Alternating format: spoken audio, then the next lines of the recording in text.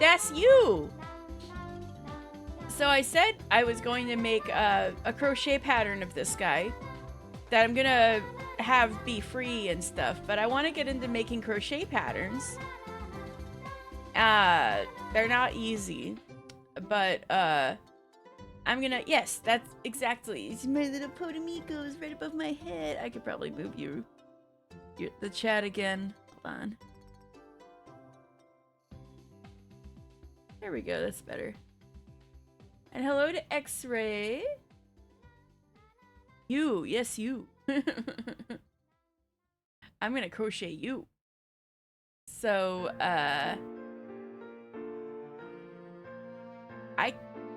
I've gone a few ways in how to do this. So you see how the little Podamico has a leaf, and it has like these little nubbies on its head and its mouth, and it's got the 2 stripes on either side.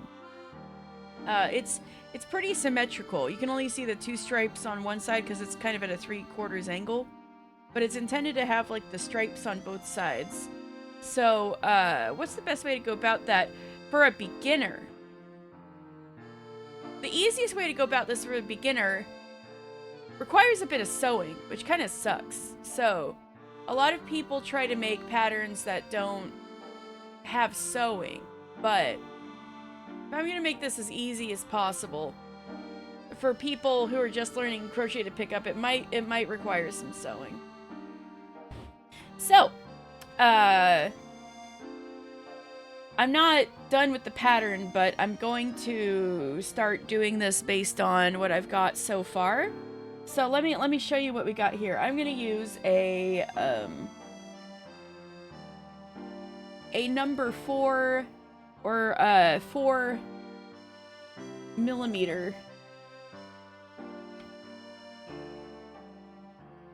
On autofocus.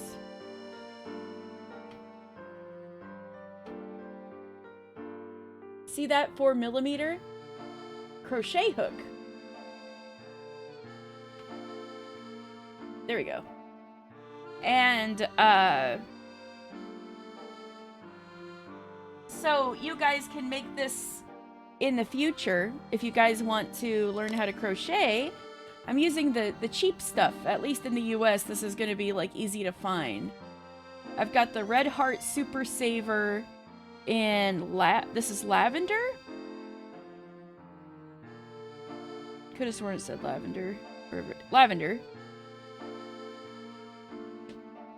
And I've got the same kind of yarn in bright yellow.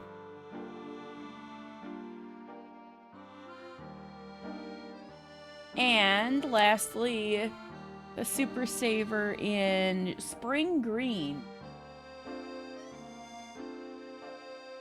So I got this in lavender, bright yellow, and spring green. So that's what we're gonna do today. We only need a little bit of the yellow, but, and black, right, black. I can't find my black yarn for some reason, but I do have this, we're not gonna use very much. It's just for the leaf and for the, eye. So, for the eyes, the little shut eyes. So I'm gonna use this dark blue yarn, which I think will just do the trick well enough for our purposes today. So, I don't think I'm very qualified to teach crochet, but hopefully I'm gonna talk through what I'm doing, so maybe you guys can kind of get the mental hang of what I'm doing if you've never crocheted before. So let's see, on my other screen I'm gonna get my patterns thus far, and so I'm gonna do the you have to sew everything method, which I think is gonna be what my final pattern is gonna look like. Let me know if there's any issues with audio balance or anything. Alright, so we're gonna use the purple yarn mostly. So, isn't this great? Here's a nice thing. If you can get, like, the end from the middle, you have this nice thing that you can just pull and pull, and you don't have to, like, rip this off and unravel everything. So if you can have the yarn do that, it's always nice. Good sounding so far? Alright, good. So we're gonna make a plushie, essentially, of the Podamigo. So pretty much all amigurumi. So the crochet dolls I'm sure you've seen at some point. Start with a magic ring.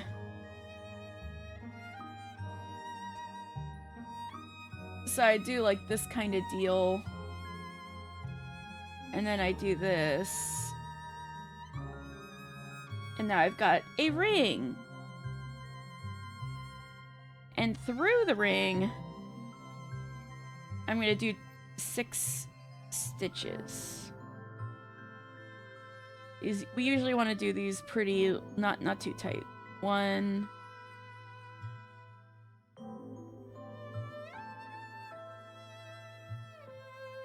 2,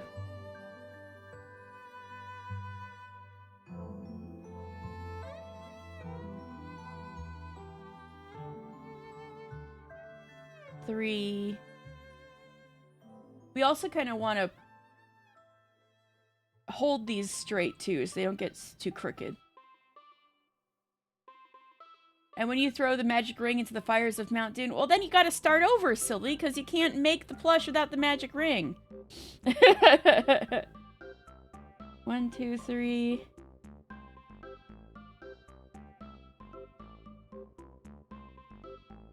4.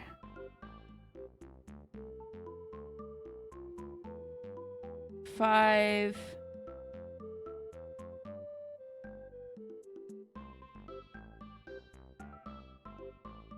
6. I'm not very fast, by the way, in general, which is probably why I'm not sticking only to crochet content. I'm not very fast. I can't be like a one-woman factory. Alright, so the tail is a little shorter than I'd like it, but basically what the magic ring does is you kind of tug on this, and it kind of does a drawstring effect. You see already how it's kind of getting smaller? So this gives you enough ring to kind of start going in a circle, but you are able to pull this at the end so you have like a tight circular end. Does that make sense? Think of like a drawstring on a coin purse, like an old-fashioned one that's kind of round, you know? You get what I'm saying? So for our first row, if you're making scarves and stuff, you're going in rows, but with amigurumi we call these rounds. So for your first round, you want to go back to your first stitch.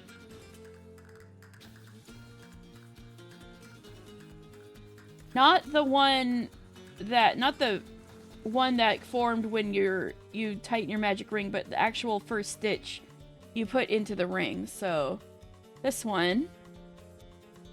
And we're gonna do a single stitch. And so it's gonna be like all single stitches, at least for the body itself. That's something that's nice about... Oh wait, I screwed this up somehow. Hold on. Right, I need the loop.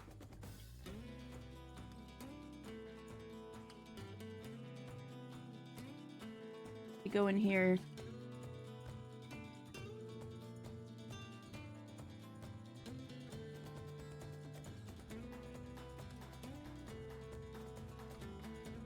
Yay!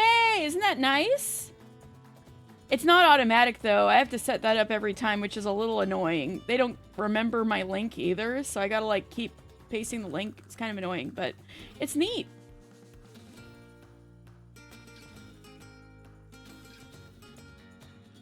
Alright, so that's the first stitch. So at this point, what I do is get a marker. Oh, God. I should have checked to see if I should have grabbed my markers. Hold on a second. I think I need to get a stitch marker. Silly me. I'll be right back.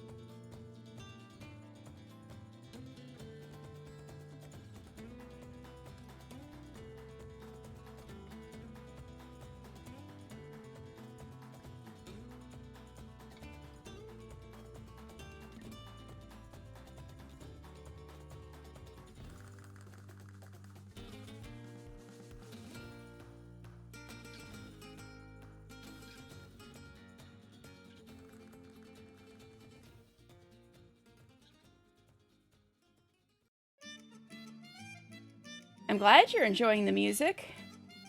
Alright, so I have 5 bazillion stitch markers. They just didn't happen to be in this room. Okay. I think I'll probably go with blue, so you could always see it, and it's like different from every other color we're using.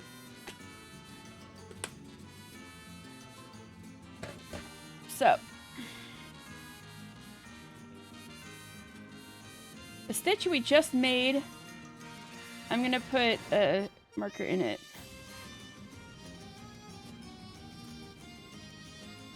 It's probably good to give your end tail yank to make sure you're not making the stitches too tight, because it's a pain in the butt if once you want to tighten the end, there's like too much friction or the stitches are too tight so it doesn't move, and so you can't draw the drawstring.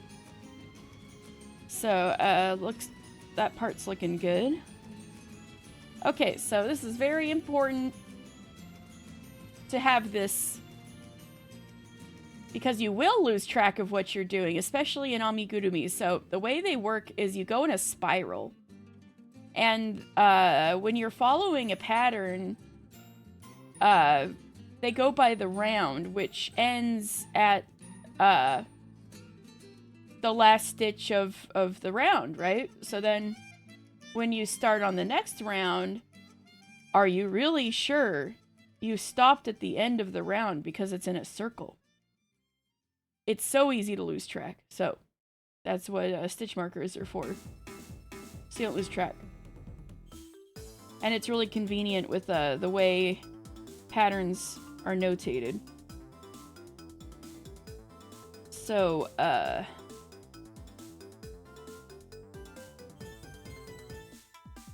so we're gonna increase, which means that we're gonna put 2 single stitches in each stitch. So, that's what I just put in. I'm gonna go into the same spot. It's just went in. I know this doesn't make any sense, so this is why I'm not qualified to teach, but,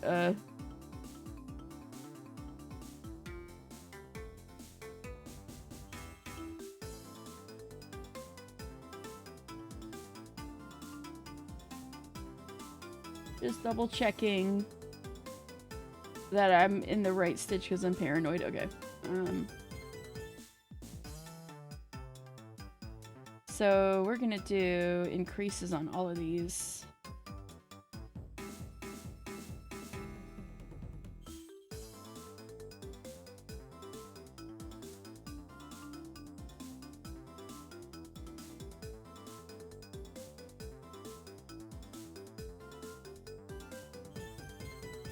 I should put crochet in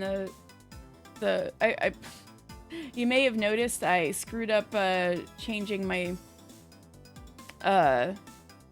title and category when I first went live. I should put in the crochet.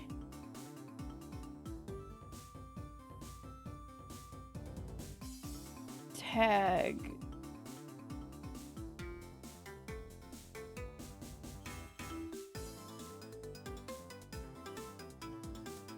There we go.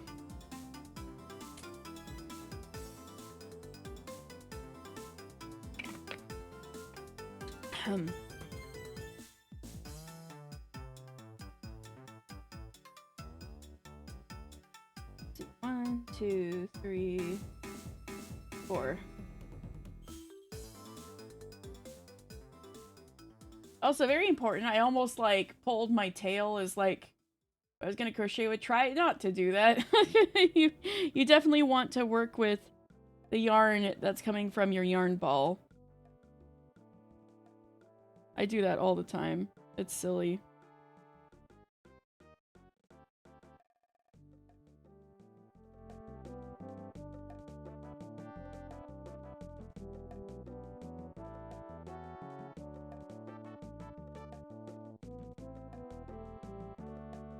I get paranoid all the time, so I keep counting where I'm at. 1, 2, 3, 4. Okay.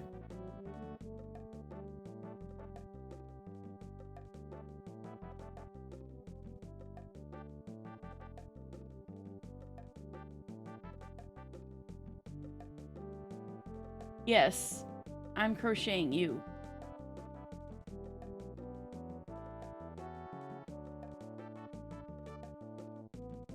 It's gonna turn out like you. You're right next to me. It's gonna be a little purple guy. That's you.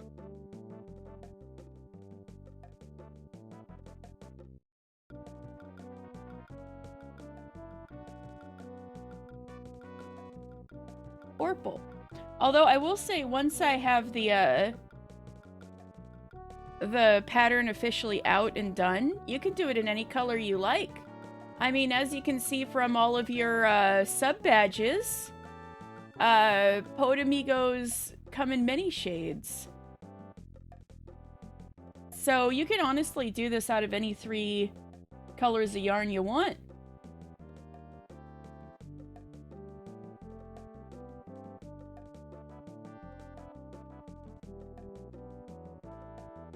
Okay, I think this is the last stitch.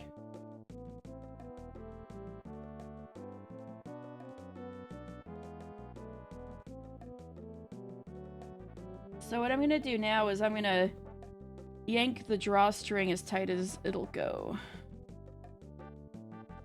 See? Isn't that neat? That's why it's a magic circle.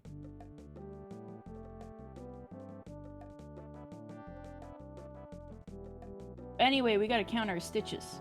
Make sure we didn't frick something up. So 1, 2, 3, 4, 5, 6, 7, 8, 9, 10, 11. Uh-oh. Did I frick something? Oh, maybe I didn't count the one with the stitch marker in it. 1, 2, 3, 4, 5, 6, 7, 8, 9, 10, 11, 12. Yay! That's what we want. So we're gonna start the next round, which is going to be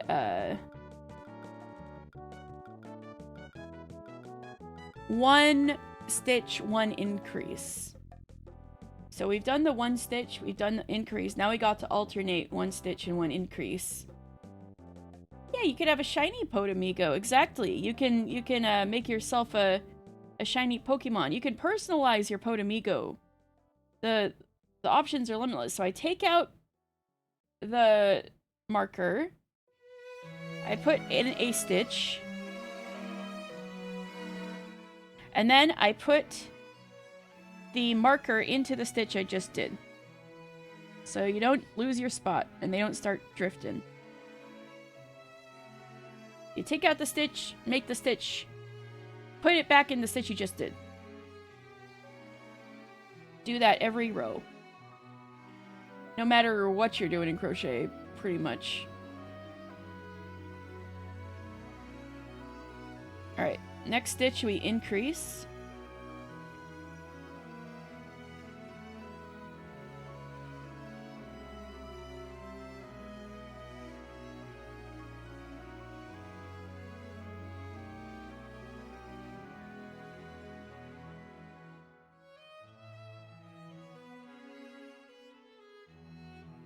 Next one, 1. Next one, 2, because it's an increase. And you put 2 stitches in the same stitch.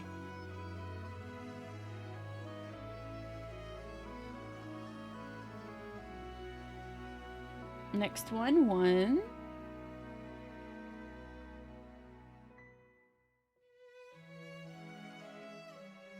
Next one, 2.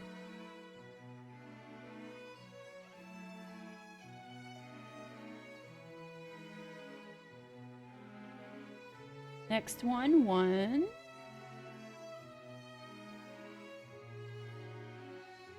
Next one, 2. So how's everybody's weekends been going?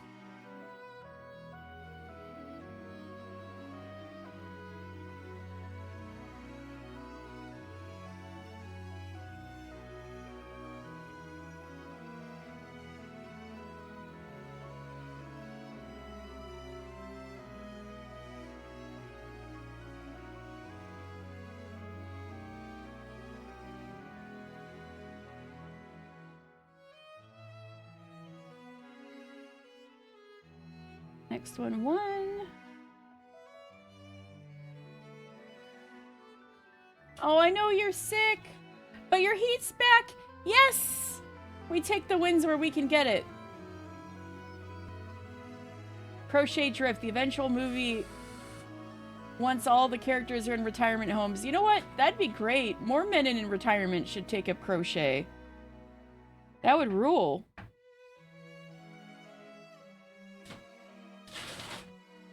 Oh, it's time to feed the boy. Oh, speaking of the boy, if you guys want to see Nero on camera to say hi, you can redeem that in me counting with my fingers because I'm bad at math. 6 subs. So if we get 6 subs by the time I'm done crocheting, you guys can see Nero.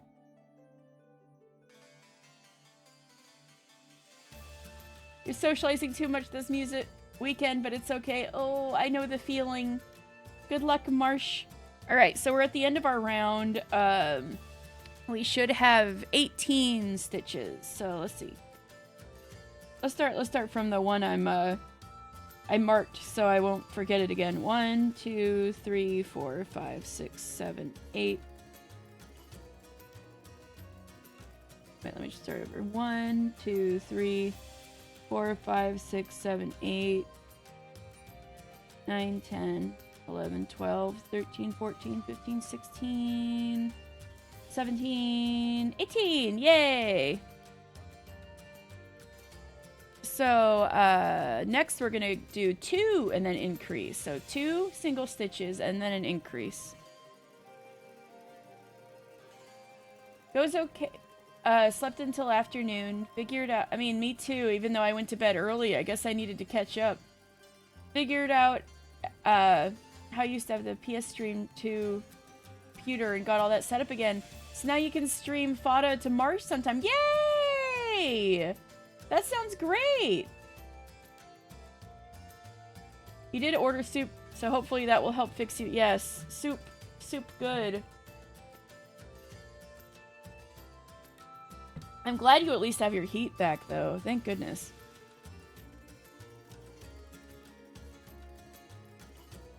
Okay. So I'm going to take it out. Do a stitch.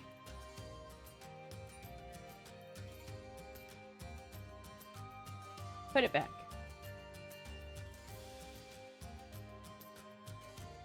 Two and then an increase.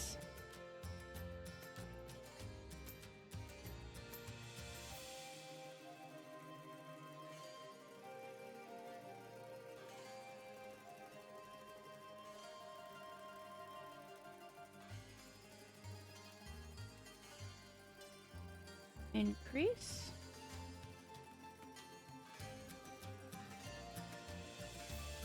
Then 1, 2,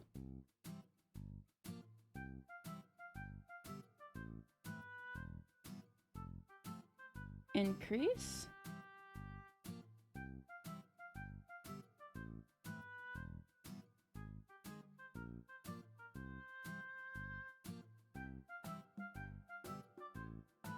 One, 2, increase.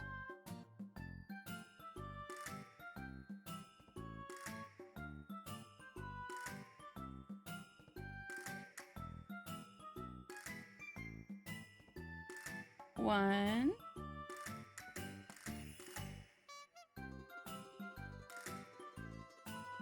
2, increase.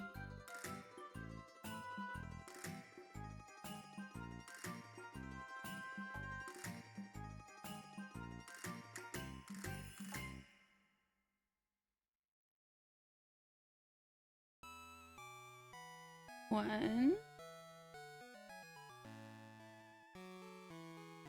2,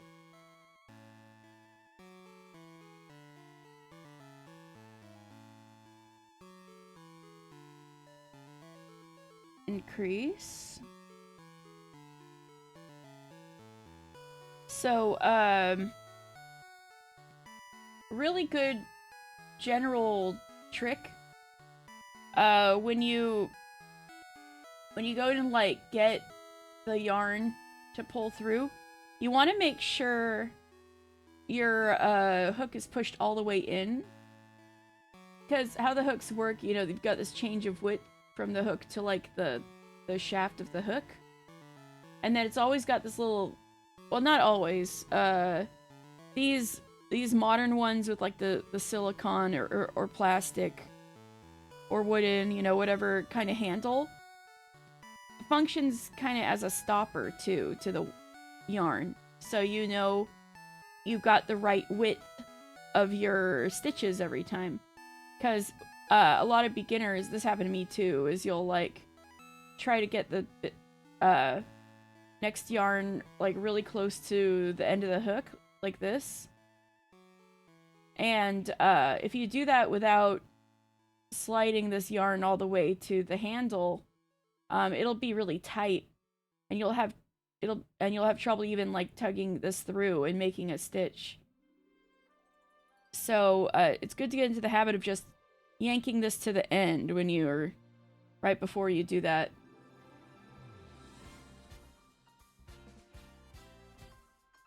Anyway, 1.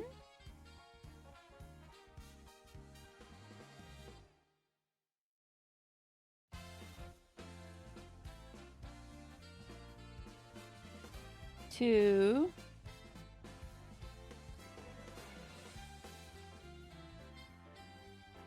Increase. That should be it for this round. So we want 24. 1, 2. Let me start from the stitch marker.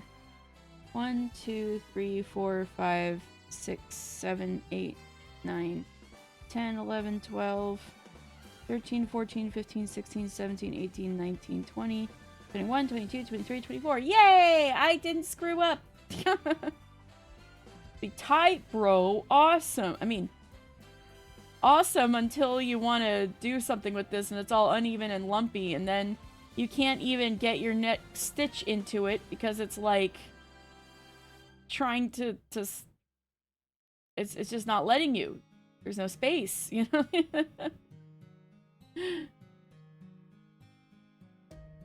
The only thing you want to be tight is this thing at the end, the magic ring.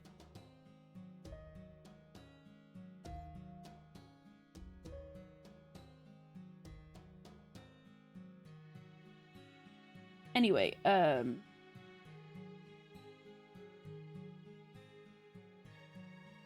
I take this out.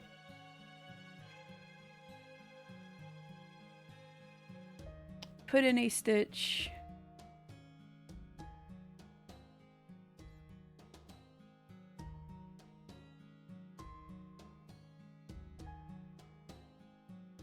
And put the marker back in.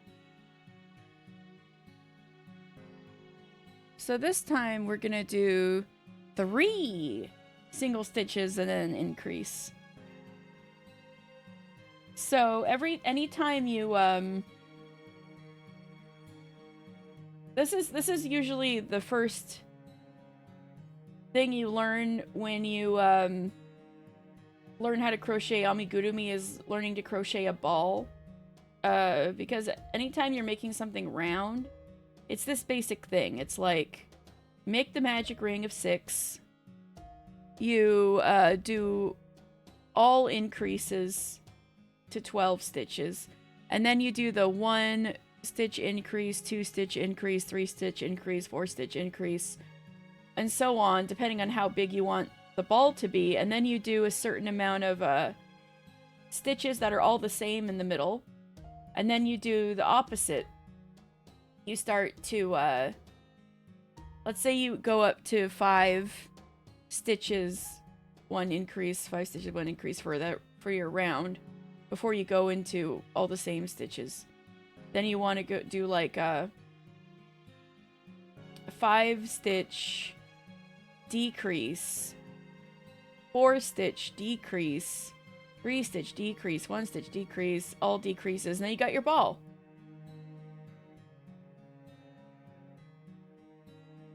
So this pattern that I'm doing right now would be very familiar to anybody who'd done amigurumi before, but the thing is many of you might not be familiar. I think Cece would be definitely if she was here, but there's this type of like anime merch in Japan. I don't know if it's as big nowadays, but it was really big like 10 years ago. Was manju. So it'd be like your favorite guys, your favorite anime guys, but they're just a little flattened circular blob. Basically, think of a pork bun, you know, like a steam bun.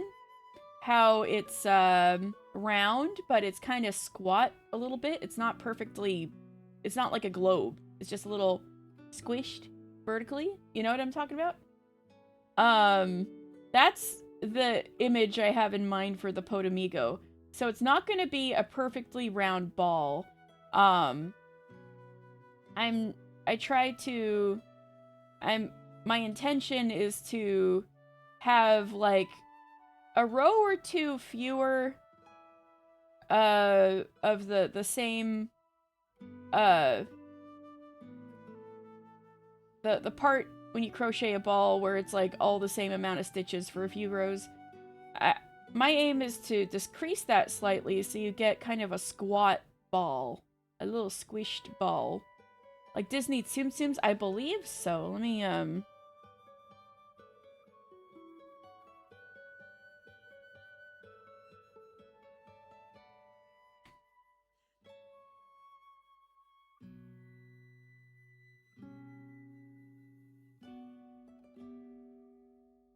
kinda.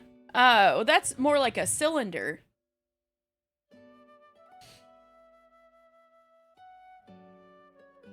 But, kinda. I'd say think of a pork bun or a steamed bun.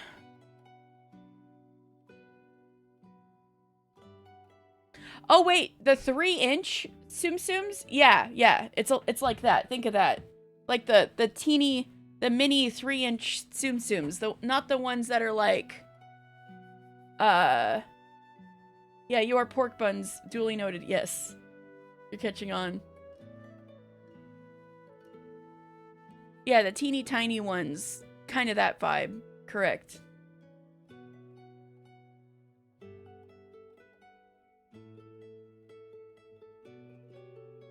Anyway, 3 stitches, 1 increase.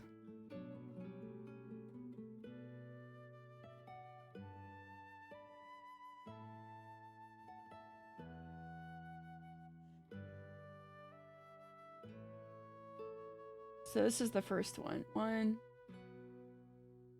2,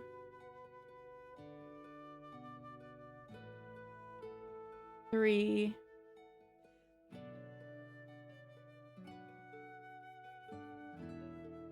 Increase.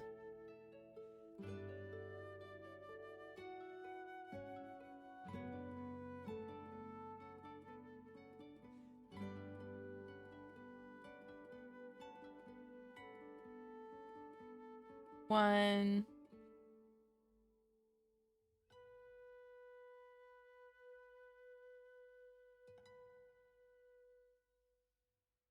What?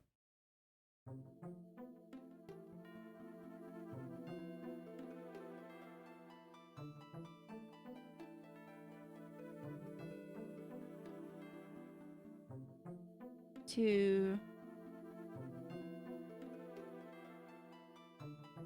3.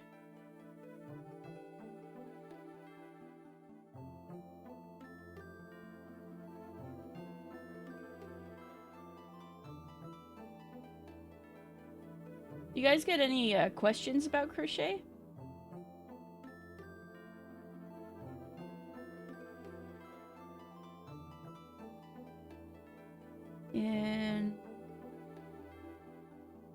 crease.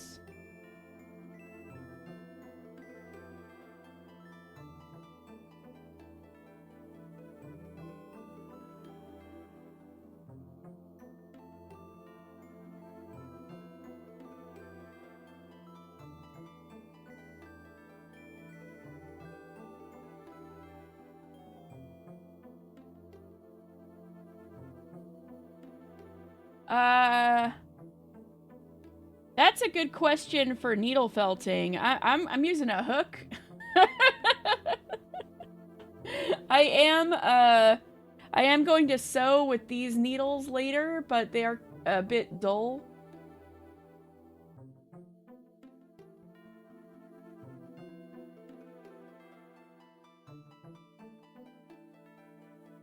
One. Do I know how to knit too? I tried knitting a long time ago, but I got a bit discouraged and I never got into trying it again. My gauge, like just the tightness was everywhere. I had like loose bits and tight bits and I was just frustrated. But I did try knitting first. I only tried crochet about like a couple years ago.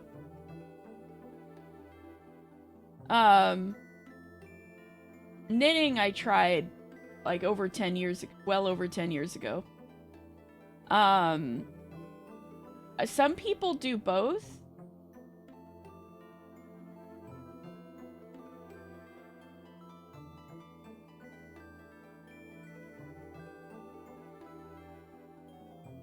Holding needles is harder on your hands than pushing at anything that gives resistance kinds of hurts. Knives on the... Okay, I see how it is, Dan. Well, you don't want to brace the needle against your palm. That's how you get, like, something going through your palm and being very ow.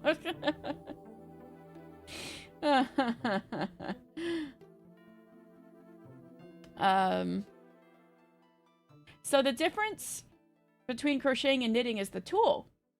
So crochet, you use a hook. And knitting needles, I'm sure you've seen, like, a grandma with the two knitting needles, right? You use two big pointy sticks to knit. You use one hook to crochet. That's the most essential difference.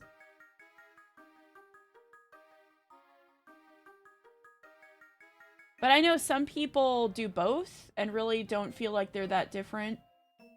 Some people prefer one over the other. Like, since I was really frustrated by my attempt to knit and had trouble having things be even, but meanwhile with crochet, as you can see, like, I have a pretty fine time keeping it even. I think this trick, being able to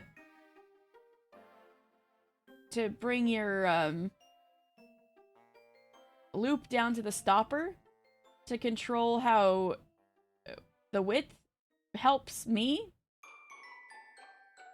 But I'd have to really try knitting again seriously to say if that's really what it is, or if maybe my brain just works better with crochet. I honestly don't know. Everybody's different. Everybody's got preferences. I'd say it's definitely worth to try both. Though if you want to feel fun and unique, I will say that machines have long mastered how to knit.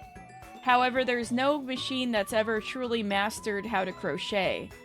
So it's like anything crocheted must be handmade. And if that appeals to you in this day and age, that could be a good reason to get into crochet. There's been some machine crochet stuff that's like mock crochet. But to my understanding, like, real crocheting is just too many tiny movements for a machine to do without, like, a margin of error or something like that. Or too many different angles that you gotta twist stuff.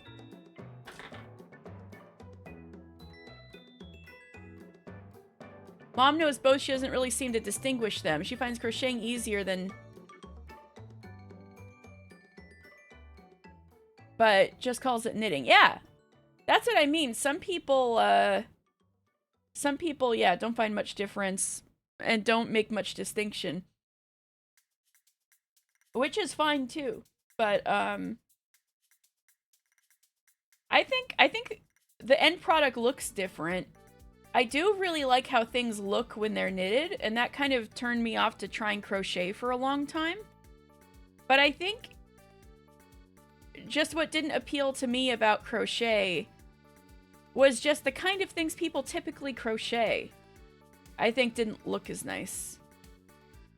But since I've tried it myself, I found out there's so many different ways you can go about it and make it look pretty nice. So, I've embraced it.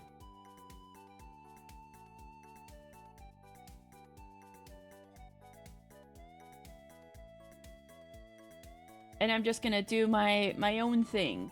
That might not necessarily be the way other people crochet. But basic amigurumi like this, people have definitely done before, so I'm not gonna say I'm not like other slugs yet, you know? What I want to get into is, crocheting with needle felting on it. Like, to do the surface details with crochet rather than, embroidery. That's why I wanted to learn how to crochet in the first place, because I saw a video. Maybe I could show you guys the video of what inspired me to get into crochet. This is gonna massively sidetrack us, but, I could show you guys.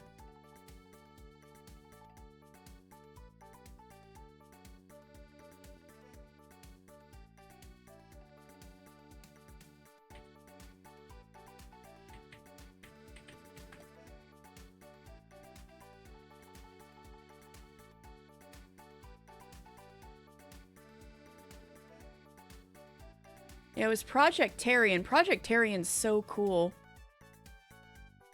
This one.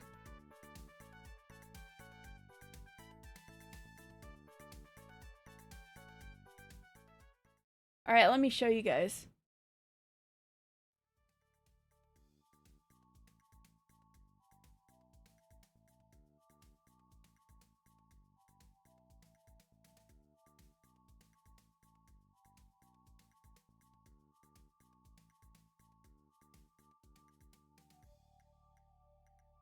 It's gonna be really large for a second, but I'm gonna... The Project Terry, I really respect this lady. She really likes to go for things that look different and have really different ideas. But anyway, this is the video that inspired me to learn how to crochet as a needle felter.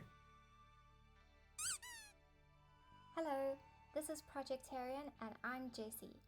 I'm a crochet designer, but for this project I tried You see this thing? that are a little less familiar. This is insane! Such as needle felting and making fur from yarn.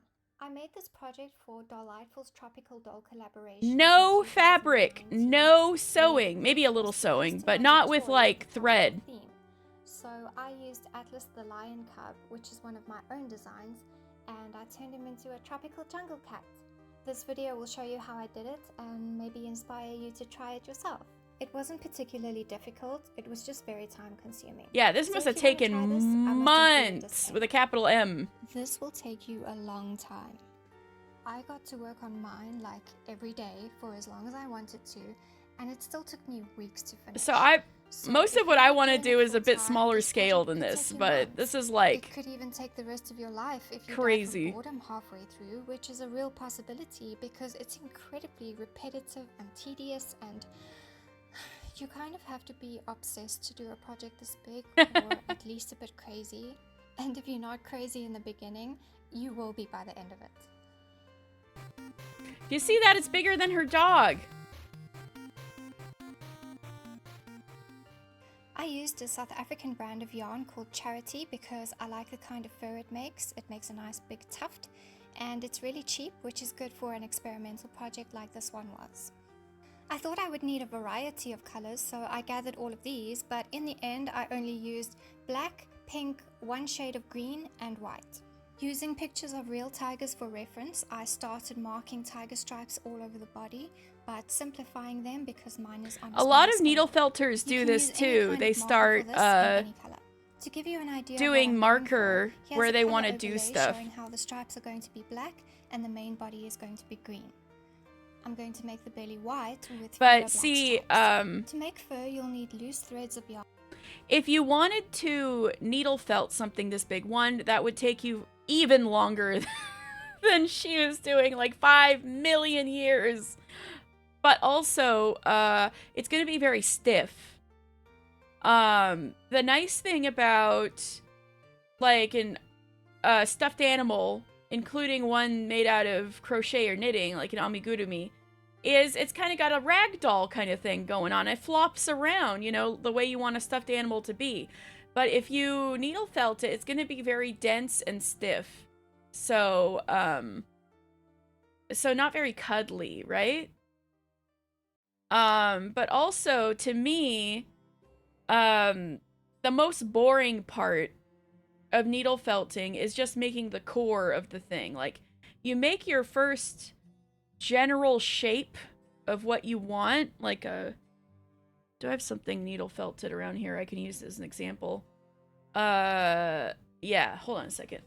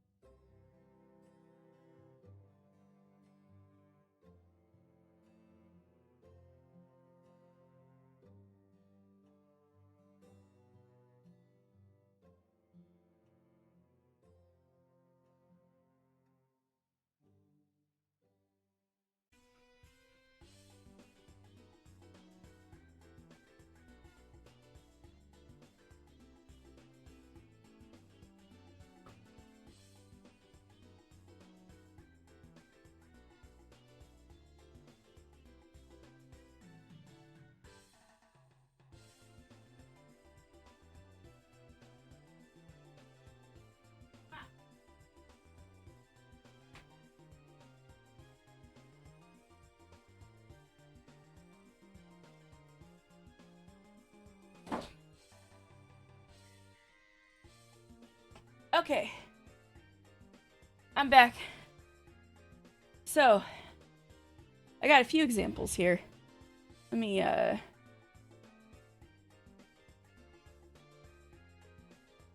this is one of the things I'm most proud of making needle felt wise. Is the Sherlock Holmes rabbit doll from the Great Ace Attorney. So I needle felted this. And so when you make the core, cute. Aw, thank you. Did you ever play the Great Ace Attorney, Marsh? I think you dig it. So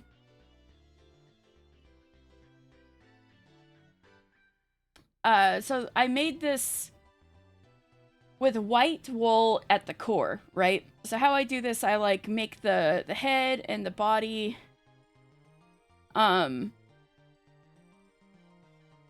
of white wool because it's a lot cheaper to do undyed core wool for your core. So you're not wasting your limited amounts of colored wool. Oh yeah, you gotta. You don't necessarily even need to play the original trilogy to play Great Ace Attorney. I'd say play them in whatever order you like. But, of course, the original trilogy is the best. Not the best, but the classic. Kind of the best. So, iconic TM, exactly. And then I made the limbs blue. And then I covered the white like globe of the head with blue. Made it the shape I want. Kind of made the ears out of blue. Put the pink on it. Kind of attached it to the head and the body. But it's not blue all the way through, is what I'm trying to say. There's like white in it. And then the other example I have is the biggest scale needle felt project. I actually still need to finish it. It's been years. You can see it's dirty because it's been through a move and everywhere, and I need to finish it. Is this Final Fantasy XIV carbuncle. It is so much work. That's part of the reason why it's not done yet. But you can see there is all this white wool over pipe cleaners that I've made. But even though I put pipe cleaners in it to make it a little bendy, because this is the pipe cleaner doing the bending, it's still quite stiff. It's not cuddly. I could squeeze this thing, but it doesn't move much. Yes.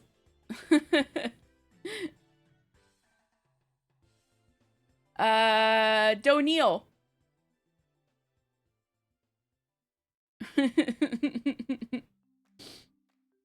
Twitch user O'Neill is the biggest hater. Oh, Nidhogg. Yes, Nidhogg is the biggest hater. You're right. Anyway, hello. Nidhogg is the biggest hater in Final Fantasy XIV and perhaps in anything. See? Dan agrees. So, God bless him. Yeah. Honestly. So, anyway, this took forever, and I'm not even near done with it. So, after I was doing this, I was like, well, if I want to do bigger scale projects, it'd be nice to skip, like, needle felting all of this stuff in the middle, because it's my least favorite part of needle felting. It takes forever. You're not dealing with any fun colors because you've got to get the core done first before you put on the colors so you don't waste your colored wool, etc., etc. It's a little miserable. So that's why when I saw this video of, like, she's using crochet and stuffing as your base, and then you needle felt on top of it, I was like, this is amazing. And it's squishier and cuddlier than if something was purely needle felted. So let me go on with her video, but basically that's why this was like to me. But crap. On about 7 centimeters long. Wind the yarn around a piece of cardboard or your fingers, then cut the bundle open. The quickest way to attach the yarn is with a latch hook. I haven't done this yet, but this is nuts to me. On the neck of your latch hook with the latch open. I would like to try this someday to make fur or hair. Insert your hook at the stitch where you want to attach the yarn. Notice that when you start pulling the hook back out, it starts closing the latch. Place the loose ends of yarn inside the latch as you remove the hook, and that will create a knot. So I've not done this technique yet, but it's very cool. You'll be repeating this action a cajillion times to attach all the yarn to the body, so you will get quicker and better at it, but it's probably not the most fun you'll ever have.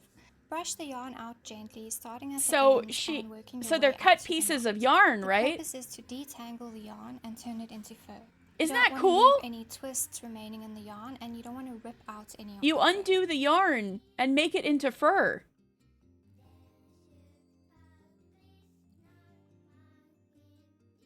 Very great. She is so cool. When you're Projectarian is so finished, it cool. shouldn't have any twists or knots. It should just be a smooth, fluffy tuft of fur.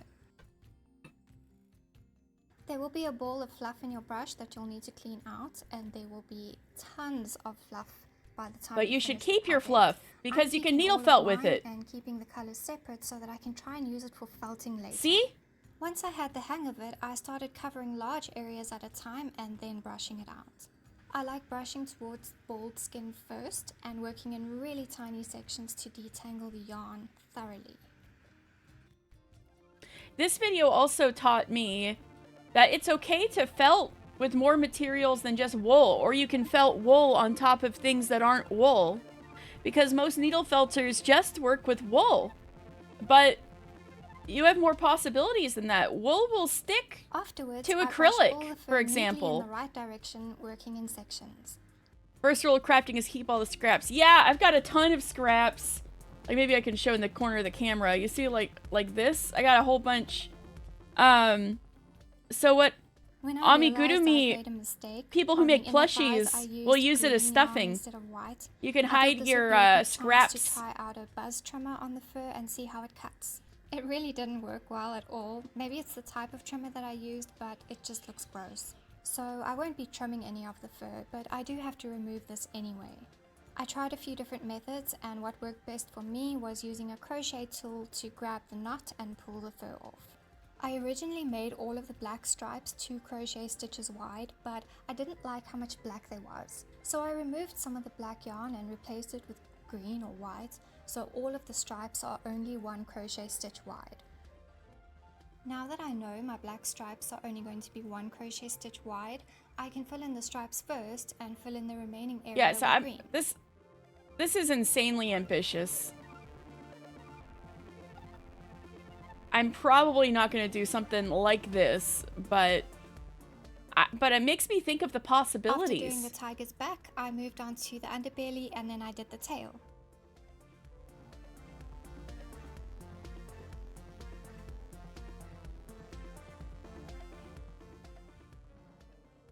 The tail is made up of double crochet stitches, so attaching the yarn there is a little bit different than attaching them to a single crochet because the stitch is longer.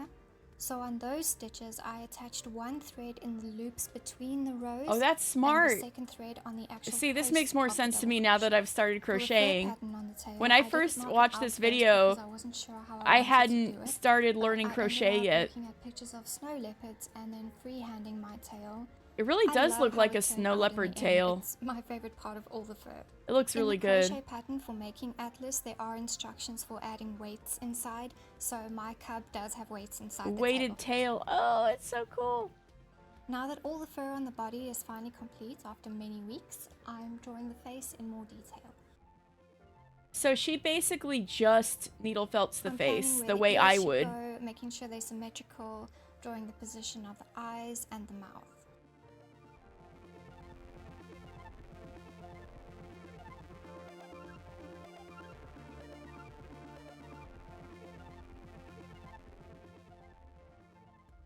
I'll be covering a portion of the head with fur. This mainly thing, the if she back tried and to the sell cheeks, it but and I'm she leaving the respected face herself, completely this thing would be bald like because that's what I want $1,000 to do at with least.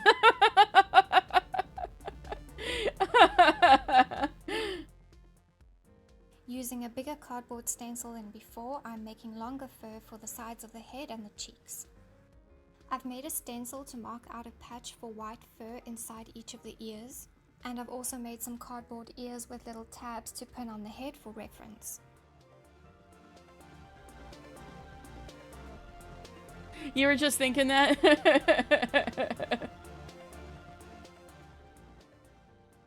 I want to make the muzzle blunt, so I've ended the fur. Because she didn't show crocheting the whole thing. Her primary thing is crochet. She came at this project from the opposite direction of me. She's a crocheter first, and a needle felter second. But she didn't even show the crocheting the plush bit, but even that's a lot of work before you even get to the fur and the hook in the yarn and the needle felting. This long hair turned out pretty terrible. you can't see the stripes on the cheeks and it's just a muddy mess. So I pulled out almost all of the black yarn. And I really replaced it with appreciate that white, she shows leaving just the topmost black stripe on the cheek. work in Now that progress, all the fur is because when done, you're, it's time to do the felting. this is what Felting happens. is usually done with roving made from wool or synthetic fibers. I'm using acrylic. It's what I've always done and it works for me. To make your roving, start off by cutting yourself a bundle of threads. The longer the better. Tie the bundle together, then So I wouldn't do this it out, working your way from the ends to the knot. Unless I wanted it to be all the same. She's undoing her yarn in order to make wool to felt with. Brush the yarn out gently and thoroughly. Any Oh, snags or Kiwi! knots that you rip out of Hello! the yarn, you won't be able to use those for felting anyway. If you work Oh, you'll find this carefully, cool. you'll Wait, then ah! fluff it in your brush and you'll be Ah! Hold on. able to Kiwi! use all of that for felting. Kiwi! Rating me again! Thank you very much! Yay! Let's shout out Kiwi. Welcome, welcome! I'm crafting! After so long! I'm doing a crafting stream! Hello, Callie!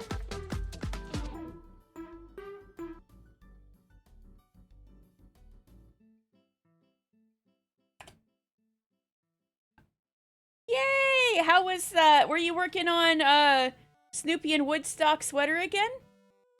I am a slug. Yes, hello everyone. If you don't know me, I'm Podakatie. I am a slug. And we're making a slug today. We're making my chat mascot, the Podamigo. This little gentleman right next to me. So I'm this far, not very far. I'm on a big tangent right now explaining why I learned how to crochet in the first place. Like, you've probably seen Kiwi, needle felt. Kiwi may even been needle felting today. I'm not certain. But, sorry, my eyes started itching all of a sudden. You felted some Snoopy stuff? Yeah! So I was a needle felter first and a crocheter second. And so I was just showing everybody the video that inspired me to crochet in the first place from a needle felting perspective. I'm making the Podamigo. So you see this little purple guy next to me, my chat mascot. I'm making this guy with the leaf on its head. But I'm still kind of at the beginning. So there's a lot more crocheting to do. And so yeah, I've got the purple, I've got the green, and I've got the yellow. That's what we're gonna do. And also need some black thread, but I can't find mine, so I'm hoping this dark blue will kind of do the trick. It just contrasts with the purple enough. Hopefully that works. And but yeah, I was just showing chat the video that inspired me to crochet in the first place. This lady, Projectarian, insanely like creative idea for how to incorporate amigurumi, like crocheting a plush with needle felting. So I can kind of go back a little bit and show you. She had the full amigurumi as a base.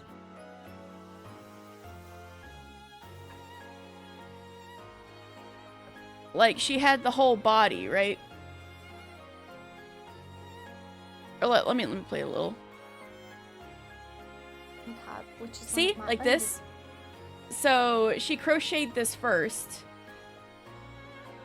And then she did this insane thing where she used a latch hook to put snipped pieces of yarn into each crochet stitch, or like every other crochet stitch. Where's the latching part?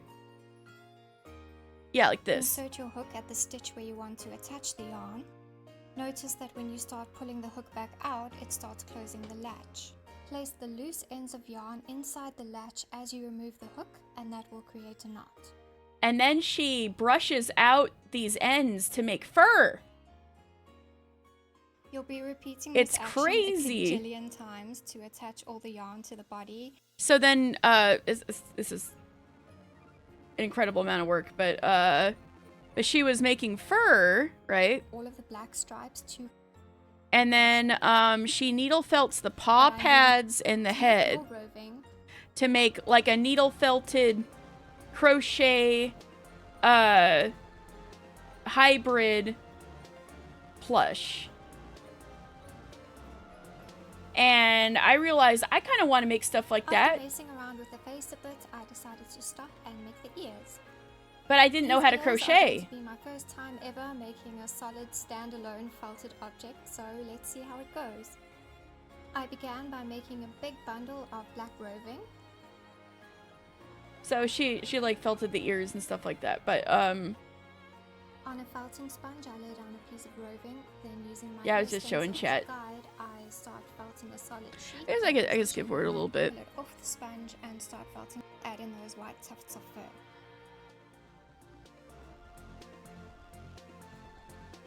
And it's really cool. She shows like which parts she had difficulty with and how she fixed the problem. Really normalizing how okay it is to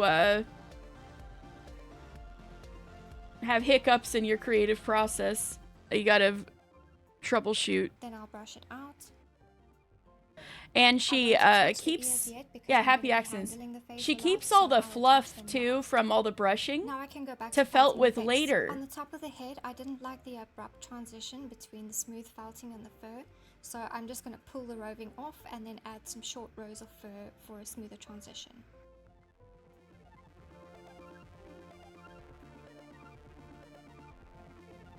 And then, but yeah, so I was explaining to chat earlier to make the transition even smoother, that I'm felting the fur and felting it roughly just by stabbing it with my needle.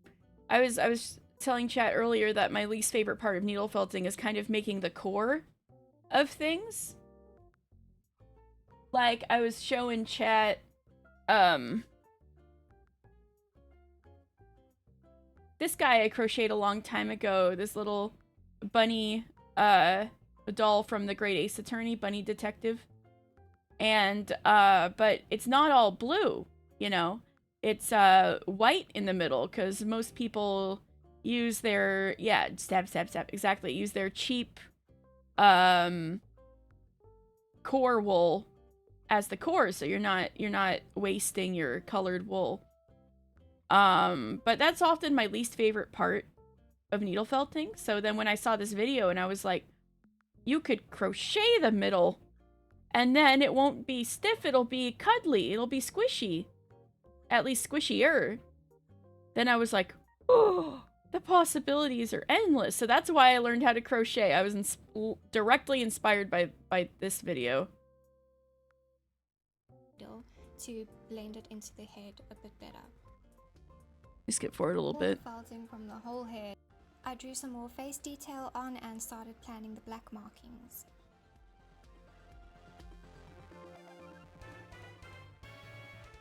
If the marker transfers onto everything, you can just wipe it with a tissue to remove the excess ink.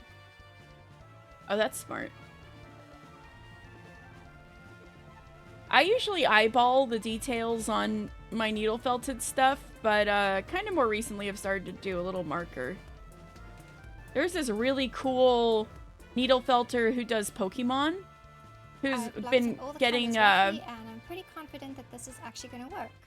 Who's been getting a lot of traction on Japanese Twitter. And they marker all of their details, like when they show their work in progress photos. To show that with making fur, so it's made me be like, maybe I should marker where I want stuff instead of eyeball it. Undo it or add more fur. But then you can also trim it before you brush it out or afterwards. Felting as well, it's not permanent. It's very easy to change something if you make a mistake. If you do it something that you don't like, you just pull it off and redo it.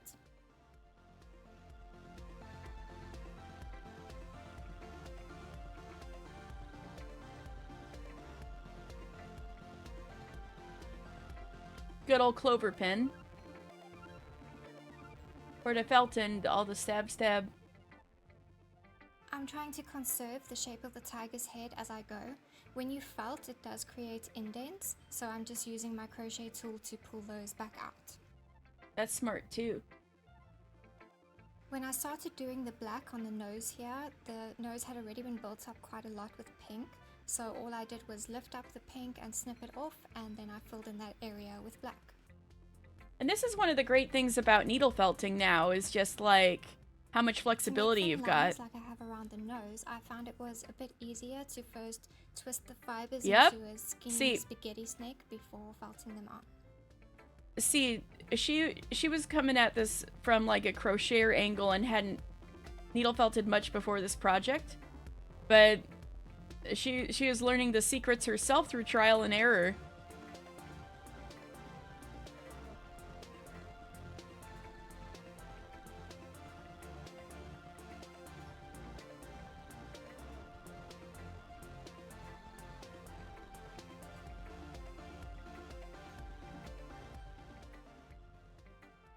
What's really cool is how you can build up the roving the same way as I made the ears. You can build up the roving on the face as well to create more of a 3D effect like I did on the muzzle here.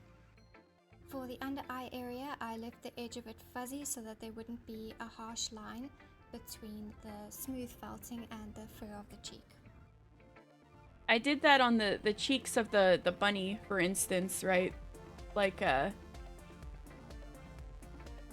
kind of built it to be a specific kind of shape. To have, you see it's kind of got a cheek and kind of flat in the front, but it comes to a point, kind of. That's all stuff you can build up layer by layer. Puffy cheeks, yeah. Also, his bag comes off. Ooh.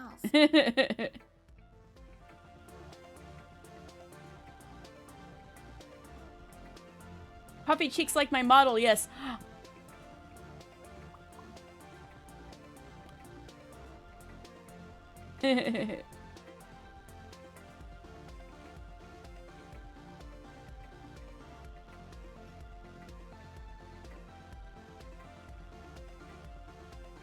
Yep, and she's stabbing.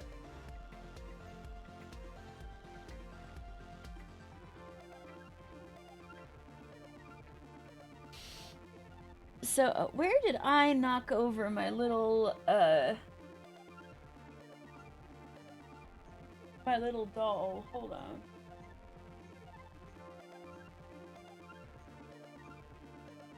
I made a little doll of myself that I actually did crochet and then needle felted details onto like this. But I don't know where she went. I just saw her when I was setting up earlier. But there was all this chaos with trying to set up my camera that, I don't know, maybe she went somewhere.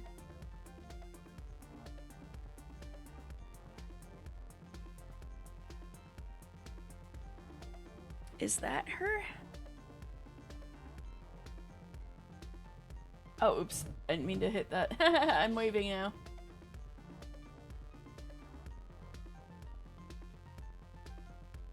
Where is she? There she is. She fell on the floor. Oh no. Oh yeah, don't worry, Dan. I found it. So, this. I made this. This is me. You have a project have come to life. You have bigger problems than your camera. True. True. So this is me. You see? And so, inspired by this video, including the marks that were a little too big, and then I have issues getting the marker out of it, so maybe I will just keep eyeballing details. I crocheted all of this. It does have a little wire like in the legs to so it's adjustable, so you see like her knees stays bent and stuff. That's from wire, but yeah, I crocheted all of this and her head and her hair, and then I needle felted on the eyebrows, eyelashes, eyes, mouth is yarn. And then I needle felted on the green spots, so I didn't have to go to green with yarn color changes. I just a thread of yarn just to find the center of the face. Got into a plushie you want to sew wire into for more posability. Yeah. The hardest part to make symmetrical was the Isn't it nose. cute? It's so cute. I doubt that the rest of the face is perfectly Tiny stop motion but on the animations. nose, Oh, it's really obvious that it's not.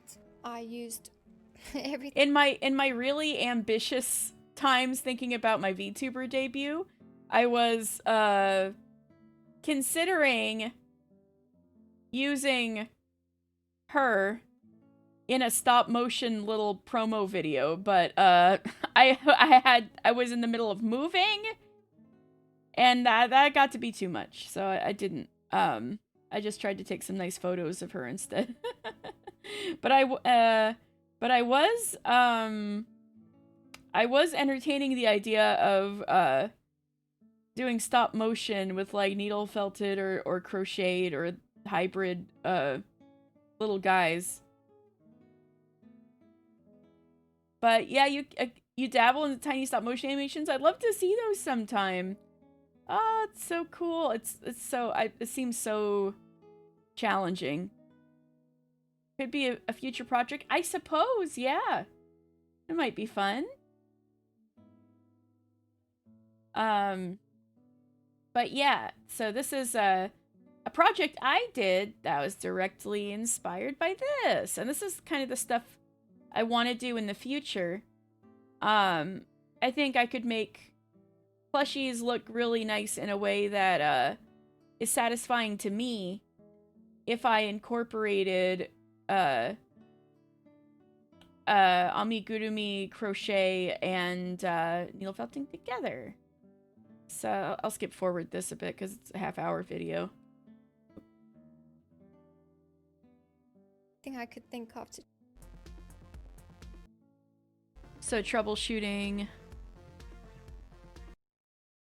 going at the paw pads.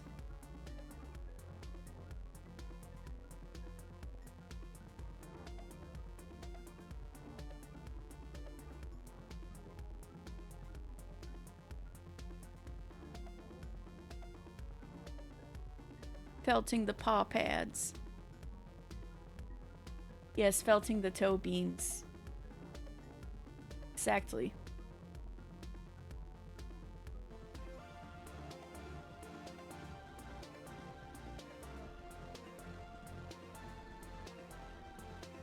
Those beans are beaning.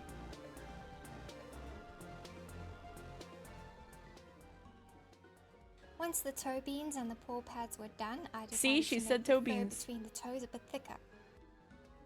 I also wanted the fur to be a lot shorter, but I was worried about cutting it really short and having it fall off, so I just felted it roughly just by stabbing it with my needle and leaving it quite fuzzy.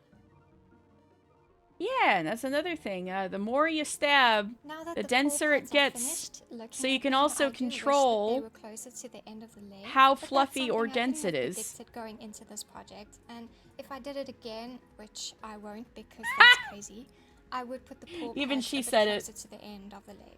I am really proud of him at this stage though. I think he looks super cute. And finally, in another wave of genius, it occurs to me to add more needles into my Yes! felting tool. It was life-changing. Oh no.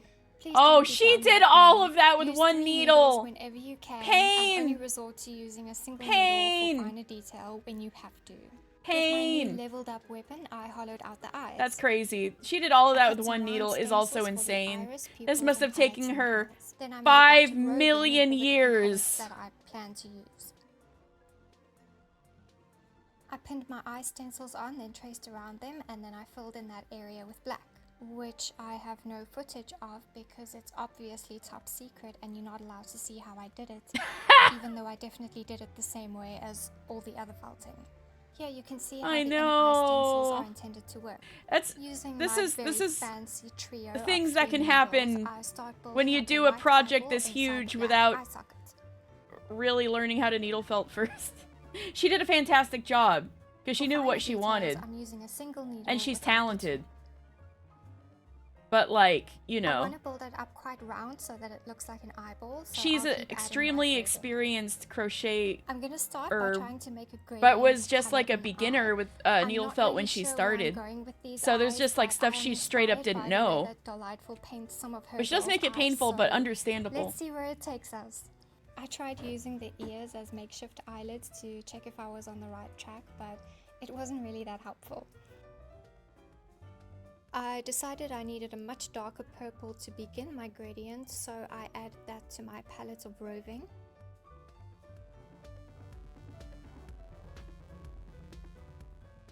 I think the eyes turn out really pretty, When so I'm I gonna let this started part building play. up the darker gradient, I found it really hard to blend the colors. I did eventually figure out an easier way to do it, which I'll show you in a few minutes. I haven't really gotten that much into color blending. That's a whole thing. Some needle felters are really into color blending.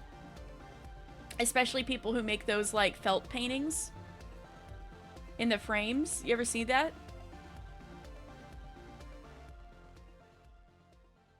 That's kind of what Kiwi's doing in a way. Eyes, but I didn't like them, so I pulled them off. So if you came in from Kiwi's stream and you're still around, the way Kiwi was making Snoopy and Woodstock on the felt, that's pretty much the same principle that felt paintings use. Like, you get a piece of felt, and then you make like a landscape in wool, and that ends up getting framed. It's the same principle. So, like, people who do that kind of thing, those people really get into color blending. That's something I really haven't gotten into yet. I tend to have my colors really blocked and distinct. By just taking two colors and ripping them apart to blend them. It does work very well for making new colors, but not so well for blending gradients. The eyes still look a bit boring and flat, so I'm going to try dots again. I'm going for yellow ones this time with white dots in the center. Google, like, needle felt paintings, I think, or portraits or landscapes or something like that. Now I'm defining the iris with an emerald green rim that is fainter towards the lighter side of the eye at the bottom.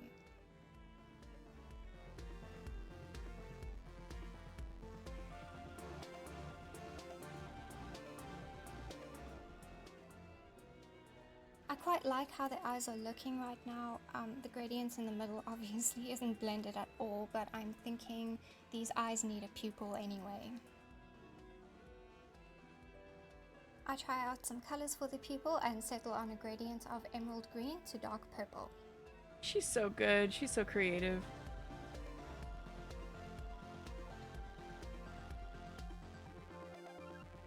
See this? She's so good. Projectarian rules.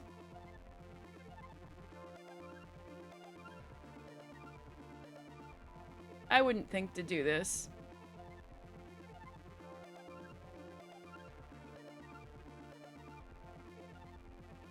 Believe it or not, I really don't feel like I'm very good with colors. That's part of the reason why I like fiber arts, because somebody else already dyed the colors for you. They're going to be a small white crescent shape with a thin black line on the edge. They were a lot more difficult because they're small and skinny, so I'm glad I practiced with the ears first. She's learning. These really were not easy, and my best advice for doing things like this that are really difficult and maybe you're scared to try is just start. Maybe it'll turn out amazing or maybe it'll turn out a mess, but anything that you do is practice and it will lead to improvement. Hear that? I certainly wasn't born knowing how to do stuff just like every other human, so even if you're starting right at the bottom with no skills, just start. That's the hardest part, and then if it's something you're meant to do, it'll... Actually, no, I shouldn't say that as a blanket statement. The hardest part is starting. I'll leave it at that.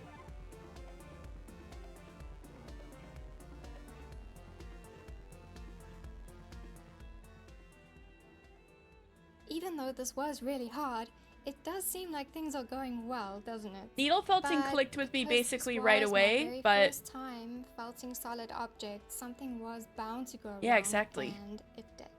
But some Because the things eyelid are is so worth skinny and flimsy, I didn't putting want a to bit of lift effort all the into before sponge you write until it was off, though. strong, but it didn't occur to me that I was Crochet felting it into and the sponge. knitting definitely are like So I that. ended up having to tear the sponge to get it off.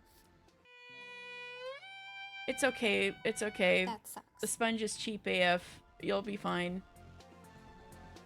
All it cares is how it looks in the end.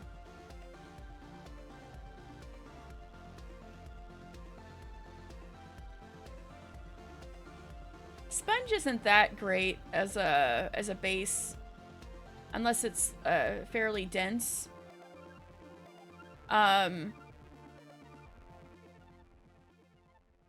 It's nice if you can get like off, leaving the outer edge of the crescent fuzzy for felting onto the face. the really nice pads have like a foam core, and then eyelids in the same way. and then have fabric I felted some white highlights that it's inside coated the with. eyes, That's but nice stuff. I don't really like how they turned out. I think they bother me because they are mirror images, but they should actually be the same. I'm not sure, they just don't look quite right to me. That's something I requested with my eyes. Straightforward. I just I wanted the down, leaving the black edge free. That exact thing. Let me take my glasses off. Oh, rare Katie without glasses. My eyes, you see. My poncho. I attached the top eyelids the same way, holding them in place with some pins.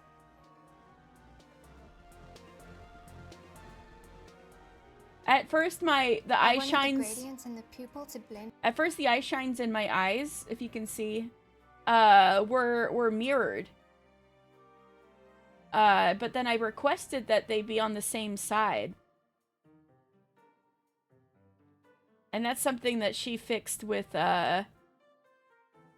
looking at her tiger cub's eyes for too long. Yes, exactly, Cece. So I requested that the eye shines would be on the same side. Put my glasses back on. Oh. Ah!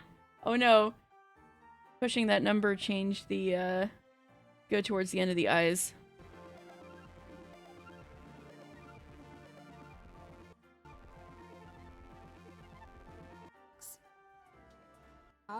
I think they bother me because they are mirror images.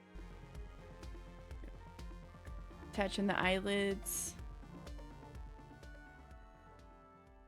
I attached the top eyelids the same way. Marsh, that's so cute. Yes, like that. Exactly. That's so cute, Marsh.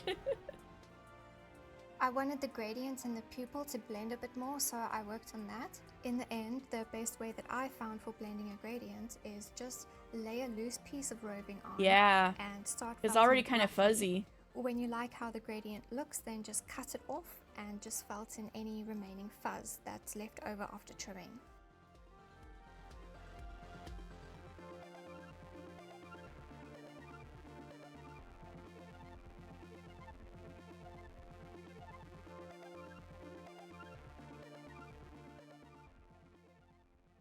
The eyes looked a bit bulgy, so I built up the area all around them with more roving, matching the colors and markings that were already there. God, it looks so good. I separated the fur neatly so that the white tuft would be inside the ear. I felted the edge of the ear straight onto the head and just kept going until the ear felt like it was lots of tick. Attached. Sometimes I gotta remember, sometimes I can use scissors. I'm allowed. I get in the habit of just using whatever amount of wool I've pulled out, and I gotta use all of what I did. But no, you can use scissors. And then I trimmed the fur a bit. I neatly separated the white tuft from the green fur. Then I felted the edge of the white tuft to keep it separate from the green and brushed the green in a different direction. So smart.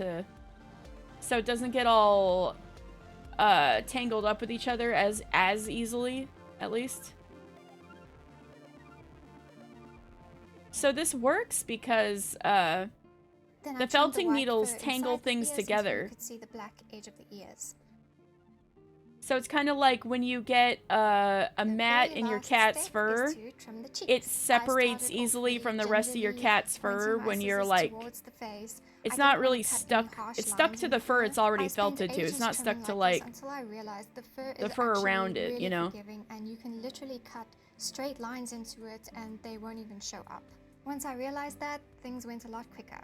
I didn't expect to make the cheek fur so short, but I just kept trimming until I liked how it looked. With this yarn, when you brush it out, it leaves wispy ends, and when I trimmed those away, the fur was just really dense and plush like a bunny. Although I must add that when you handle it, it does clump together anyway and look a bit rough. And finally, I have finished the tropical jungle cat. In Catherine's original rules God. for the collaboration, The submissions, she $1,000 didn't exclude plushie. plushies, so I went ahead and spent a whole month on It this is very project. cute. And it was only at the end when I was ready to submit my picture that I saw she had added a new rule excluding plushies. But I decided Oops. to submit it anyway. Just I do it wanted to show anyway. Catherine, and What a I really project. enjoyed the project. The collaboration was a nice excuse to try something new, so I sent her the picture anyway. And when Catherine saw my picture, she was so sad that she actually changed the rules just so that my cub could be in her video. I thought that was really kind of her, so thank you, Catherine. There are links to Delightful's videos in Honestly, the description box. Incredible Thanks for project. watching. I hope this was useful. And so that video single-handedly inspired me to crochet, learn how to crochet. And now we are here, and you are watching me crochet, or are about to.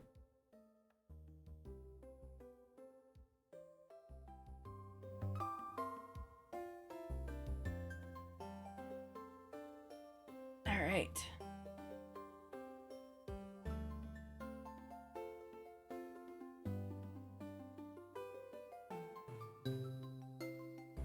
Nobody told me I didn't resume the timer.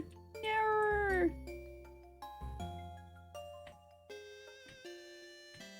This keeps happening. Maybe I should just let it run a bit after, I'd say I could let it run a bit after I finish stream, but at the same time, like...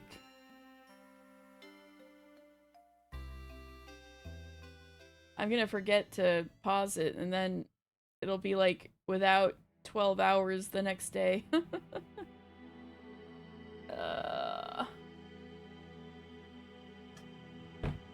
Right, anyway, sorry for that massive,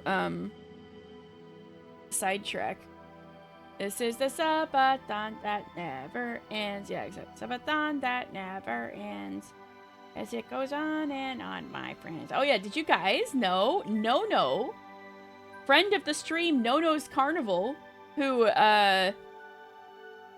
did my,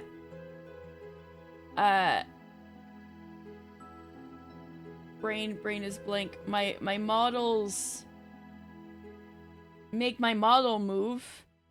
The rigging of my model, is now a world record holder. No, has sung, this is the song that never ends, it goes on and on, my friends. That song, longer than anybody else. World record. No, Papa. No, Papa. I'll have to see what her reaction to that is. So, I have, yes, she did it. She got it. She got the world record. So, my model was rigged by the world record holder, No-No's Carnival.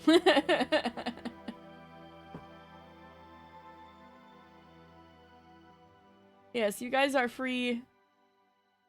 Been about 1:45. I want to do a fresh timer again. I could do that. But that's math. What would 145 off of 6421 be? Nero time? Daedalus? You didn't have to give 10 subs. Thank you very much. Oh, congrats to all y'all on your new sub. Alone. Oh, I see you. Callie, congrats. All y'all guys, very congrats.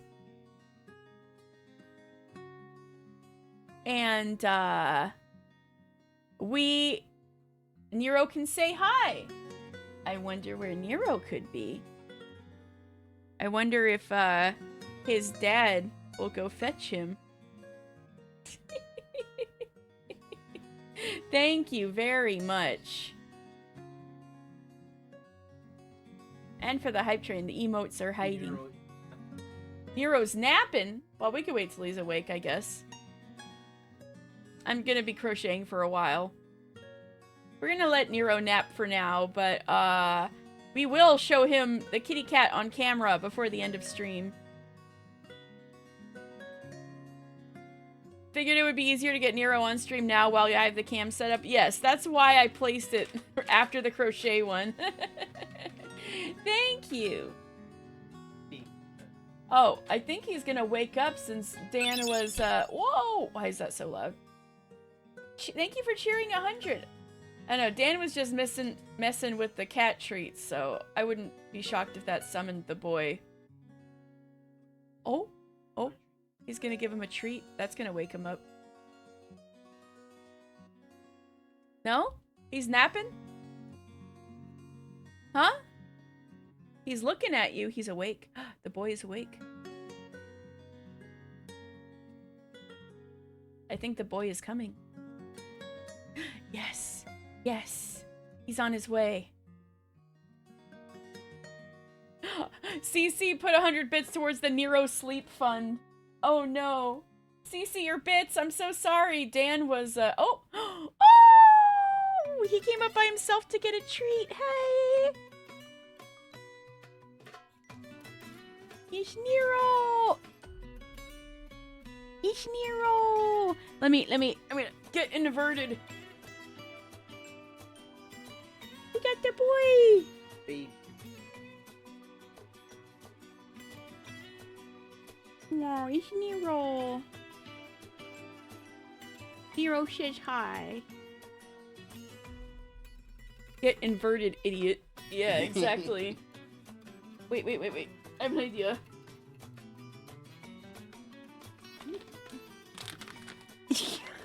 Poor Nero. I'm sorry, buddy. Oh, we're gonna give him a treat?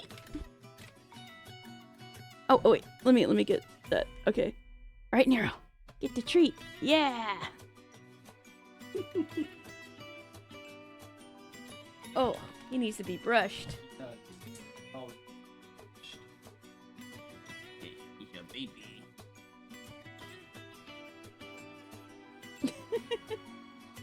I wanted you guys to get a little view of your boy. Whoop. Oh, you got him. Hey, you be good boy. Good boy. Can you say hi?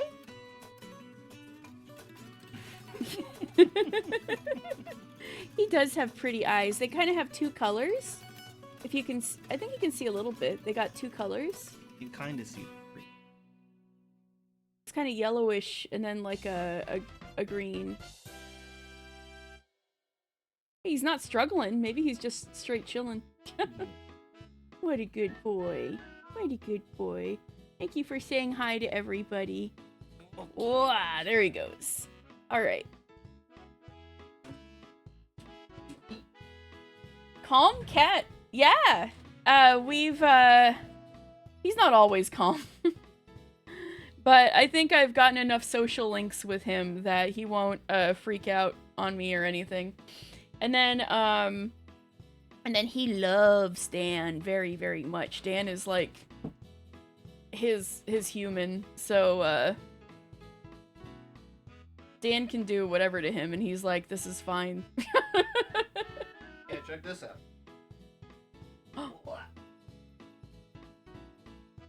Oh. Dan's got him. Yeah. Wah!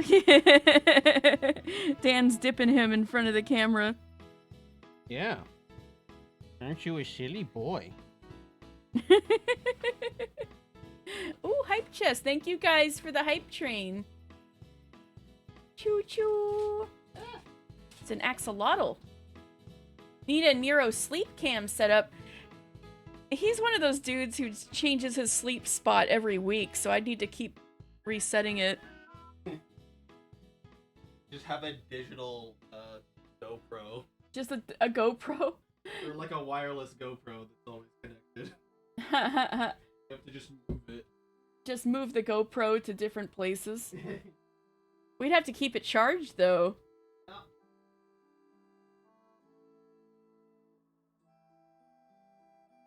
How'd you get the conductor badge? I literally sniped Daedalus the 100 bits. Is that how it works? Funny website. No! Oh, or apologies to Daedalus. Alright, so...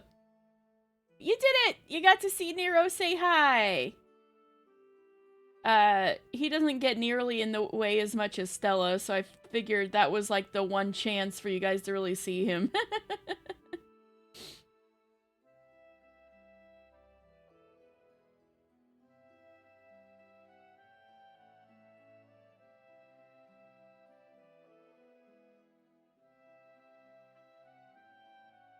Aw, man!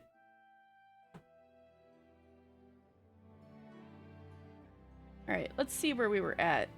We got very sidetracked. So we were at 3 in increase, I believe. 1, 2, 3, increase. Yep. 1, 2, 3, increase. So we're starting on another 1, 2, 3. So if you came for crochet, I'm finally gonna crochet. Thank you for bearing with me.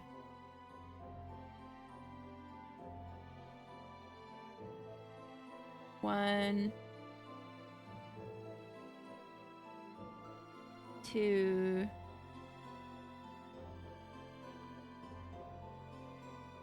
3, 4.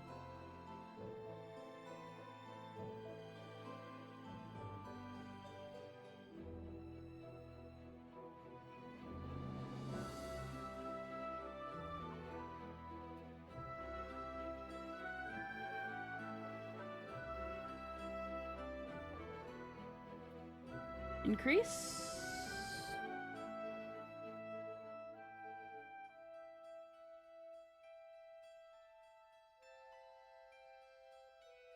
One, 2, 3, 4.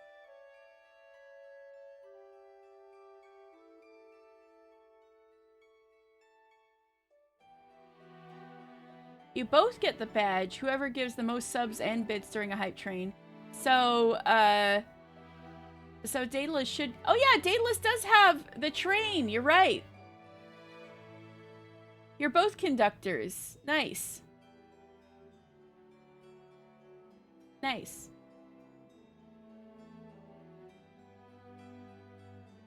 Oh no, I got Nero fur on my, arm warmers.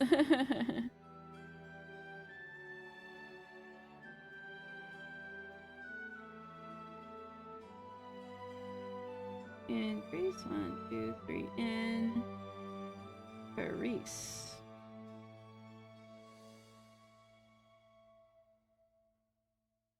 1, 2,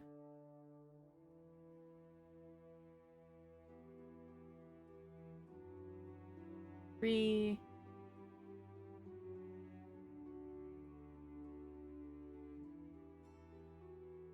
and Reese. Your co-conductors. Your co-GMs of the game board. Wait, no, that's just me. 1, 2, more Nero for 3,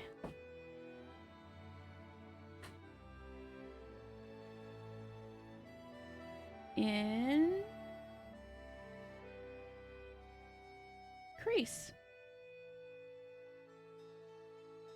So in all that should be 30. Here's Nero for black needle felted details.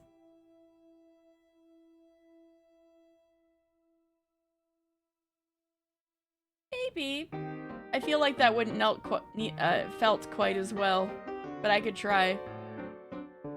I've had people be like, yeah, why don't you just use all that cat fur for needle felting?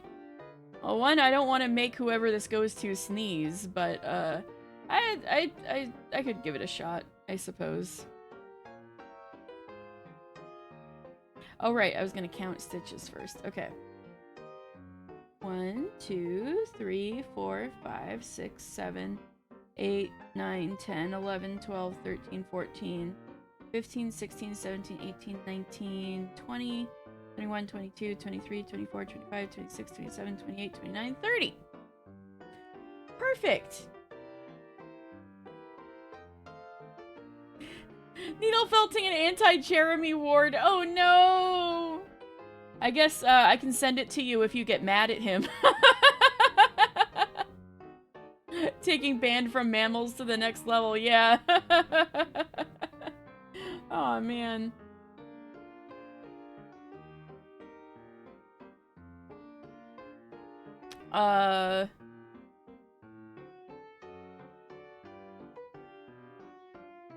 For increase, or yes, we want. My notation's a little weird because this is the version I was working on where I had color changes, but that's not exactly beginner friendly, so well, it's a little beginner friendly, but it'd be easier. I think I'd stick with it if it had like stripes going all the way around, but it doesn't, so it's kind of weird. So I think that's why I'm gonna go with the sewn on bits version. So that means the notation for what I'm currently reading isn't very readable. You like my pout?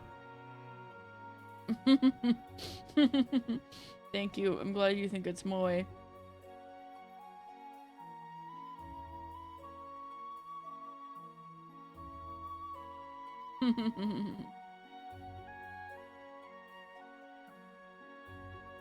One thing I'm not pleased with is this loose bit of yarn right here, but it'll be okay.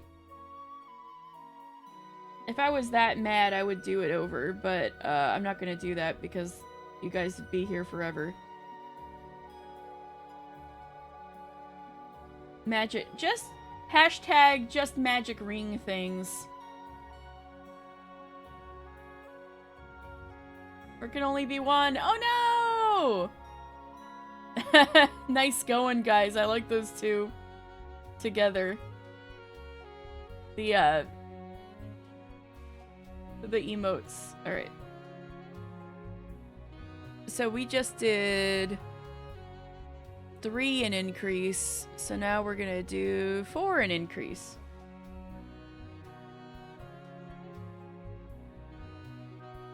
So we do this. We put the marker back. Probably a little too far away. I pulled it up for Nero a bit. Got Nero fur on the Gumi mat. Okay.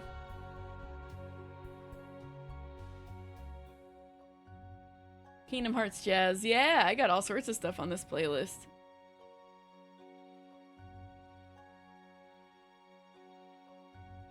Four. Okay, 1, 2,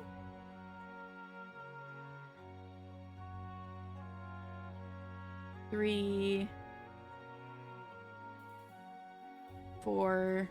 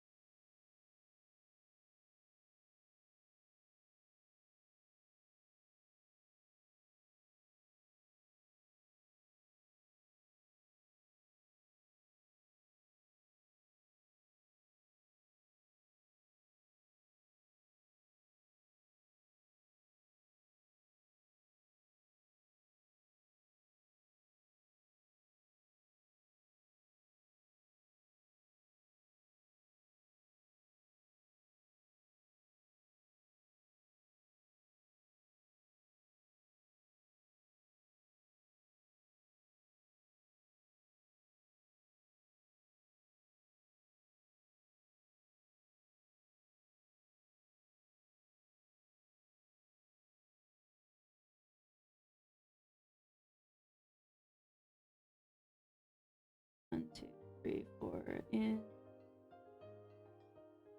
increase.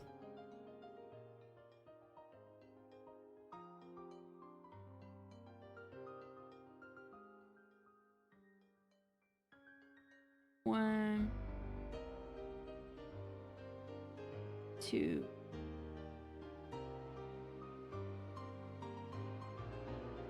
3,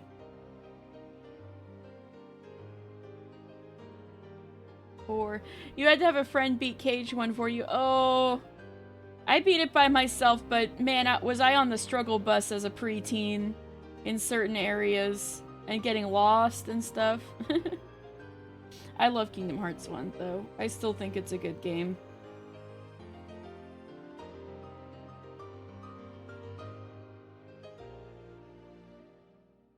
I liked the shitty platforming. I wish they still had that. But everybody had to complain about it because they were all these, like, dudes who loved Crash Bandicoot. And we're like, this sucks balls when you, like, jump with Sora onto something and fall off.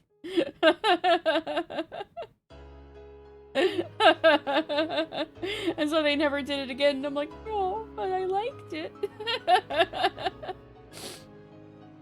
I like the platforming! But nobody agrees with me.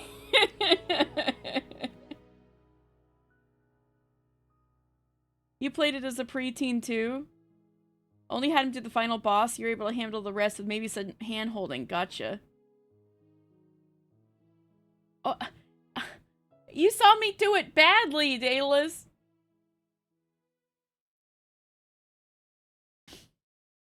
I'm really bad at it in 14.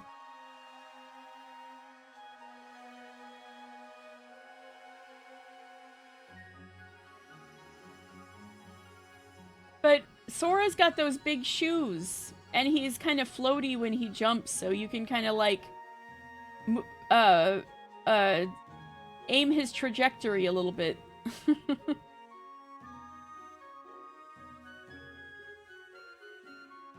Easier in some games than others, yeah.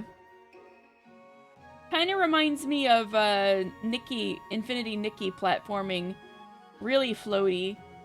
Give me the floaty platforming.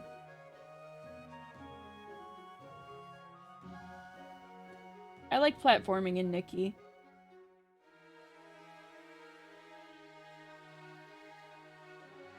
Man, with all this stuff I've been working on since the new year, I'm very behind in Nikki.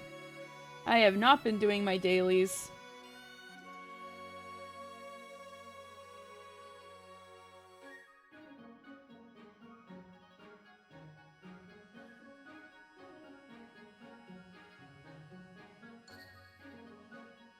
Let's see. Increase 1, 2, 3, 4.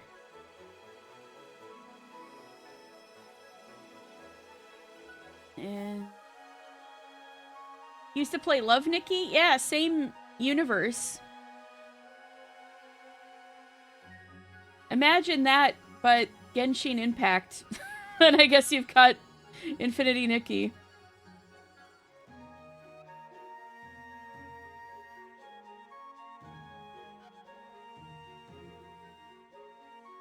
I've actually never played Genshin Impact.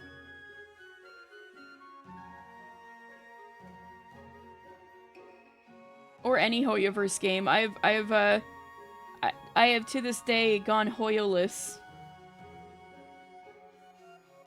Cece agrees with me on this one.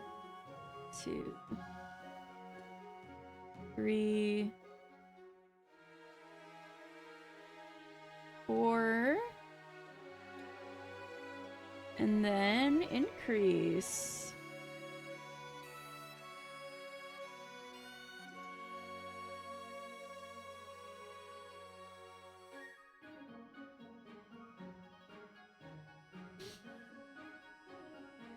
Not much time these days, totally understand. Whenever people talk about doing dailies, you think back to an old zero punctuation closer. Remember back when gaming was fun, didn't feel like a second job? Yeah.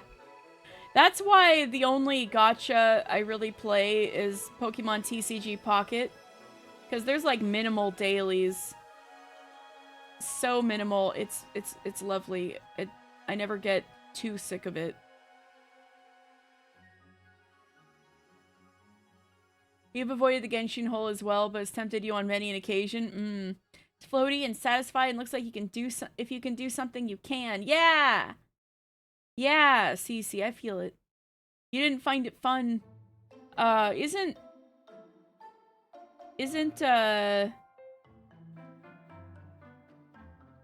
Jeremy into Honkai? And then you guys are kind of both into Zenless Zone Zero, right? 1, 2, 3, 4, 5, 6, 7, 8, 9, 10, 11, 12, 13, 14, 15, 16, 17. Wait, crap. 1, 2, 4, 5, 6, 7, 9, 10, 11, 14, 15, 16, 17, 18, 19, 20, 21, 22, 23, 24, 25, 26, 27, 28, 29, 30, 31, 32, 33, 34, 35, 36. Yes! That's what we want, 36. I did it right. Okay. Now we have 5, an increase.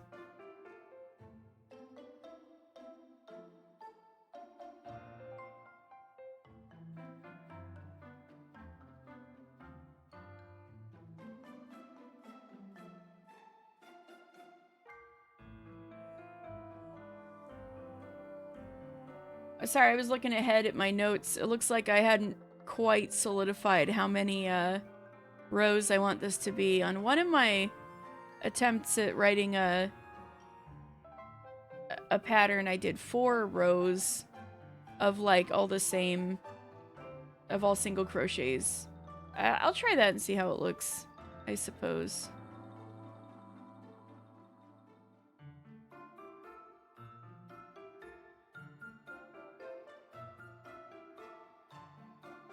Saya Aizawa and Genshin. Yeah, oh, that's not where I thought it was going. Oh. He is, though you admittedly dropped ZZZ for Nikki. You're a one game only sort of person. I feel that. I definitely feel that. Oh no, I'm hungry. We didn't figure out what we were doing for dinner. I should have defrosted the soup. Oh, okay. I think we have some pizza. If some handsome man could put slices of pizza in the air fryer.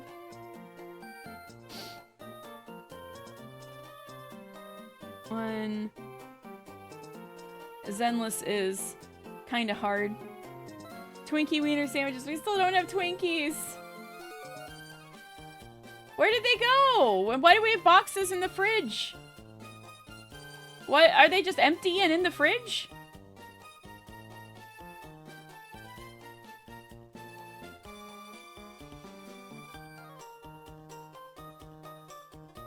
Zenless is kind of hard. And you refuse to pull on Miyabi insta-win out of stubbornness? Oh, that's kind of unfortunate sounding.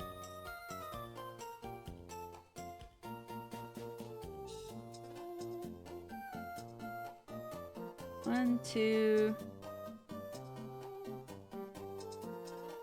3,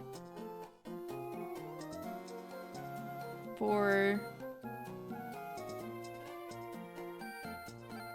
Oh, we still have hot dogs, right? DoorDash steak tartare. I mean, less? Wait, what'd you say, Dan? We ate them all?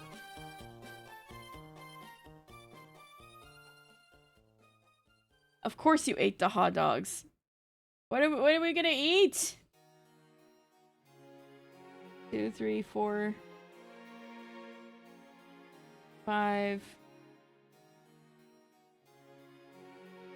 If we're gonna order delivery, I'm leaving that to you. I'm using the phone to track my face. Dan, like, I ate those food. Yeah, what the heck? 2, 3, 4, 5. Okay. increase.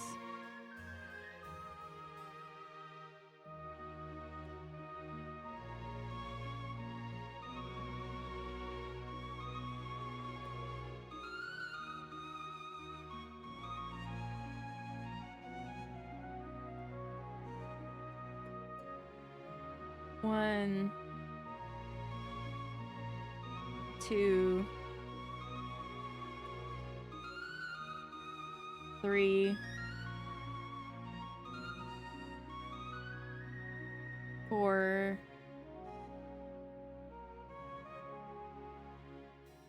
five. Isn't that amazing? Where we started and now we've got something that looks like something. Isn't crafting cool? You just had some yarn and you're doing some bullshit and suddenly you got something?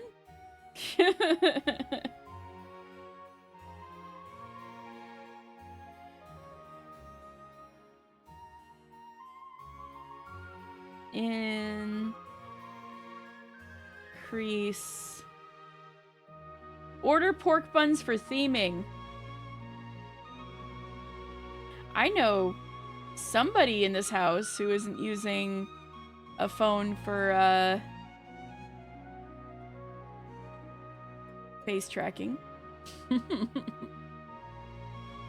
is very cool. You never finished the square I once started, but I would like to. Order late night bubble tea. See, whoever I would put through going through the snow to do, I feel a little bad about, but I would so stuff like bubble tea, I'm like I don't want to make somebody go through the snow to get me bubble tea.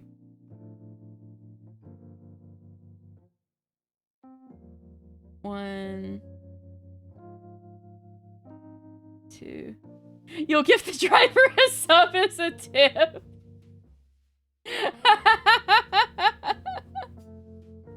Yeah, so I'm a streamer. That would sound so condescending to the average driver, wouldn't it? It's like, sorry I made you go through all this effort. Here's a plug from my channel. Let me make it up to you.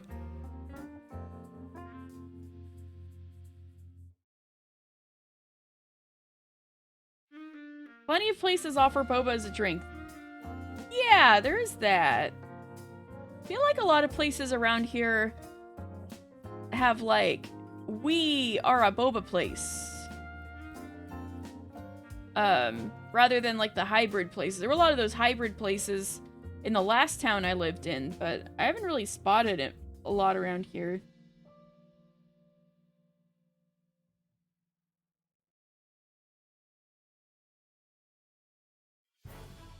Ba ba ba ba ba ba ba ba ba ba ba ba.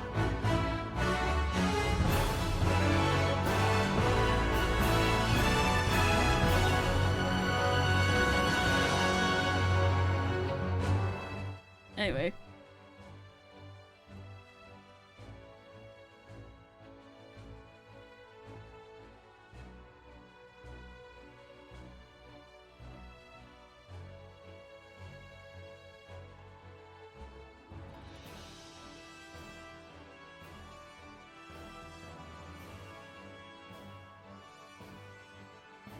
Did I do 6? Did I do 6? Did I F up? Hold on.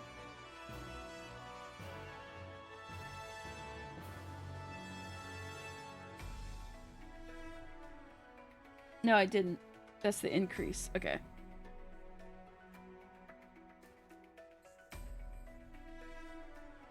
You don't know of any pure boba places around here, you don't think? But seemingly every restaurant that is vaguely Asian of some variety has started offering boba. Funny. I think it's probably just purely because there's a lot of, like, immigration in this town. And like, we've got some boba chains, some of, like, the Taiwan chains.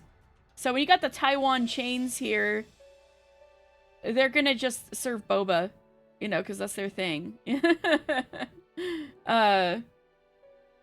Like, we got gongcha, we got cha time. It's so good. It's so good. But, and then, like, the Chinese places will, like, just serve this delicious, authentic Chinese food and maybe, like, a soda. But no boba. Gongcha good, yeah.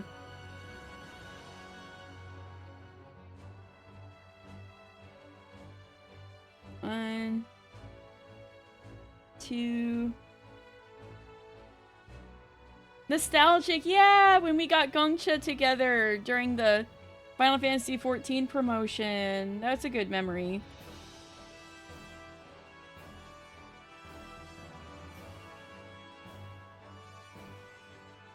One, two, three, four, five. Increase.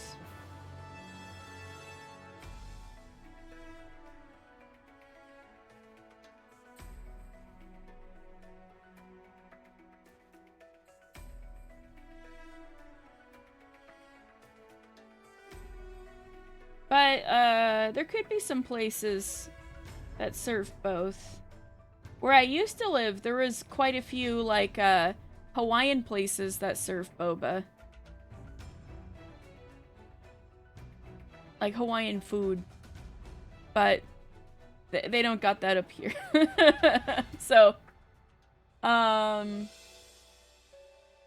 maybe there's some hybrid places. I just have to look harder, I guess.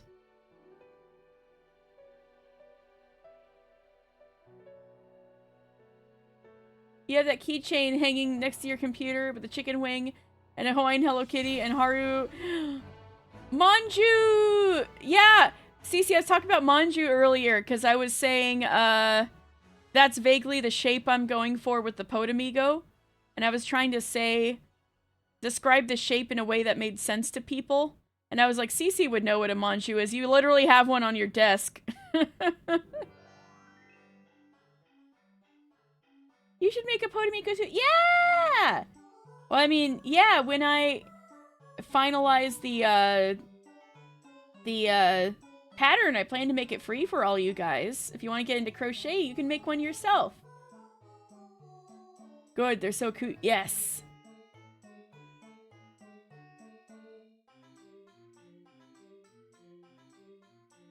You remember what you were talking about, but you remember what they were called. Yeah, it's fine. Yeah. Sim Sim was the closest thing that came to mind. It's not that. Go with Sculpty first. You're free to do that too. Everybody, make your Podamigo out of whatever you want. Make them in any color you want too. It doesn't have to be the classic purple.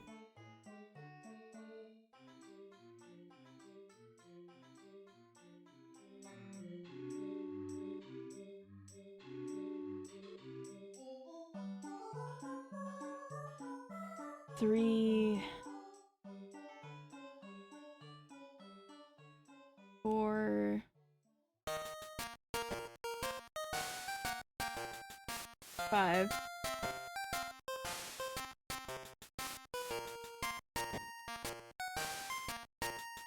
Gonna make yours out of the blood of your enemies? Yeah, any material you want.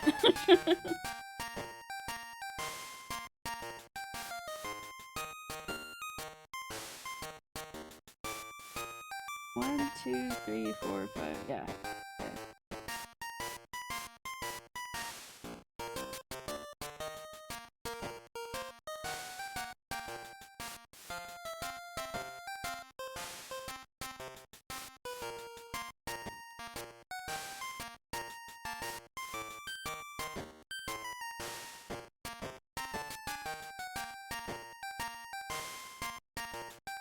Hamtaro, what? Fellow ham-hams, recognize the music. I did! That's why I've got the music on my playlist. It's from games I've played. I played the one where you go to the park and the grocery store. And then I played Heartbreak, but I got stuck on Heartbreak. I couldn't finish Heartbreak.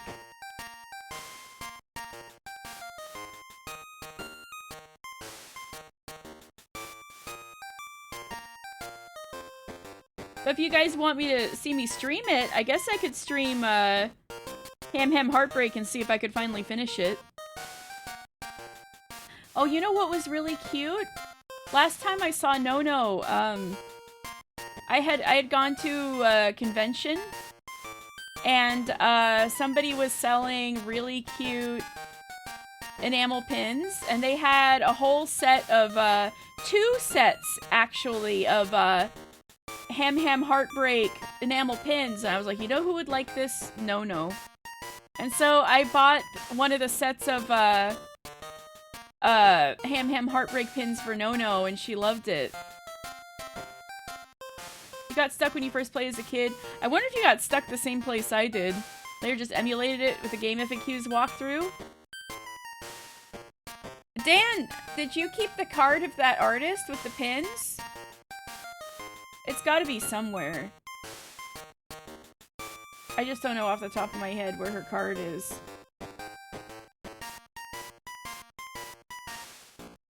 But Dan also got some pins from her, so he might have the card. I'd have to pause and go hunt for it.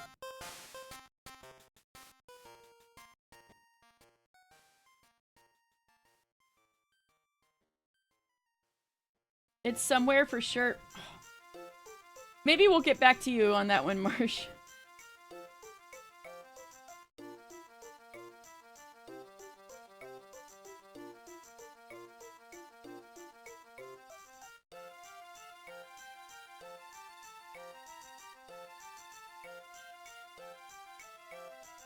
Blush Sprout?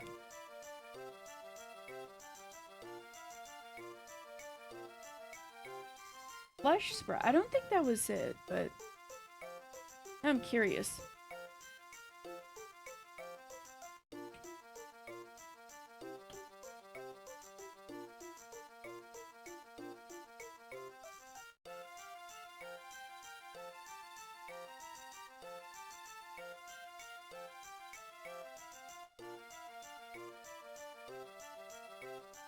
Oh, Blush Sprout permanently closed. Oh.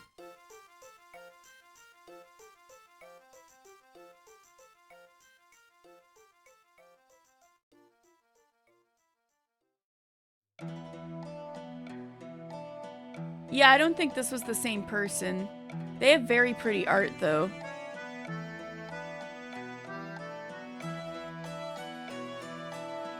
Blush Sprout, the artist that Marsh suggested maybe they were. I was talking about a different person, though.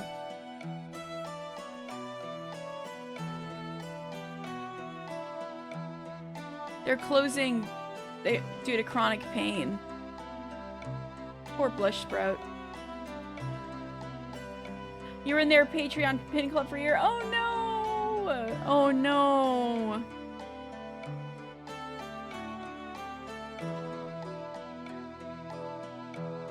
Yeah. Man.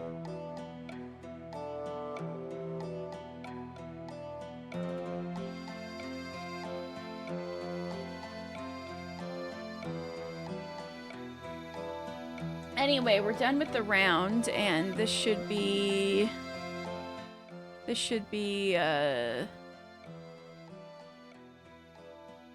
42 stitches.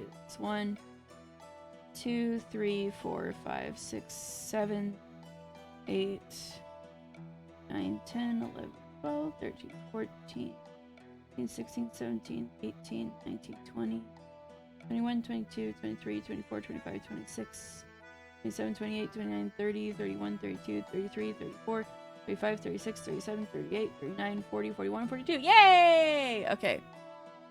Now we do a bunch of things that I don't have to think about or count. A bunch of rows I don't have to... I love the rows where I don't have to think.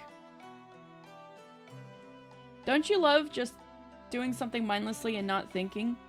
That's something that's great about crochet. At least sometimes. When you don't have rows you don't... When you have rows you don't have to think about.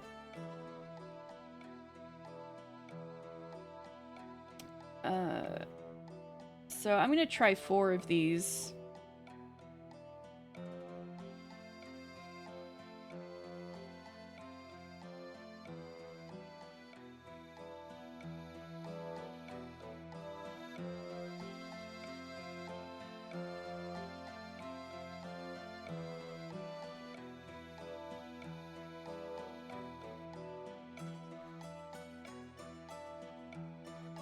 Also, from what I understand, the way I hold my yarn is really weird.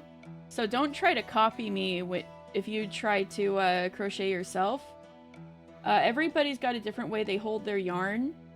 Apparently the way I do it is really weird, because I've never seen anybody else do it. This is just kind of what I went into that feels comfortable for me. Same with holding a pen. I hold a pen really freaky. Like, I've never met anybody in person who holds a pen the way I do. Just like one of those internet posts like, hey, does anybody hold their pen like this? And I'm like, I do. And then you find like the three on the internet, like 3 freaks who are like you know? So don't copy me for technique on how I hold my hand on anything.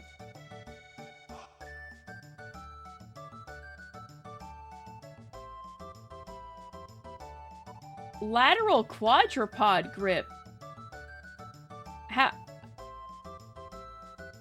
Could you describe that in more detail?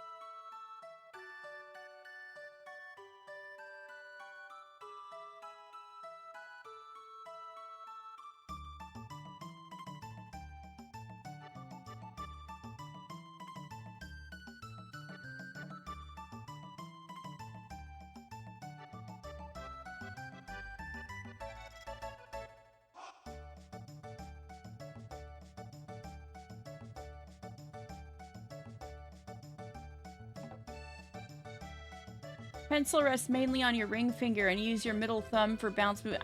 That's kind of like what I do. Let me get a pen.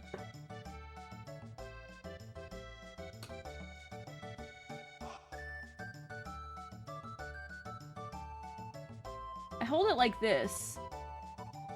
And I'm mostly using kind of my pinky, actually, and my ring finger does most of the moving.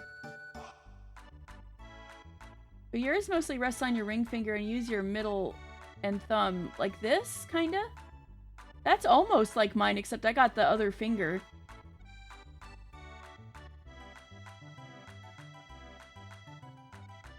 That sounds pretty close to what I do. Yeah, I use all my fingers.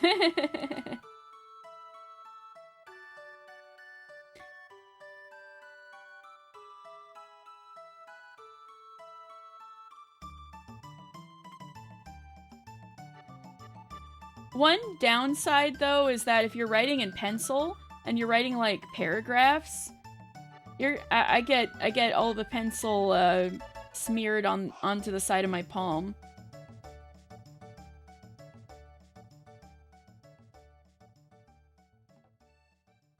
Pentapod? I didn't realize there were terms like this for handwriting.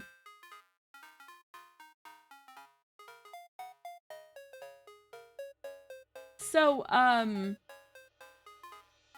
one thing a lot of, like, people who teach crochet will recommend, the smearing comes from the lateral part. Oh, so it happens to you too. Gotcha.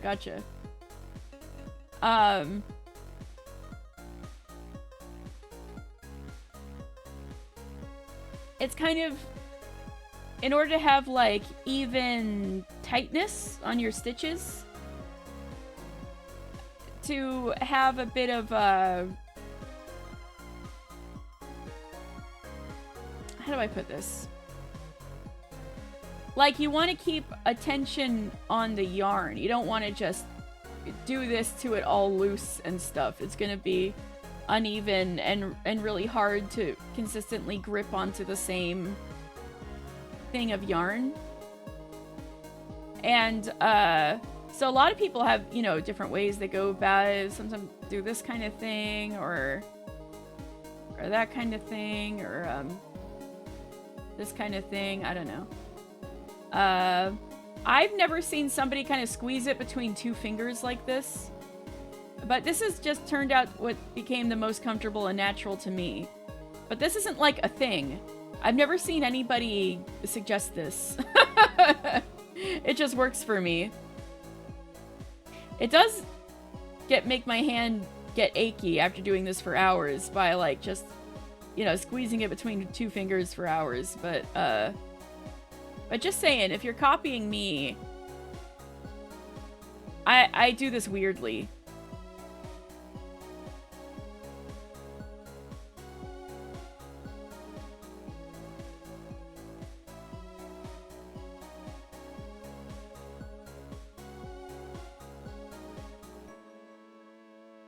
Most people have the yarn looped over one or a few fingers. They don't actually do this.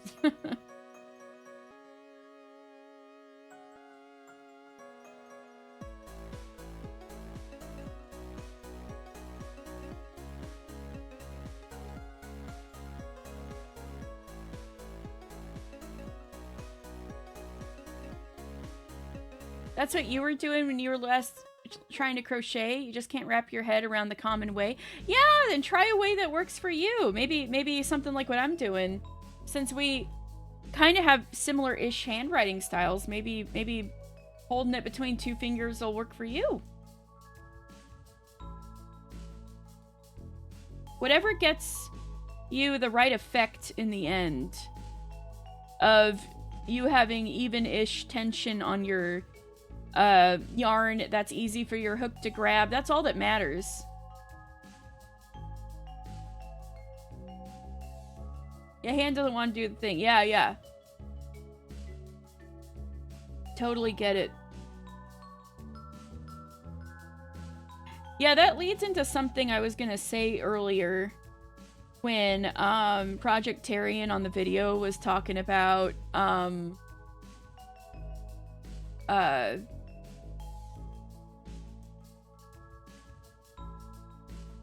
like starting on new things.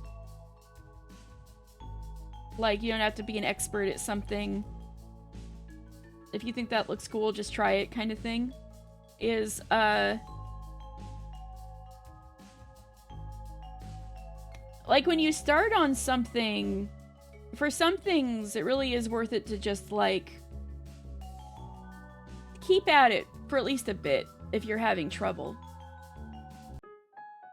Like crochet, there was a kind of a period where I was having trouble with it. It was kind of like butting my head against a wall, it felt like. But that's extremely common for crochet. And I guess knitting in a different way. It's very common for people to not get the hang of it instantly. And I found, but I was just so inspired by that video that I kept trying. And once it falls into place for you, once it just clicks, then you can do anything pretty much. Crochet's neat because it's like doing the same thing. I mean, same with knitting, but it's like doing the same thing over and over. And then like slowly you can throw in new variations of doing the same thing over and over. But when you learn a new kind of stitch, your project usually needs that stitch a whole bunch of times. So the practice of getting better at the stitch is built in to whatever you're making.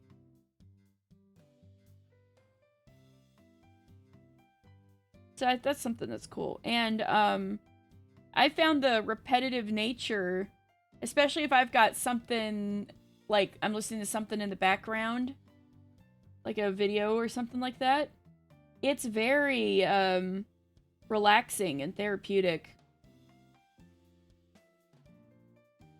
So basically, like when I'm needle felting, I'm hyper focusing, and then when I'm crocheting, I'm relaxing. So they're actually two very different activities to me. So like I crochet when I'm nervous, so I got a lot of crochet done after I moved, you know, and was adjusting.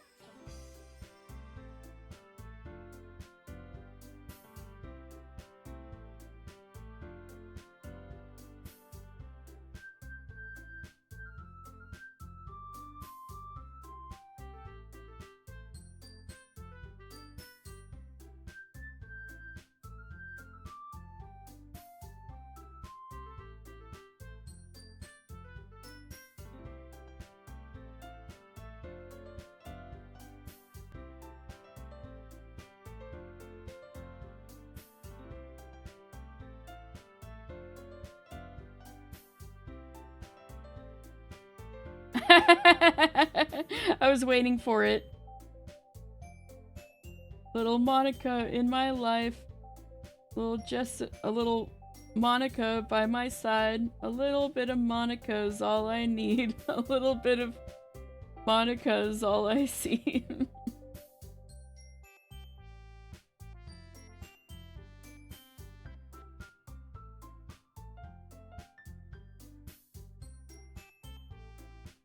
I did that during karaoke yesterday, Marsh. Mambo number 5 got recommended and somebody made that joke. And so, but they've also got Jessica and Erica in it, like Umi Neko. So since they do the verse 3 times, I never did the verse straight up. I did one that was all Monica's, I did one that was all Erica's, and I did one that was all Jessica's, and then the song was over. So I never actually did the verse correctly, or the chorus correctly.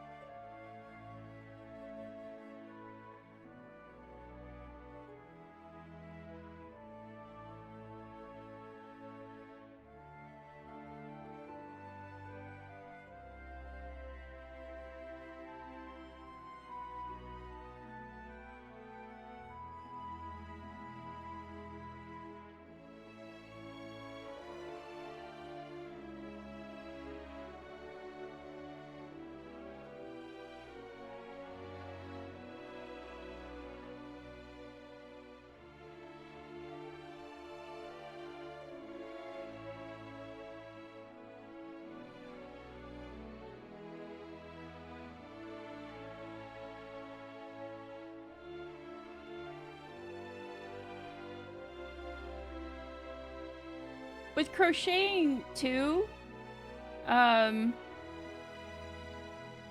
it really helps to have the right kind of tutorial. Because I think a lot of those, like, hand-drawn tutorials they'll give you in a booklet, like when you get a kit, are hard to understand. Because there's just, you know, all these drawn loops. And if you don't know how to make sense of the loops, because you're new to this, it kind of looks like a mess and kind of intimidating. So I really recommend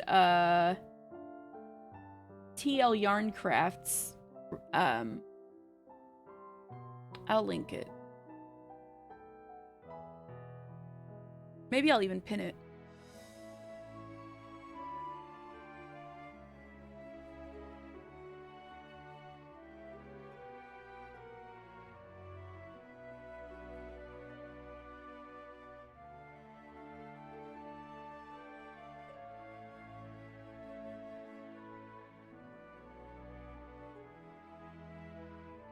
Yeah, linked in my Discord, but, you know, I just wanted to remind people again.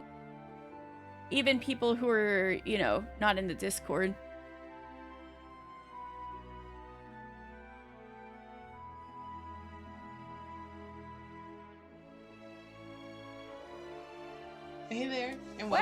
studio. So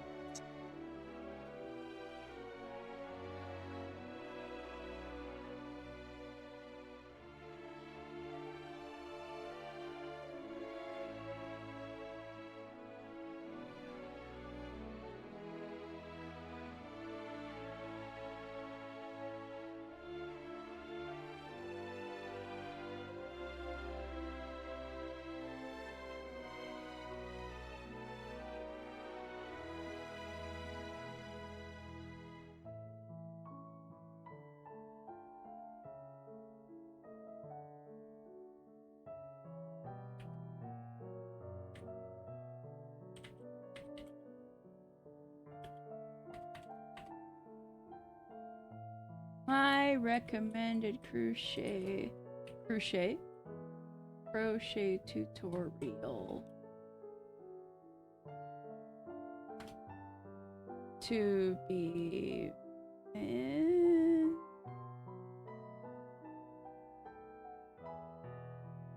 pin. There you go.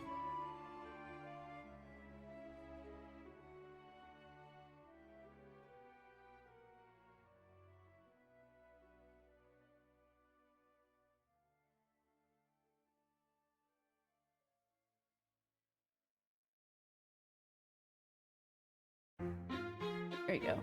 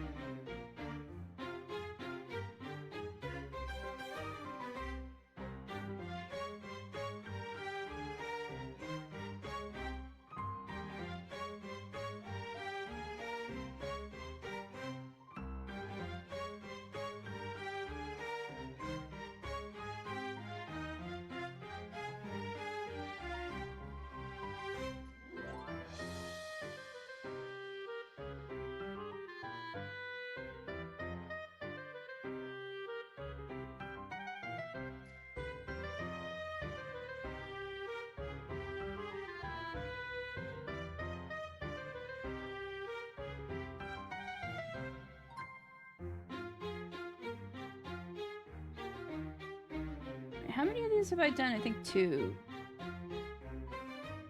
Yes. So we'll do 2 more of these.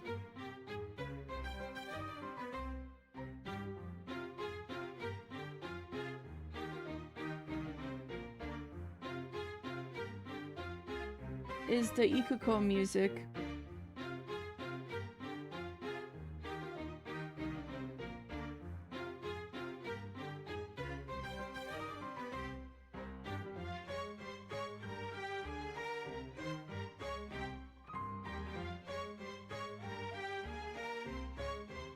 Hold on a second.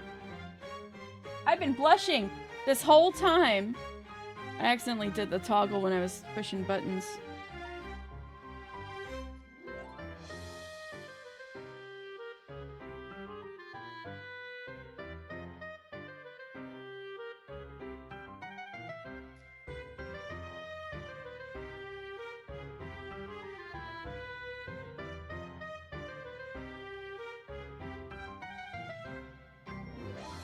This hook is part of a new set I got myself for Christmas. Well, it was kind of a Christmas present. My aunt got me a Amazon gift card, but then I realized I'm not going to be able to use it for Canadian Amazon, so I had to use the gift card while I was visiting her and have it like express shipped till before I left the country. So I got myself with the gift card a bunch of crochet stuff, including the nice clover crochet hooks.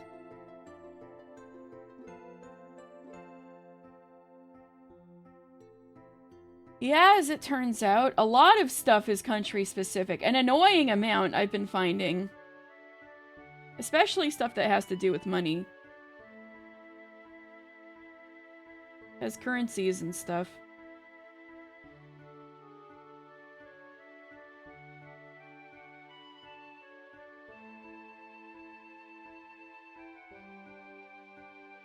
And Amazon.com's like a different website, really, than Amazon.ca, you know? Different store.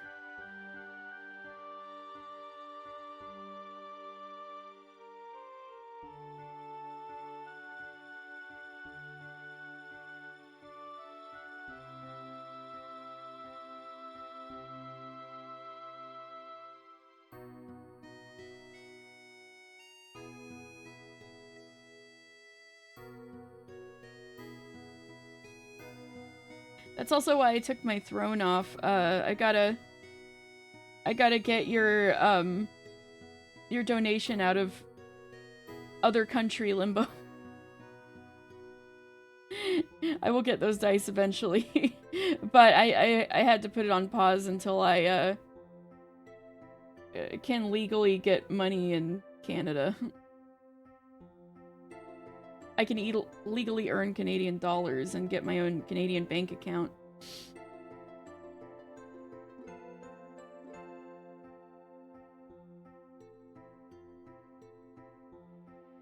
Actually, I can get my own bank account legally. It's just I can't work any place other than online until my visa's together.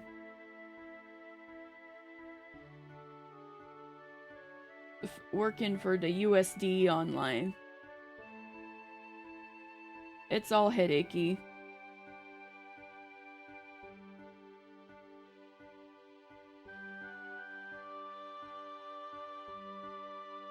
Yep, I'm figuring it out a bit at a time, but yes, that is why. One day, I'll get it figured out and it'll be back up.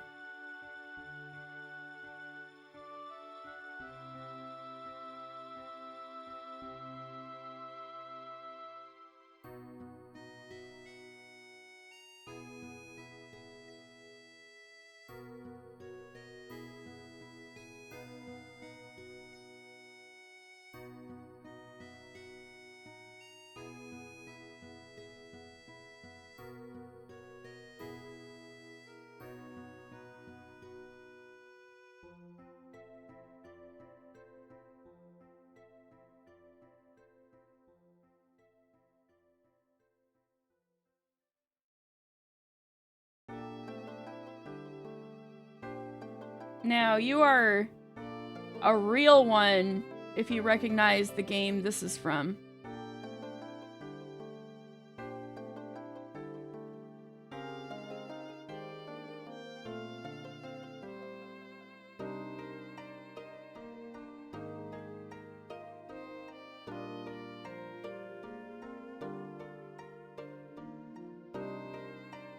Explains all the issues you run into with your job working back office for a Canadian-American cross-border bank.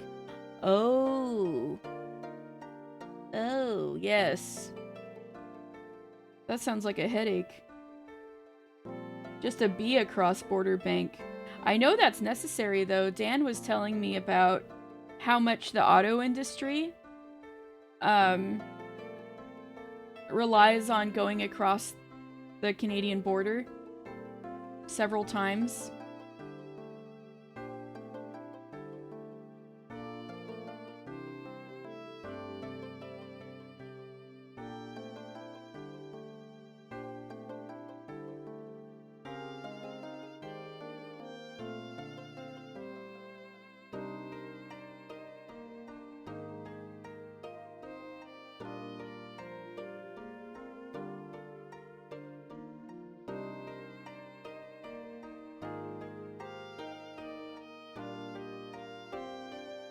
So this bit where you pull out the thing, the magic ring, that's actually going to be inside. So at this point, I'm going to turn this inside out, and this will be the quote-unquote right side out. Which is why I was a little frustrated when this little loop stuck out. But I'm not gonna fuss over it too much. So this is convenient because this is where the inside is gonna be stuffed, so you can just kind of leave this hanging. You don't have to cut it or anything. You can just leave it in there and then stuff it, and nobody will know.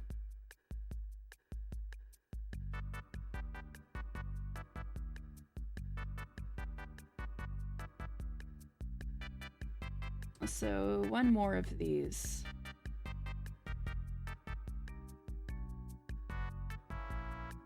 Chrono Trigger vibes? It's trace memory. Also known as another code to memories.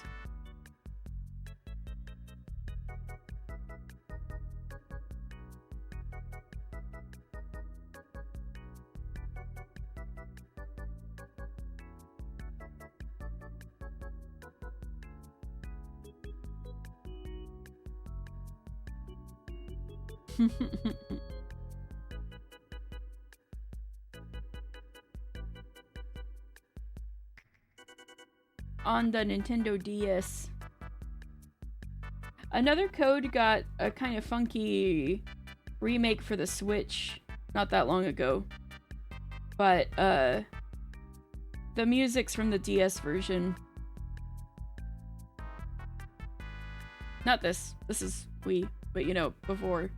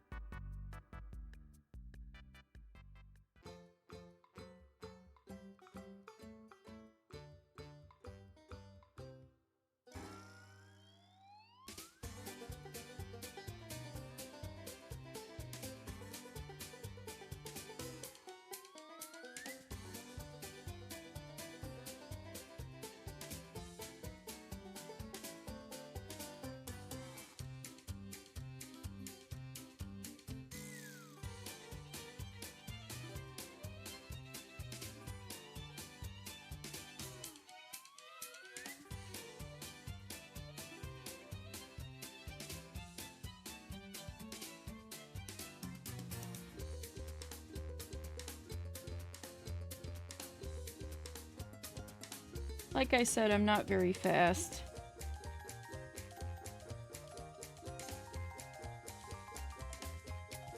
Already starting to feel a little bit of that strain from how I hold my yarn in my left hand. Doing my best, thank you. This is why I'm trying to go with the designing patterns angle. Hydrate, thank you. Where'd my water go? I had it. Water! Oh, it ended up at the other end of the table. Hold on.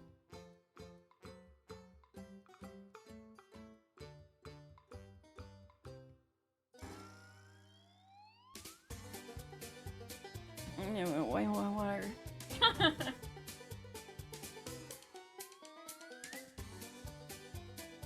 Oh.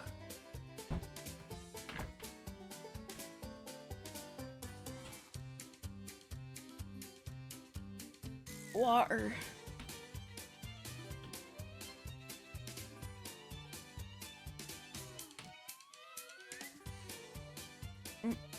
And then a stretch.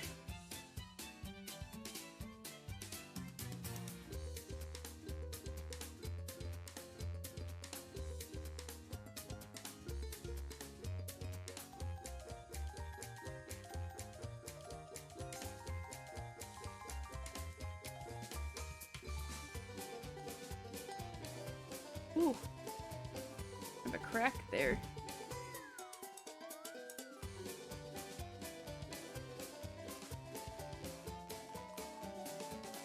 This is a fun stretch. It's like Or you kind of just tense your fingers as you curl them. The wrist rotation. You recently dreamed that you square dance, but you never in your life square dance, or it was a line dance? But you have line dance. Maybe it was like what they do in Pride and Prejudice. I don't know. Anybody know what this is from?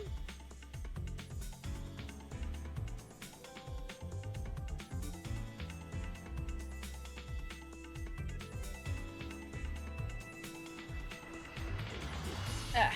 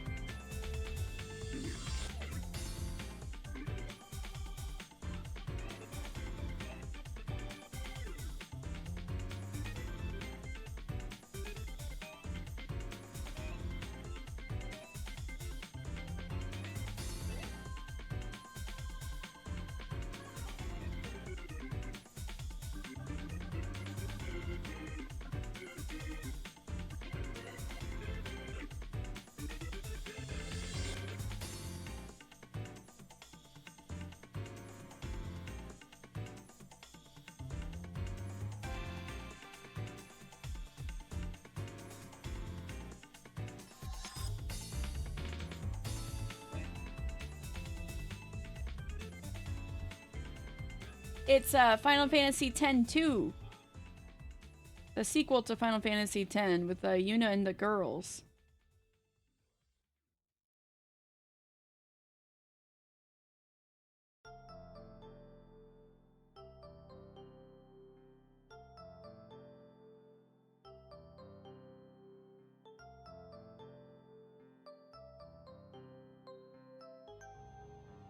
Ah. I'm surprised you've played Kingdom Hearts, but none of those like PS2 Final Fantasy games.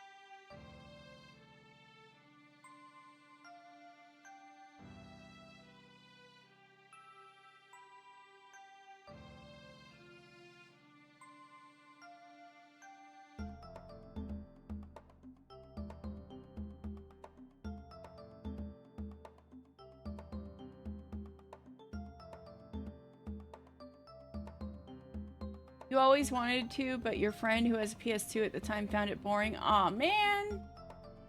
So your sister and you ended up mostly just being exposed to Kingdom Hearts and got that once you had your own PS2. You never actually gamed that much. So you never asked for FF. Yeah, that's just how it goes.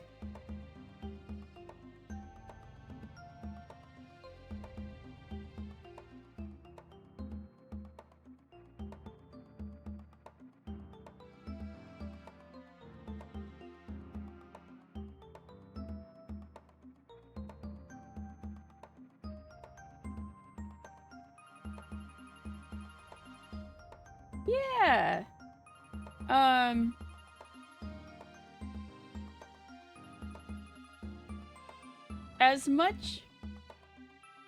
As many reservations I have with the HD remakes character models, everything else about the game is good and is very available and usually at a pretty good price, so at least it's made Final Fantasy X very accessible.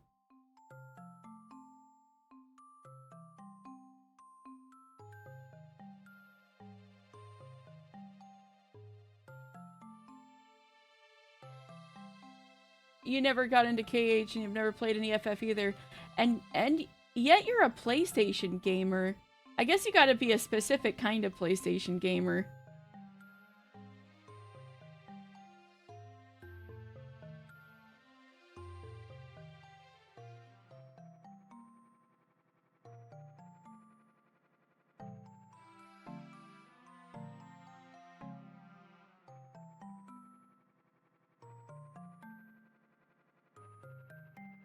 Okay, so that's 4, I believe. Yes. So I think at this point we'll start closing up our little blob. Let me think. So it would be, let's see. 1, 2, 3, 4. I think that might be a little too squat. I think I'm gonna give it 5 rows. I'm gonna give it 5 rows. Let's see. 1. 4.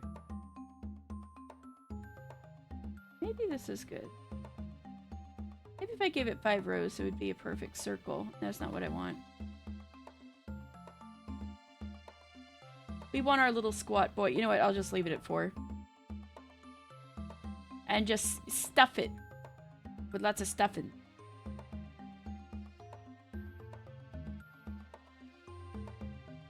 You did get into Kingdom Hearts, but you approached it from the Disney side, not the FF side. I see. Yeah, JRPGs aren't for everyone. It's just so interesting because I feel like if you like visual novels like Umi Neko, JRPGs aren't that far off. Because they have so many, like... They have so much text. It's just very interesting to me, I guess, as a RPG person.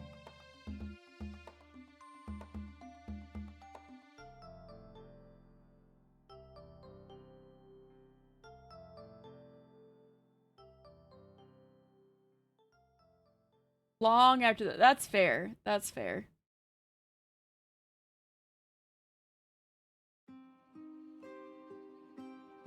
Speaking of RPGs, here's Baldur's Gate 3.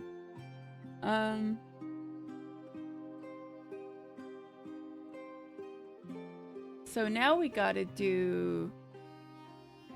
Sticking with 4 rows, so... Now we do 5 and 1 decrease. So 1, 2... The complaint you hear is often is people not liking the grinding. That really depends on the game you play. Final Fantasy X, you pretty much don't need to grind if you never run away from a battle. So I've found. If you run away from battles in Final Fantasy X, then you'll grind and you'll hate yourself. But if you just literally never run away from a random encounter, you're pretty much on track to beat the whole game. If you know what you're doing.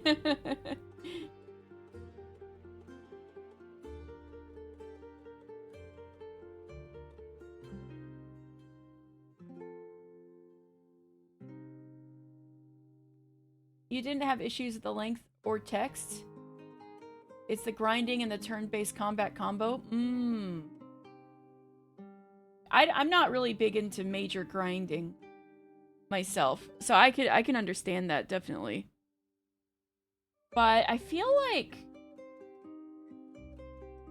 kind of after the year 2000, there's not even that many grindy RPGs unless you're playing something pretty niche, like Disgaea or something. And even then, that's more like a strategy game.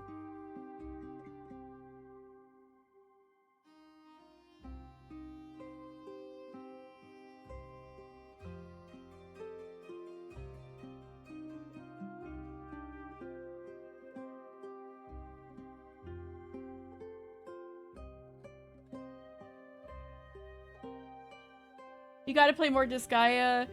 Apparently Dan's played more Disgaea than I have. I tried it for a while, and then, yeah, I stopped because of the grinding. I had fun until I got to parts where I had to grind, and then I was like, and then I stopped playing. Yeah.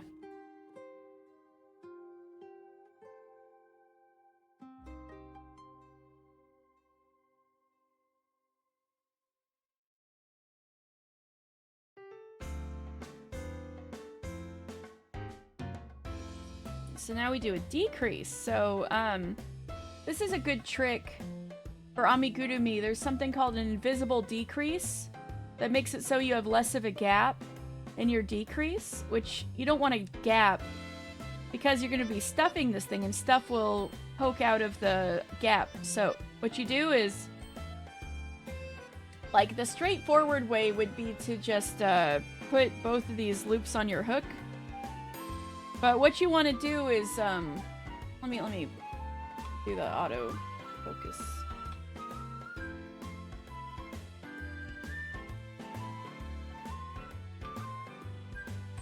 Okay, here we go.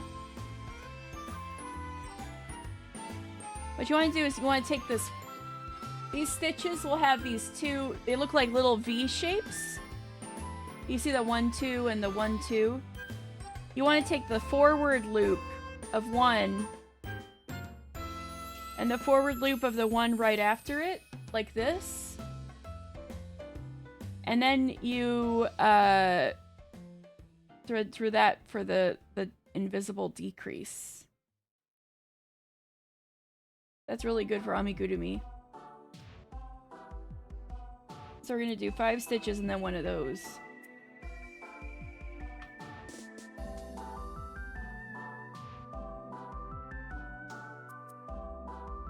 But yeah, I find a lot of modern RPGs don't really need that much grinding unless you're going for like a super boss. Unless that's like part of what it's doing on purpose, because it's trying to appeal to people who like the grind.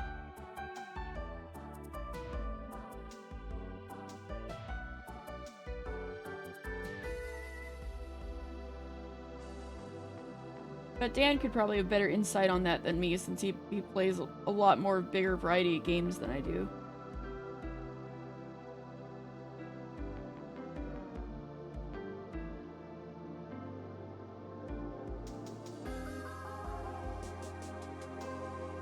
One, 2, 3, 4, 5 trees? 1, 2, 3, 4, 5 decrease.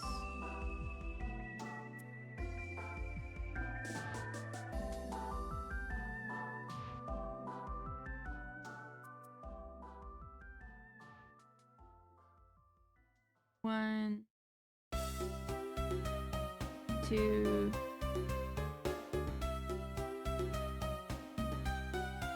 3,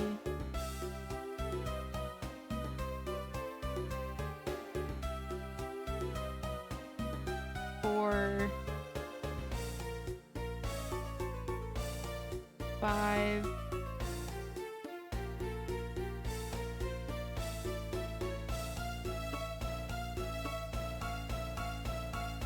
decrease. Ah.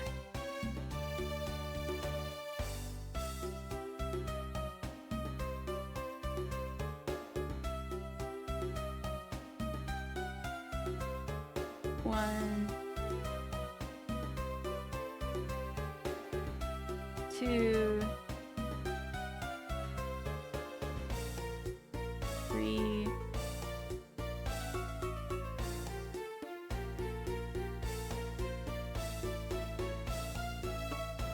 4,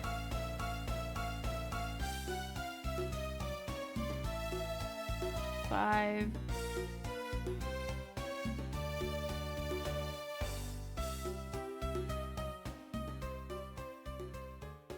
decrease.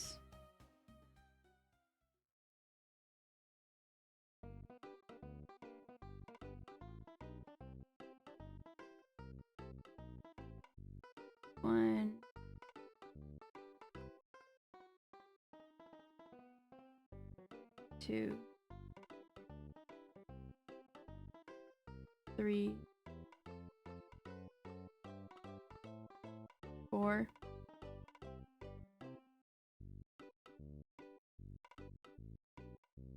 5,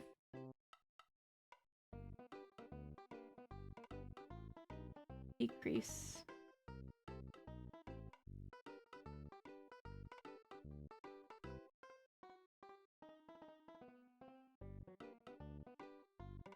One,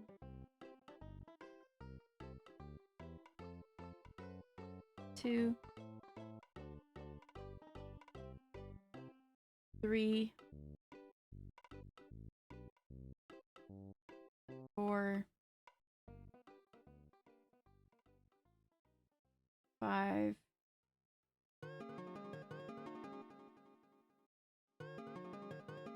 decrease.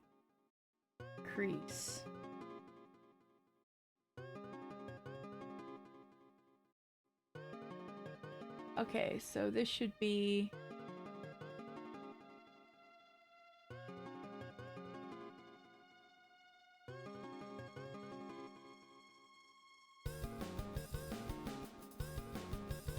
a 36, I think.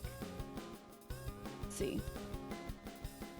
1, 2, 3, 4, 5, 6, 7, 8, 9, 10, 11, 12, 13, 14, 15, 16, 17, 18, 19, 20, 21, 22, 23, 24, 25, 26, 27, 28, 29, 30, 31, 32, 33, 34, 35, 36. Yay!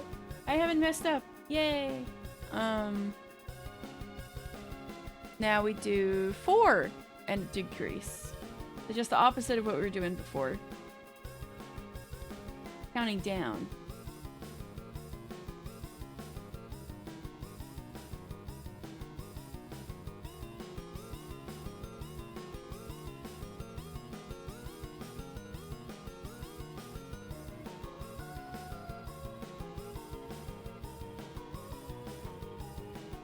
Hey, Undertale and Delta Rune are great RPGs to play. They don't require any grinding because you can choose not to kill people.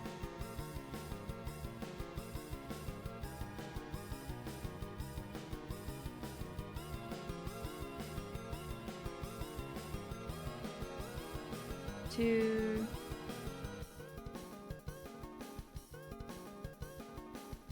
3,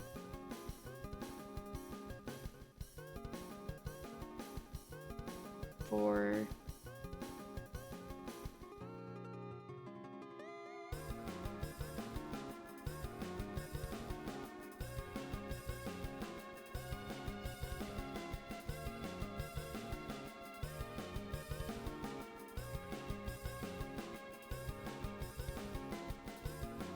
Okay, Dan.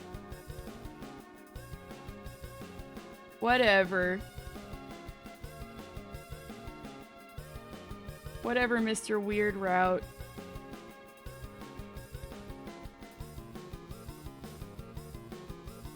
How's dinner going?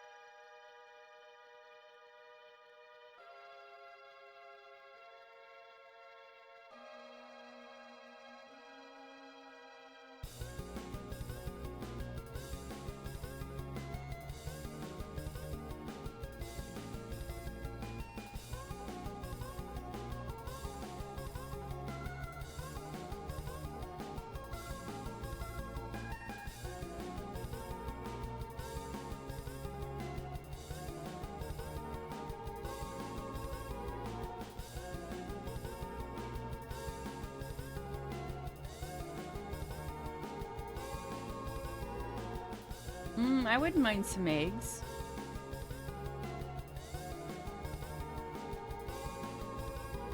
Oh, and some rice? Eggs and rice? That sounds goated.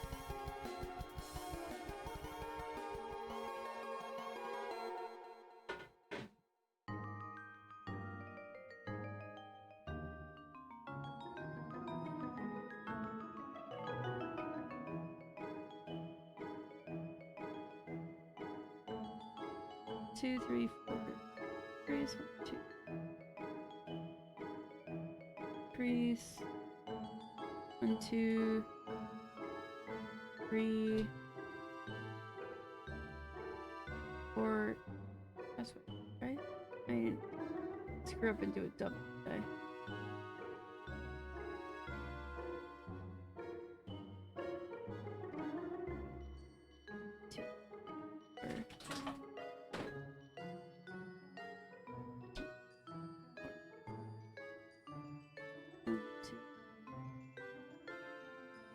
Four.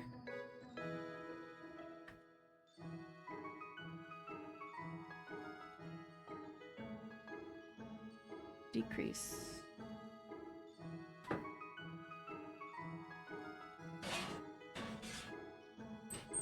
Sorry if you guys hear some noise. Kitchen things are happening.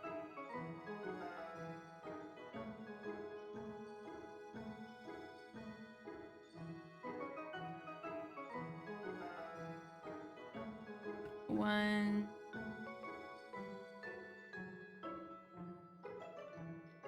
Two.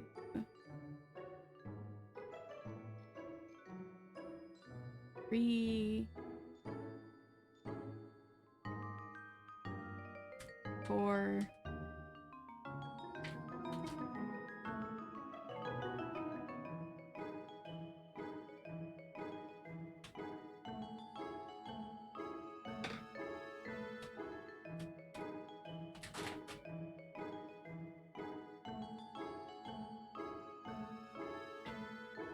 Decrease.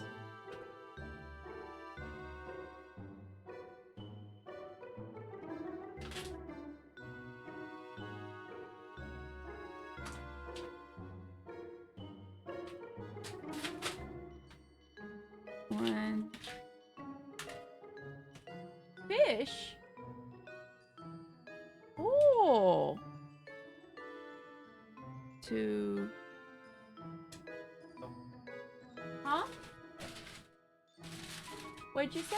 I have no idea what I'm doing. He's cooking. In the truest sense of the word.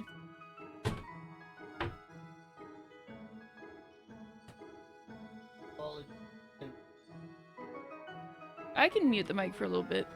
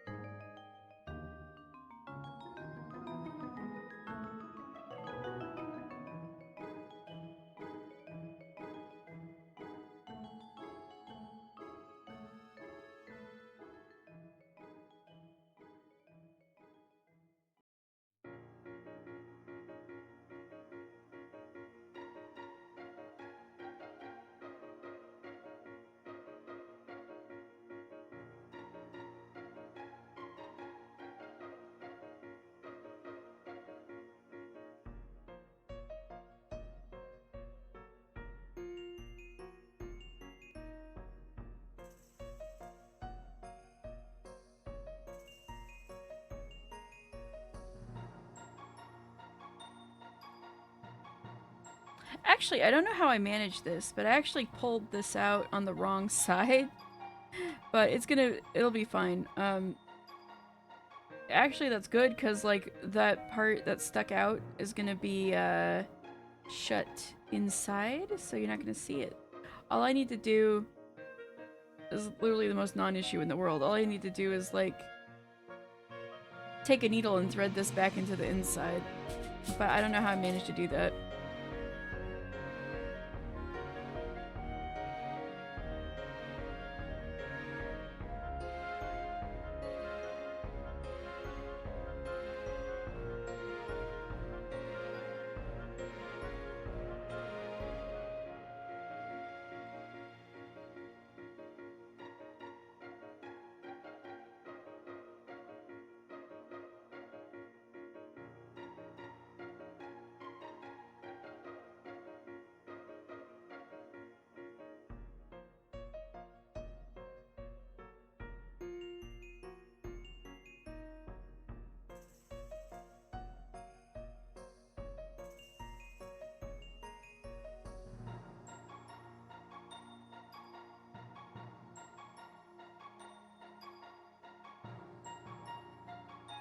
Alright, thank you guys for the lurks.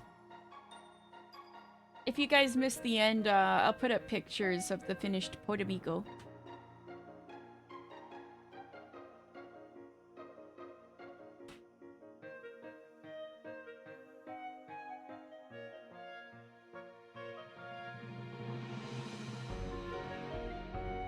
So this should be at...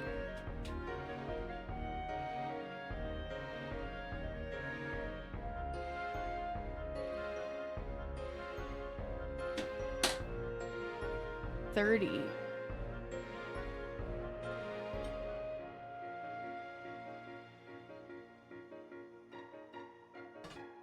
Let's see.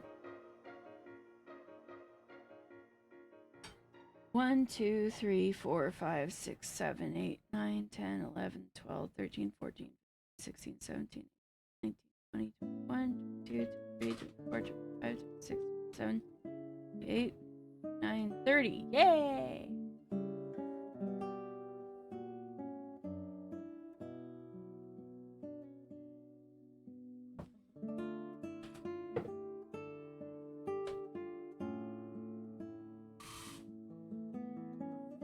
Rice.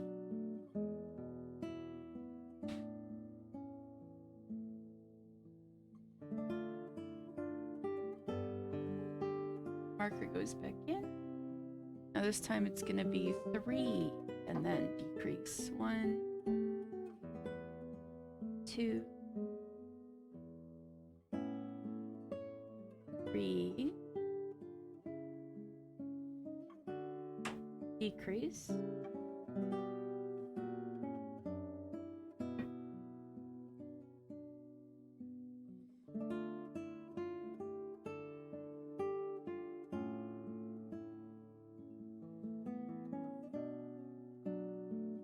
1,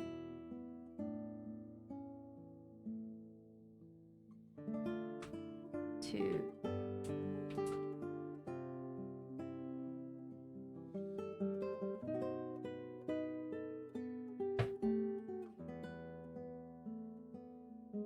3.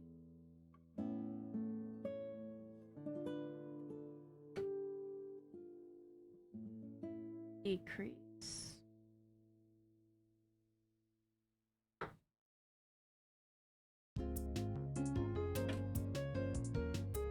1,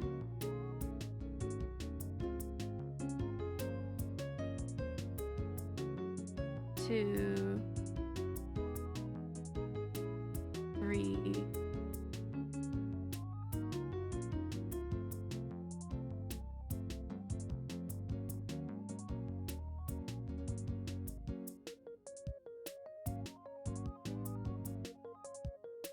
Decrease.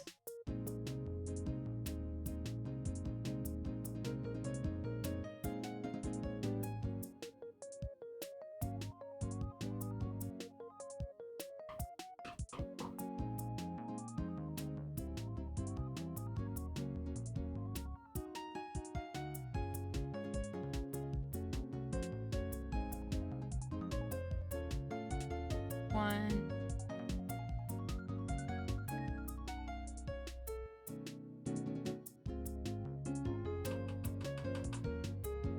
2,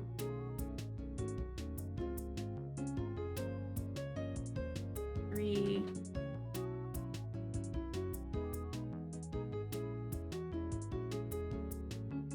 Decrease.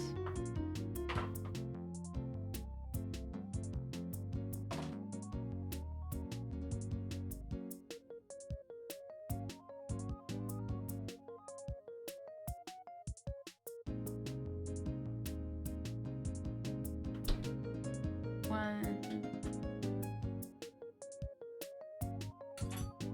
2, 3.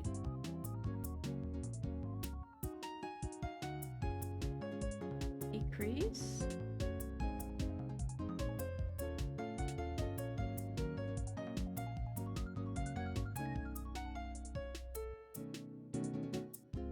1,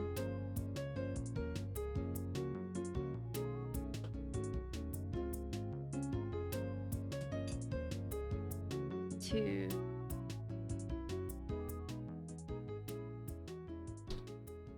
3.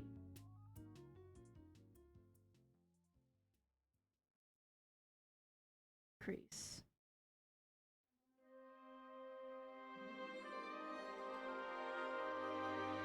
There we go. Alright, let's count. So this time it should be 24.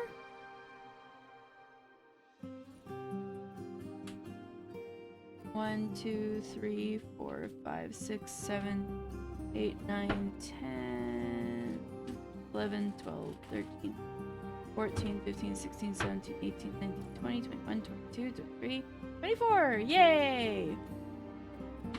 I did it right. So now we have 2, and then decrease.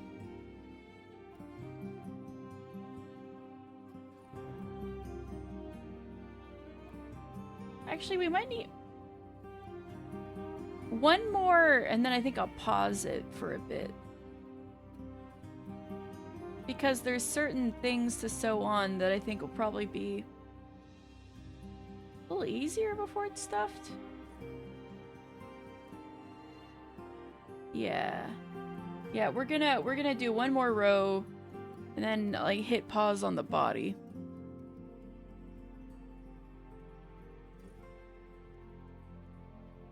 Or we could do it in 2 rows. 1 or 2 rows.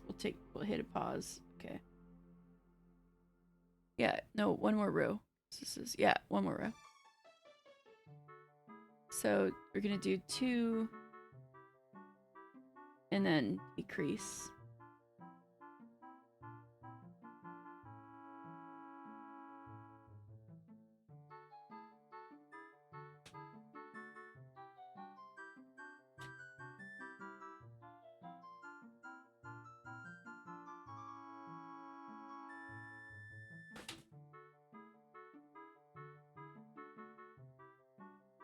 One, 2,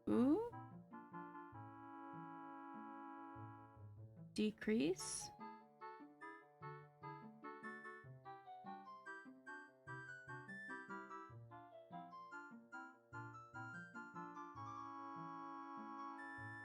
1,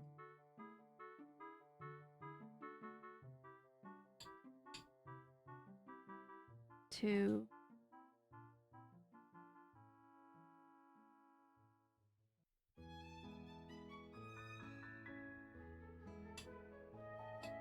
decrease,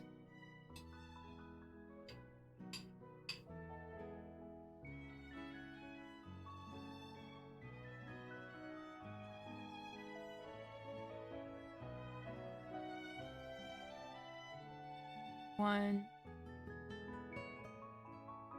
2,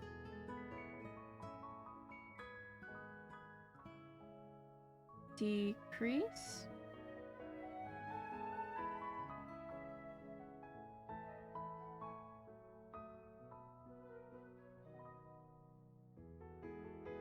1,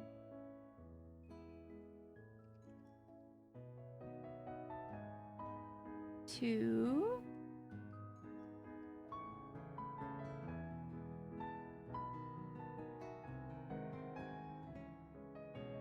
decrease,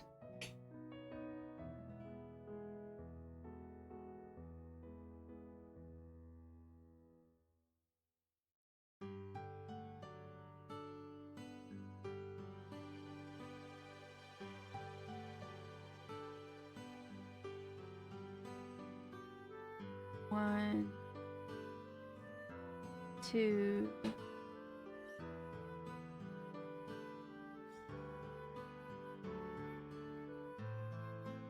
decrease,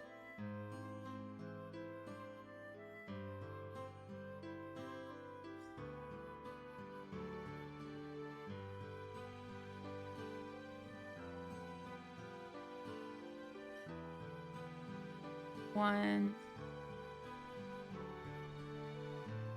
2,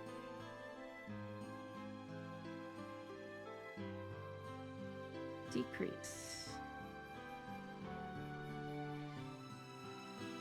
1, And that should be 18 stitches.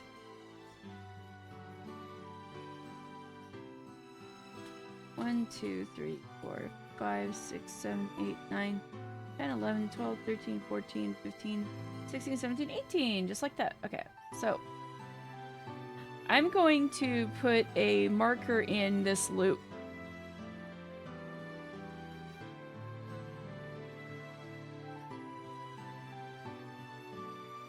So that it won't fall out. Or stitches won't accidentally be undone. Because we're going to come back to this in a while. So why do we stop here? A few reasons. One, we got to stuff the thing. If you close up the thing without stuffing, it's just going to be floppy. Second thing is this thing's going to have a few features, and it's significantly easier to sew features on before there's stuffing in it. So, we're going to take a tapestry needle, first of all, and do this weird tail that should have been on the inside, but ended up on the outside. And we're going to put that where it belongs, so. I'm going to bend the yarn in half and wiggle it through, pull this through. Then simply this through to the other side and it's gone. Maybe give it a bit of a yank. Okay. I'm gonna put the tail in. So what do we do next? Well, the Podemigo has 2 mouthpieces and 2 bumps on either side of the head. I usually start with the mouthpieces. So, maybe I shouldn't have started with the body. Probably shouldn't have started with the body, but I don't have to cut this yarn. What I can do instead is take the wrapper off of this yarn and use the other end of the yarn ball. So, I just need to locate the other end of the yarn ball. Here it is. Here's the other end of the yarn. So one end of the yarn ball is going into this, which I'm going to set to the side. And here's the other end. So I am going to work on the mouth. So fun fact, I gave the Podemigo the snom mouth. I think is the most the cutest way I can put it. I know other people have said other things that are not so cute, but the snom mouth, like the Pokemon, because slugs have natural 3 kitty face, and I think it is a shame that this has not been capitalized upon in cute depictions of snails and slugs. So I'm trying to make it happen. So I'm giving Podemigo a cute 3 mouth. So I'm going to make another magic ring.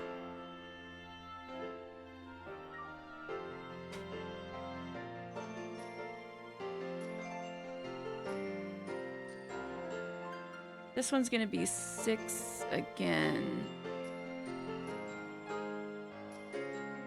Yes.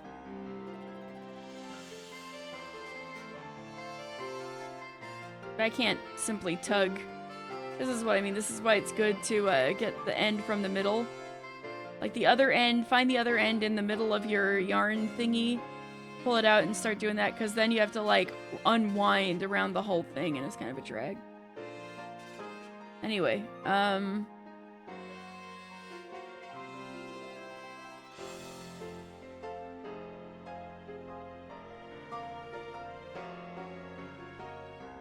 one.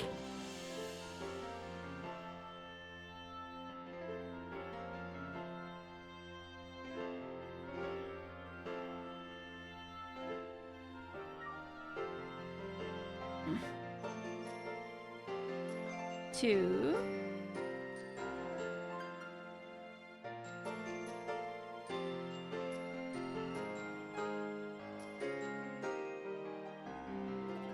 Three.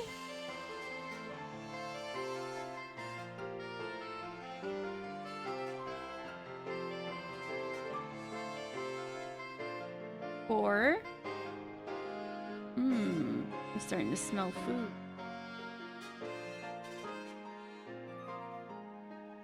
5.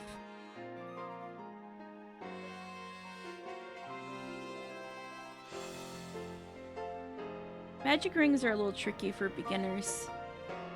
Which is a shame because everything else about amigurumi is pretty easy. This is like the first thing you have to do. 1, 2, 3, 4, 5, 6.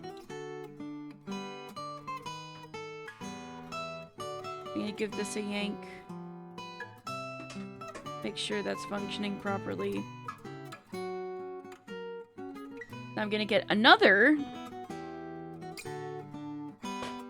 marker. That's another reason why it would probably have been smarter to do the body last, because then I could use the same stitch marker, but you know, it's fine. Let's use this yellow one. So yeah, same as last time, you go back to the back around to the first stitch you made.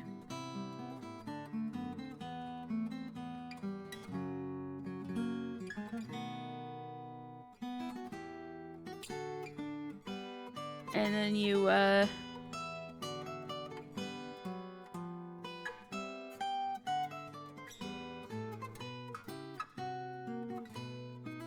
oh! In my instructions, I don't double it. I start with 1 and then increase and end up with 9. Maybe I was cooking. Maybe I was cooking when I wrote this. Hold on.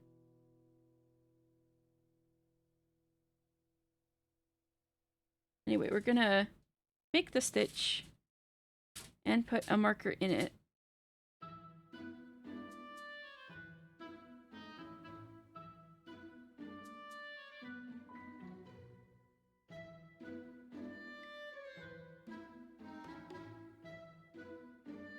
Yeah, you know what? At this rate, I'm just gonna pull the magic ring. Why not?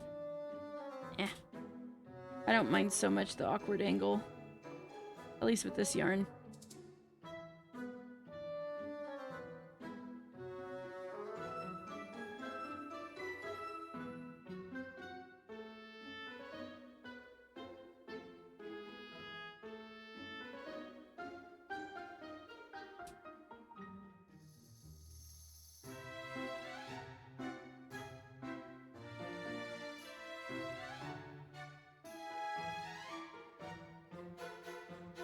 Or maybe this was a bad idea. Where's my stitches now?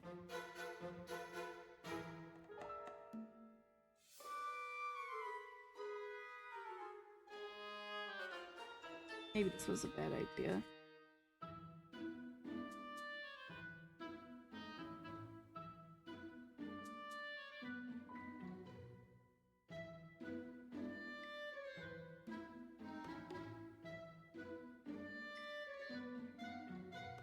Uh-oh. I may have made a mistake. I can't see where my stitches are. Wait, I think I found them. I found them! Hog. Gaming. I found them. Okay.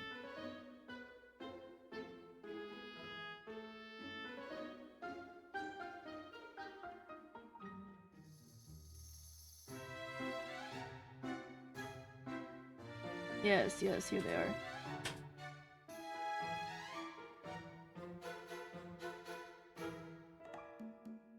So we're gonna increase here.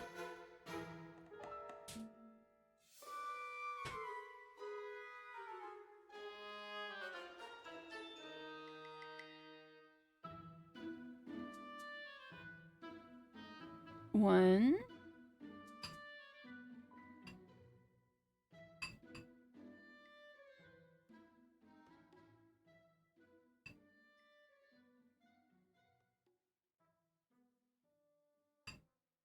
And increase.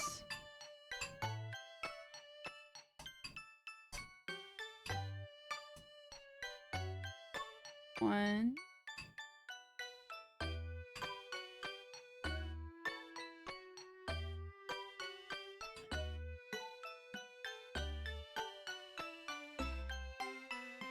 Wait, something's not quite right. One, increase one, increase one, increase one. That's... something's not right. One, increase two, one, four, one, five. No. Something ain't right. I messed something up.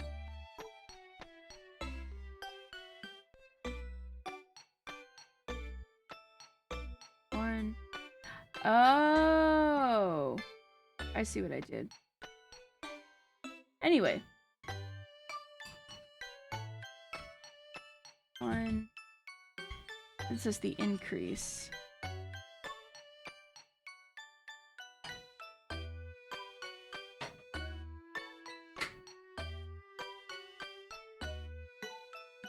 One.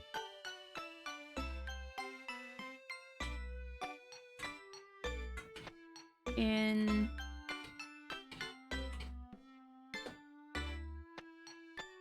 Increase.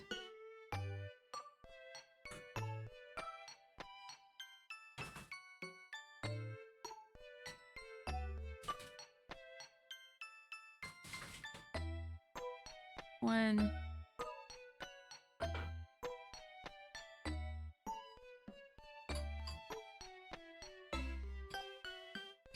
In.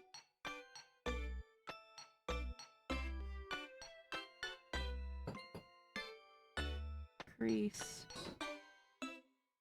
Wait. Wait, what the heck?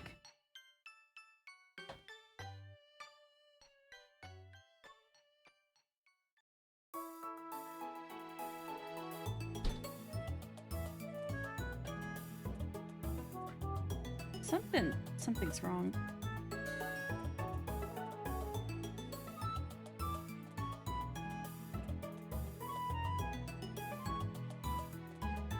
One, two, three, 4, 5, 6 stitches. It's the first stitch. This is the one. Stitch marker goes in here.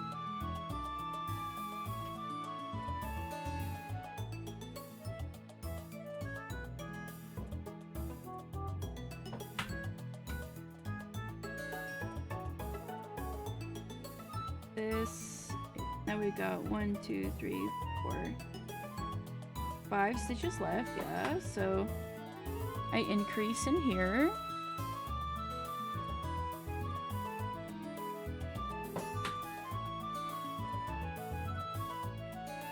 So I've got 1, 2, 3, 4 left. One in here.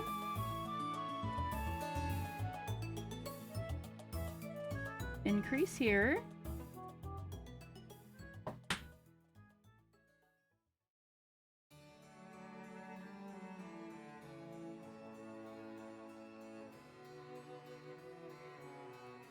Got 2 left. Yeah, I don't know what I was doing wrong.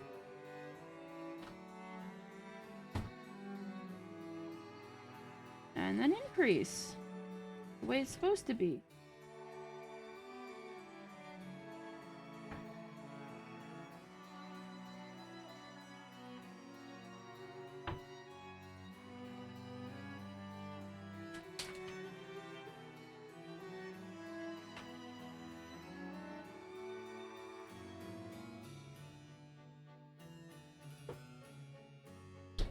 Right? That's what we want.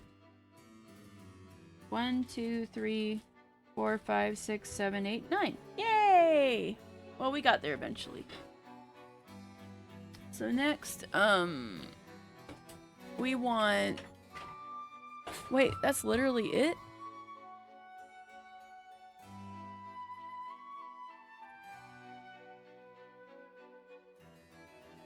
I must have been going for something really tiny.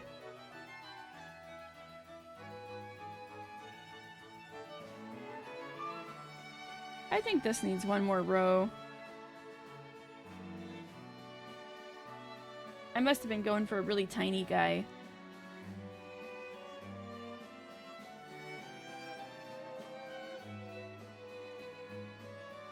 Okay, so I'm gonna add my own row into here. I'm gonna do a change to the pattern on the fly. We're gonna do 2.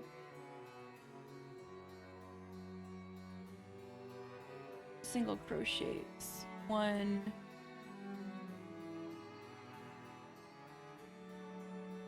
Increase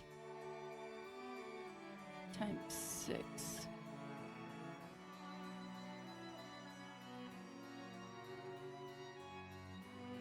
Which should come out to 15, I believe.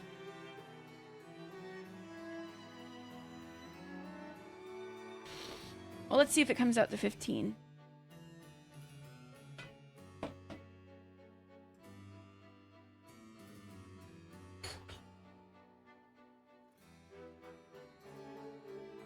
Take out the stitch. 1 stitch.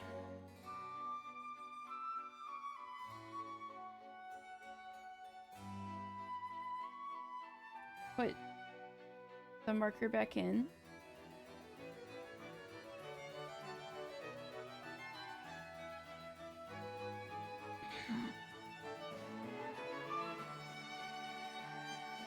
Two.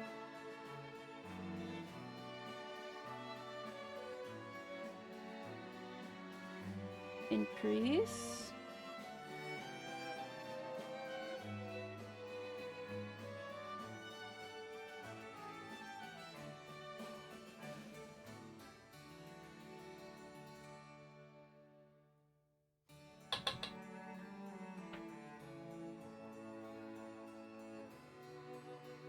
One,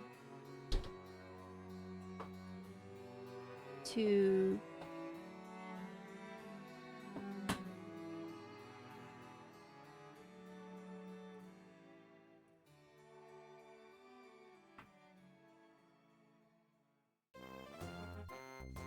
and increase.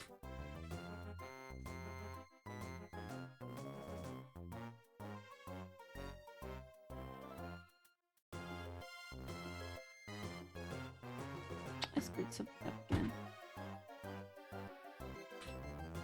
Because I went back to 1, didn't I?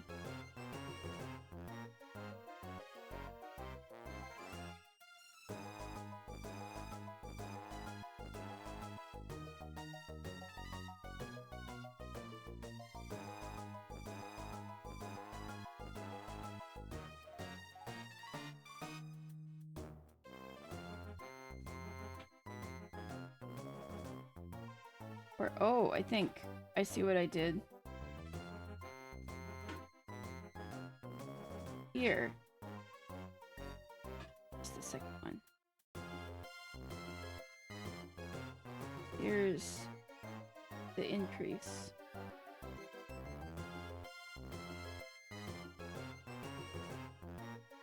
Yeah, it's already looking better.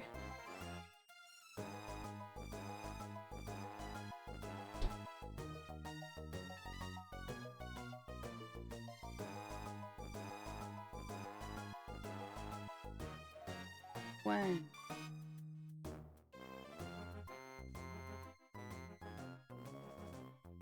Two.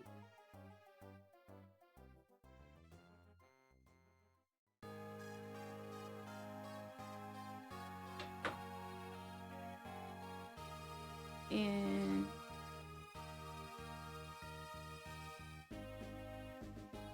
crease.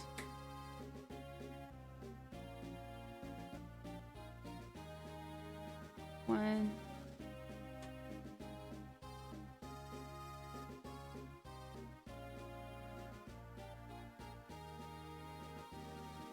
Two.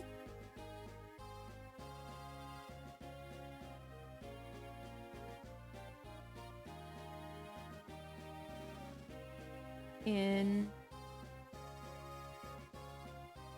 crease.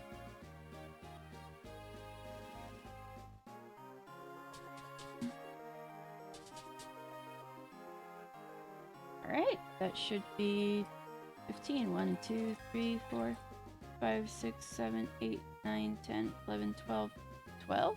I'm bad at math. 12, really.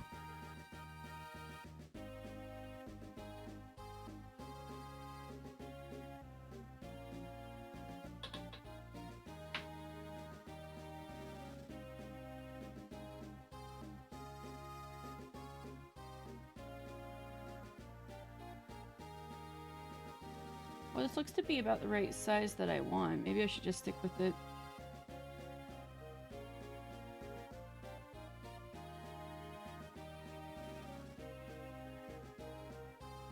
One, two, six, one, two.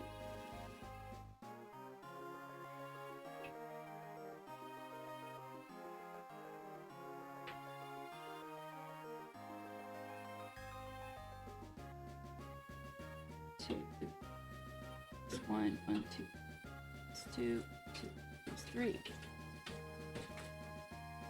Three.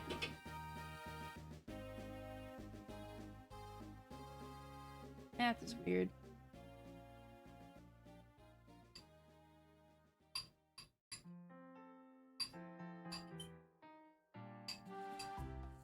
Yeah, I guess it goes from 6 to 9, which is 3. Not sure I understand it, but that's how it's mathing out. Okay, 12 it is.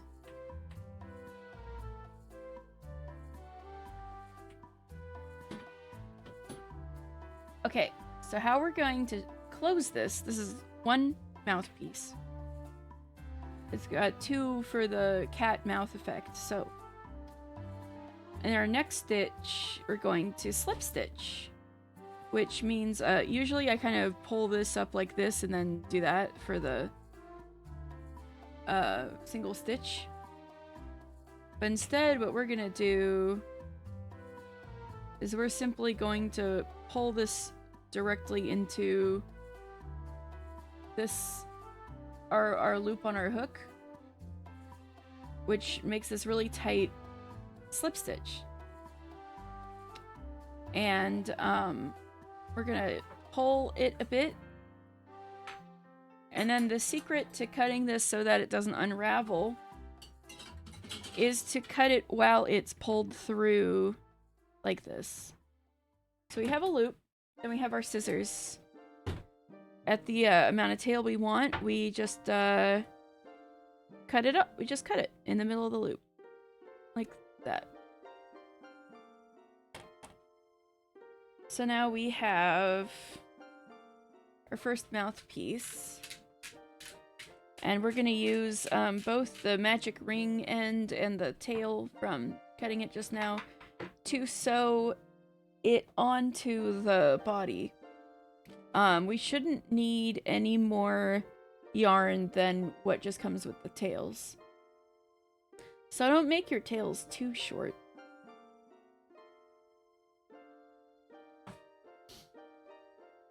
And at least there's 2 tails, so if you run out of some for sewing, you can just start using the other tail for the rest.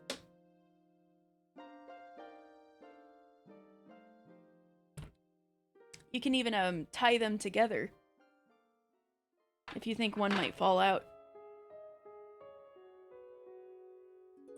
So, we're gonna do the same thing. We're gonna do this again. Make 2 of them. This is getting out of hand.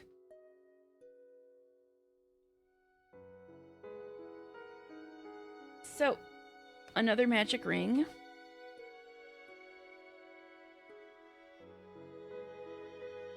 It's good. Come up a little. Another magic ring. Wah. Come on. I got this. There we go.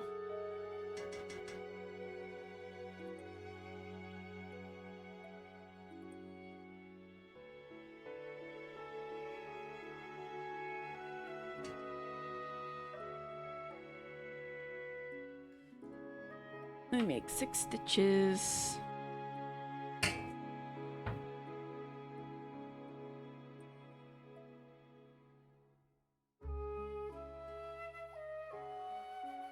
One.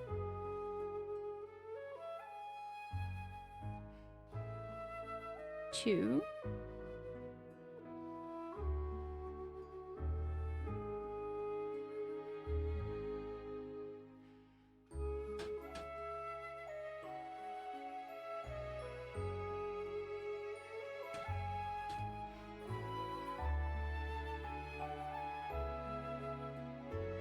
Three.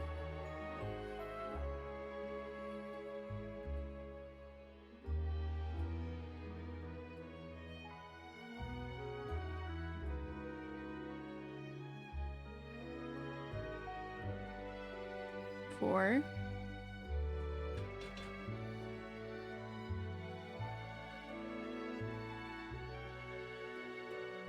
Five. Six.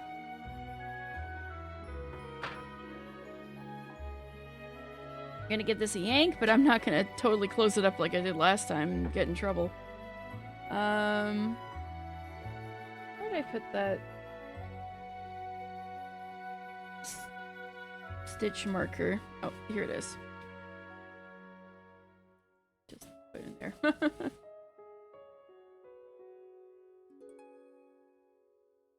So go around to the first stitch.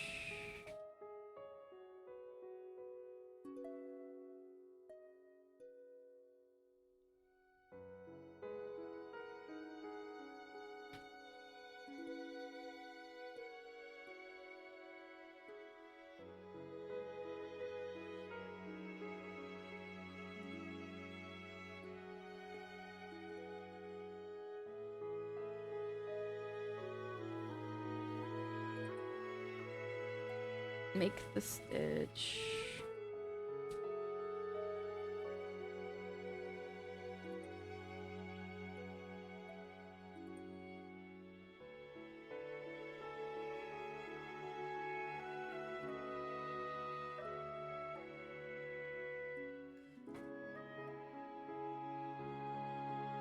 Aha, okay. Put the marker back in.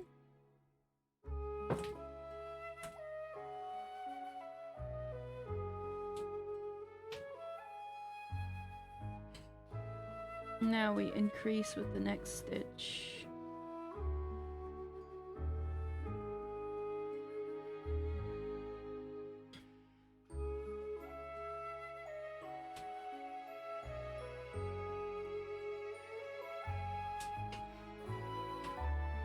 I think I did this a little crooked. I did this a little crooked.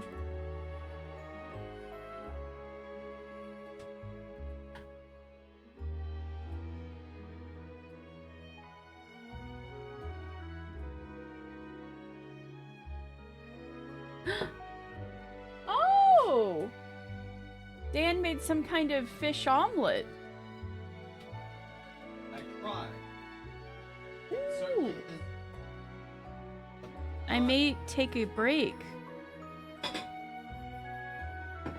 like Smells good. I'm gonna put in the marker and then I'm gonna take a break. And eat some food. I guess we could mukbang a little bit.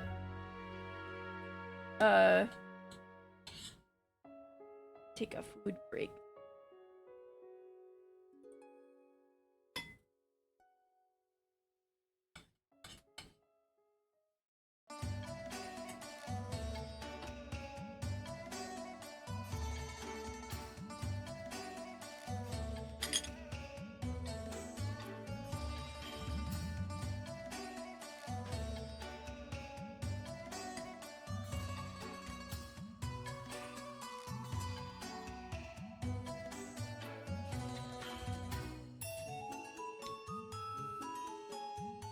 Yeah, I think everybody's just lurking anyway. I think I'll go to break, but I'll be back soon.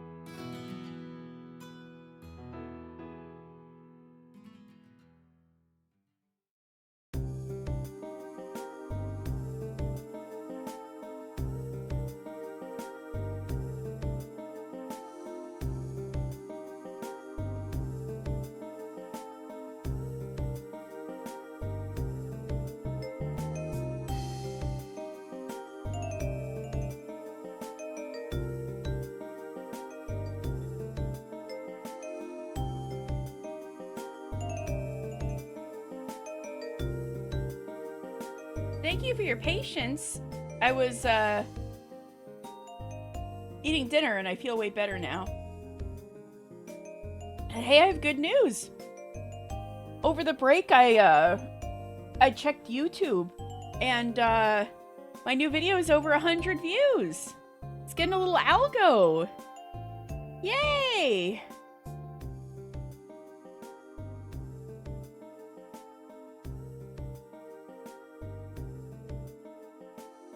My Umineko and House and Fata Morgana video, that video.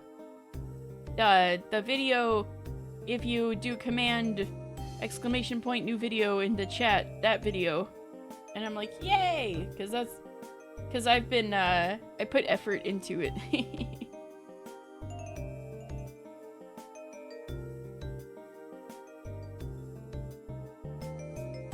Okay, so 1, and then...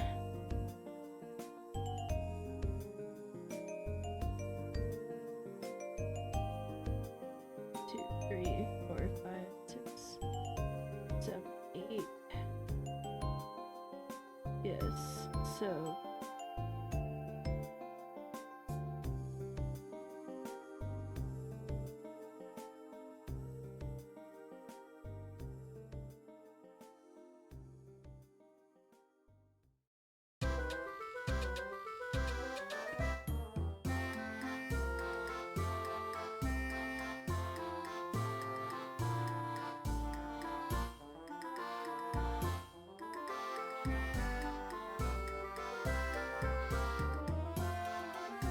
Okay, so let's do 1.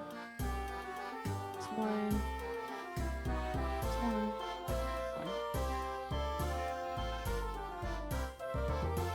1. 2. Creeps. 2. 2. It's okay. 1. Uh-oh.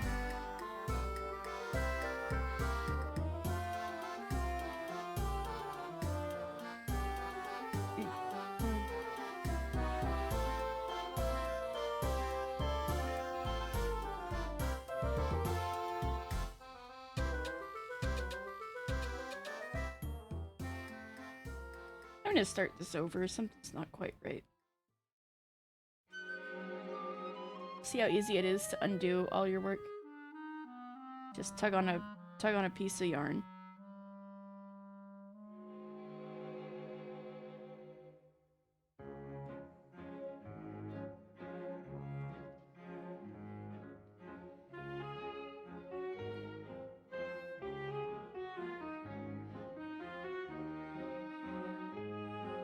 One.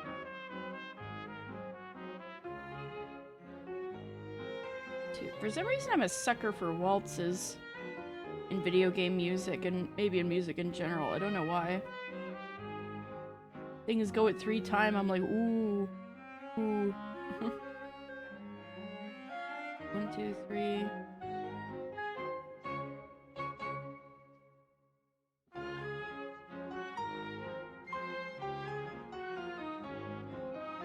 Five.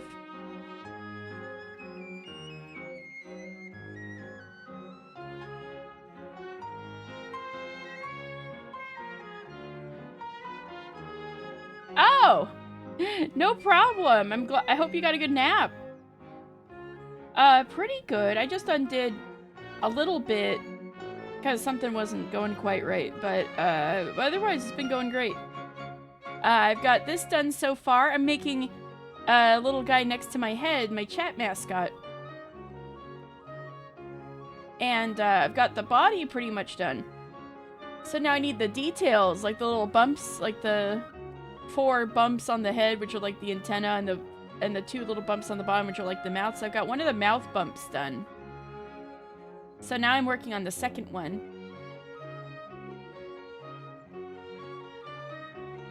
Actually, you know what? Yeah, I think I'm gonna pretty much recommend when you've got the mouth bumps, just get the 2 tails and just like tie a knot.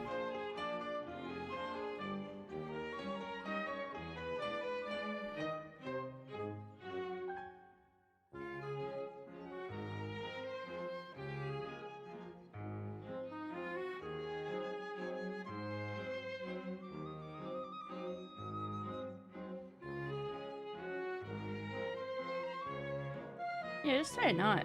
Okay.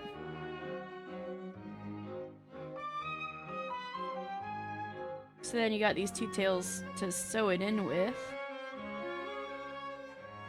But,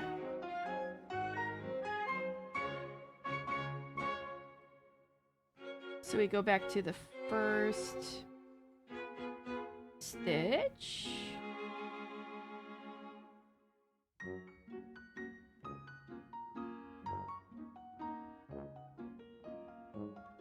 Make a stitch. Put the marker in that stitch that we just made. Now carefully, without losing my space this time, I'm going to increase on the next one.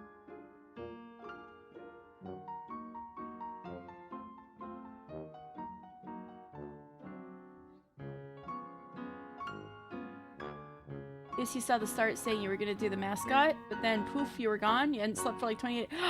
Ah! Looking so soft. Oh, I'm glad. This is really just really cheap yarn. Cause I want to make this, when I'm done with the pattern, I want to make it really accessible, so I'm making it for this really cheap yarn. So it's not actually that soft. I could definitely make it out of softer materials, but I'm glad it looks soft and squishy. You can definitely use the same pattern to make a softer boy. Just it needs to be maybe a different size hook.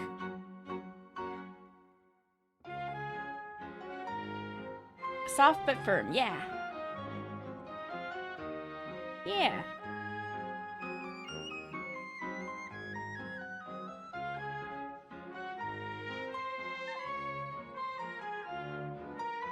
So 1, and then increase.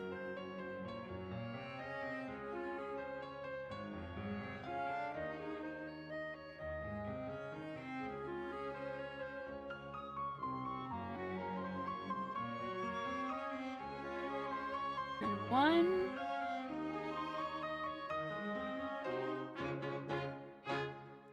And then increase. Yay!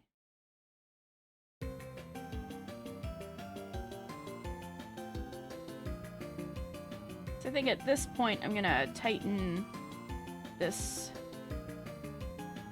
yank it, the drawstring.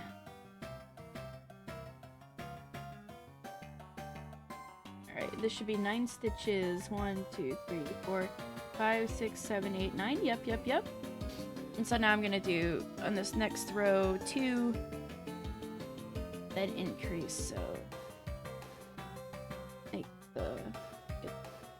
get the right piece of yarn. Make the first stitch tightly because the stitch got a little ended up kind of loose. Okay.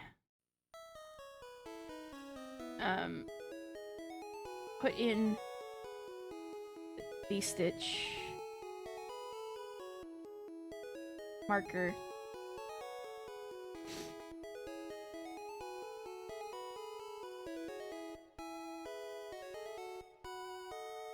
second stitch, increase,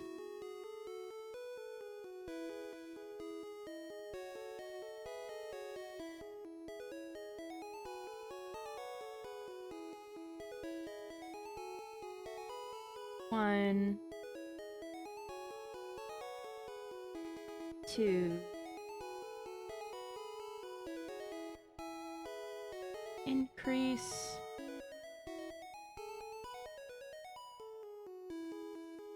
yeah, I was thinking the same thing, and now I'm thinking Gen 1, and I'm like, ooh, oh, to ride your bike around Gen 1 Pokemon.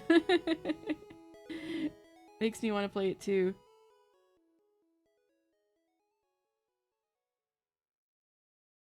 One.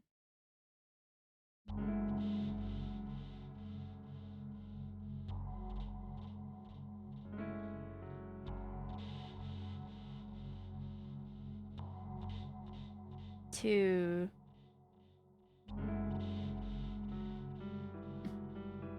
increase.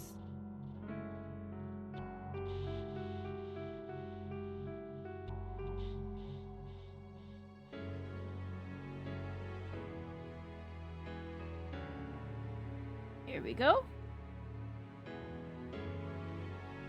So that should be 1, 2, 3, 4, 5, 6, 7, 8, 9, 10, 11, 12 stitches. Yay! So now we take out the marker and we do the slip stitch.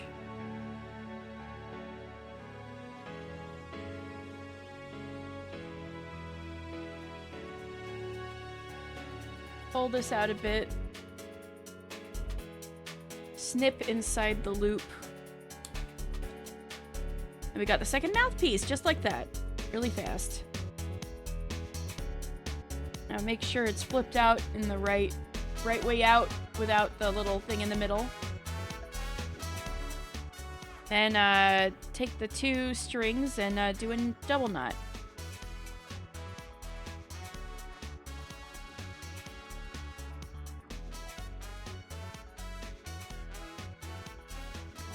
Okay.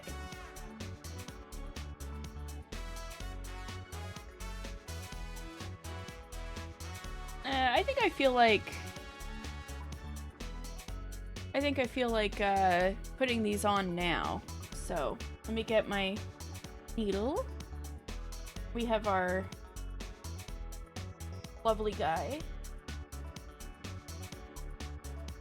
Yes, we're gonna make the colon 3 face. See? Colon 3 face. So let's take a long string, bend it in half, wiggle it into our needle.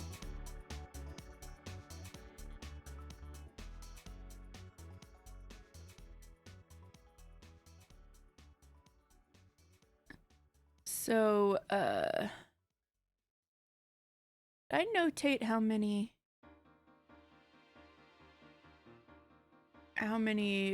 rows up to attach it.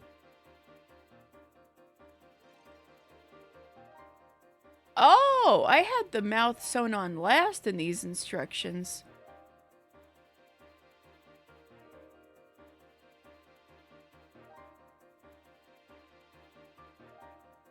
Well, I say they're across rows 3 to 6. I think I'm fine with that. Oh, I had to do that in this other one because that's the one where I had the color change. I see. Okay. So, if you don't count the, not counting the magic ring, 1, 2, 3 stitches, 3 rows.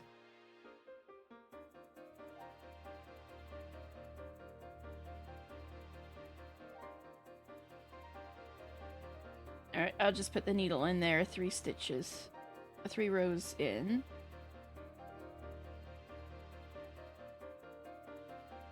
And then, that'll be at the bottom, so I want, yeah, this to be at the bottom.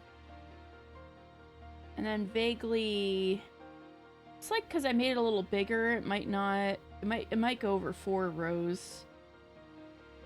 Yeah. I could make them puff out a little more if I did it over 3 stitches. Actually, yeah. I think that might look cute. Yeah, let's squeeze it to be over 3 rows. I think that'll look cute. So, so the mouthpiece will also be a little ovular. So, you don't want to make it go any lower than, here. So that'll be your limit. So,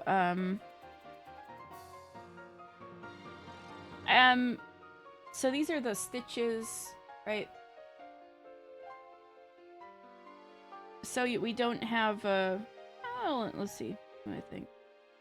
Yeah, I think to avoid there being kind of a ridge, I think either put your needle through both, or put your needle through like the back stitch, like not this close stitch, it'll be like a ridge. So maybe this back stitch.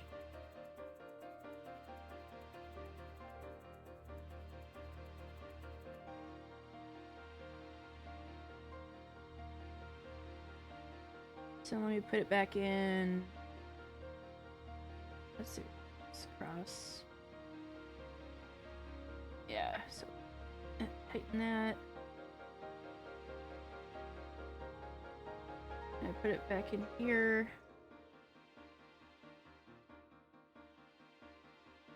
Let's see. You can also use the stitch marker to kind of show you where to aim. So if I want to do this over 3 rows, I could put a stitch marker here, for instance, to know, like, don't go past this point as far as rows go.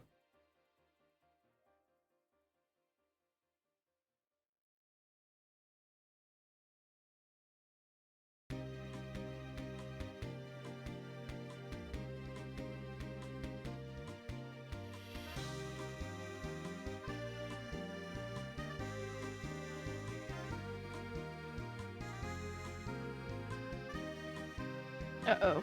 That's not correct.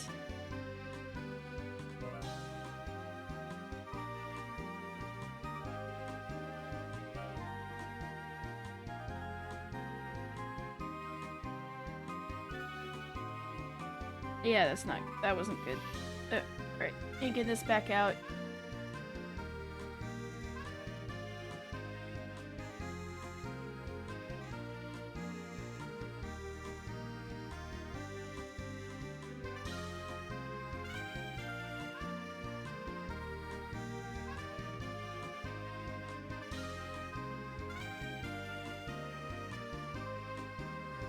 And then,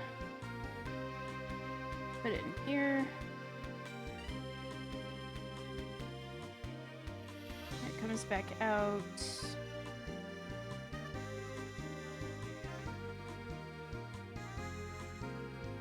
Put like a stitch over and into one of these loops.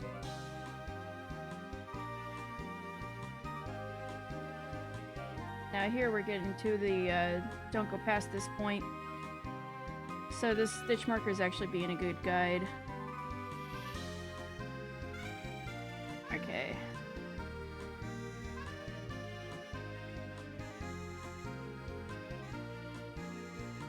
Oops, it fell off. No, it didn't. Okay.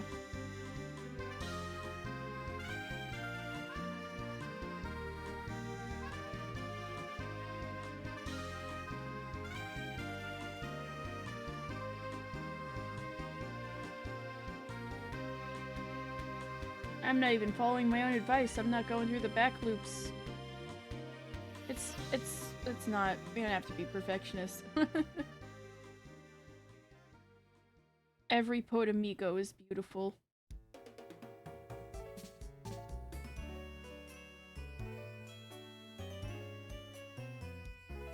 I just am unfortunately a little perfectionist of a crafter.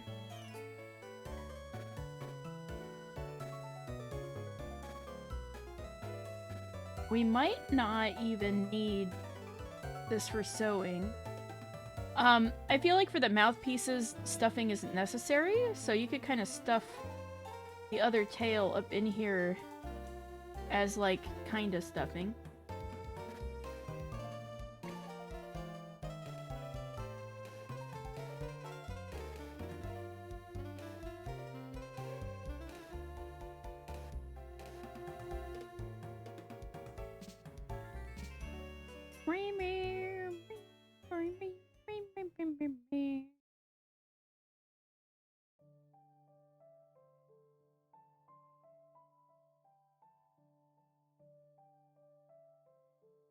Time to make the Final Fantasy XIV fans cry.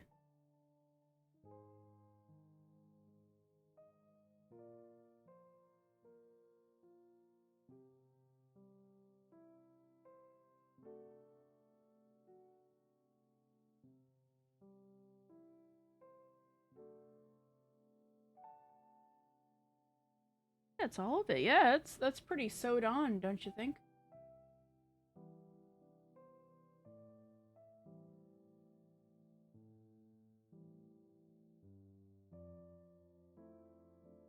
Maybe, like, loop it through one more spot if you're really afraid of it falling out. But otherwise, yeah, you can just leave the tail inside as extra stuffing for the body. And we've got one of the mouth nubs on. So we get the second one. Find the longer tail. Put that on your needle.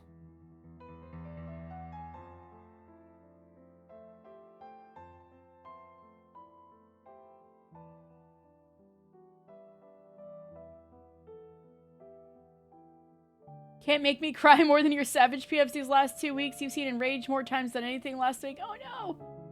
We get your gear from the first one, then move on. Oh, so you're still on, Vamp Fatale?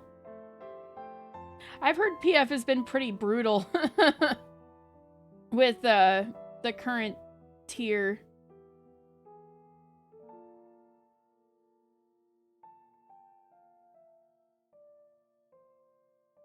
So we want to give some space. Maybe here. Again, at the 3 rows in.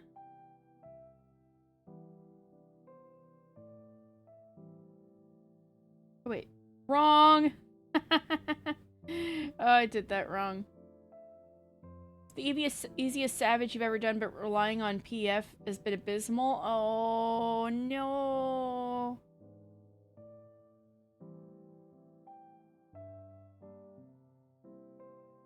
Dan's been, blind progging with a static. And they just got to the Tyrant. But it took them quite a bit to get through, the second fight. And I keep seeing memes on social media about PFing on the second type, so I fear it may just get worse. I'm so sorry, Blitzing Blade. Oh, God. But maybe you'll get lucky. And find, like, good PFers.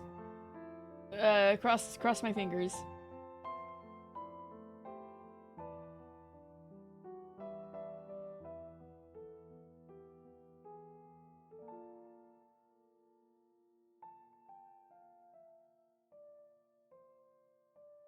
Would have been, as he joined a new group to help them, but there's like 4 members that went and got their clears without the group and screwed the loop for us all up. Gosh darn it, why'd they go and do that?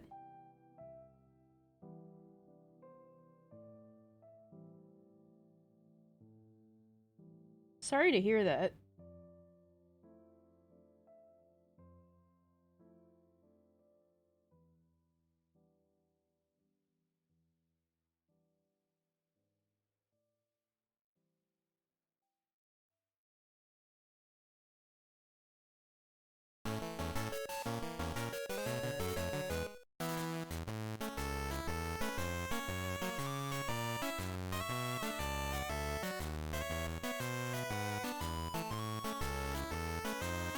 And you're gonna want to make sure these two are squished right together.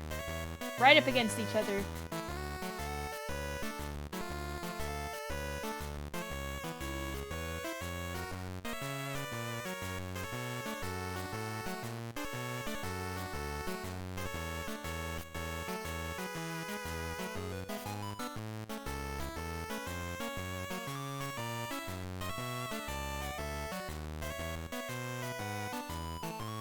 Uh-oh. No! I got it through the stitch marker. Oopsie. Through the loop. So I gotta undo that. Ugh. Okay.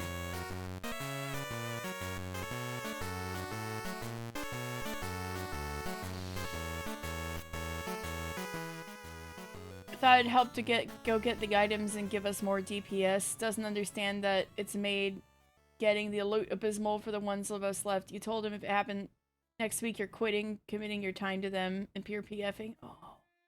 I think you're right to say that. Oh, man. I take it they haven't been at this very, long, then.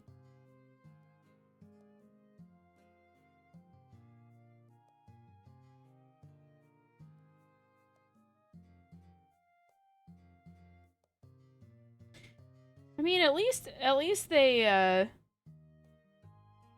meant well, even if it got effed up because of loot rules. At least it wasn't them getting impatient. That would have been really asshole. But I think you're right for for saying that.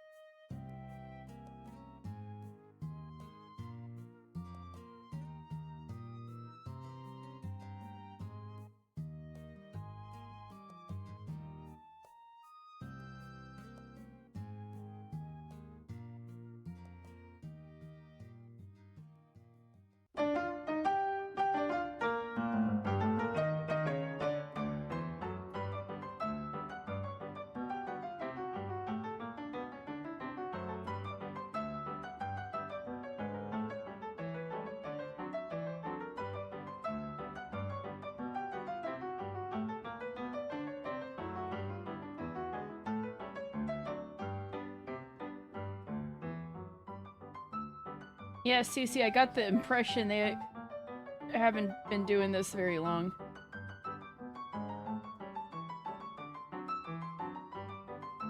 Oops, I'm not doing the right loops. Oh well, it's fine. I can have a ridge. Who cares? What? No!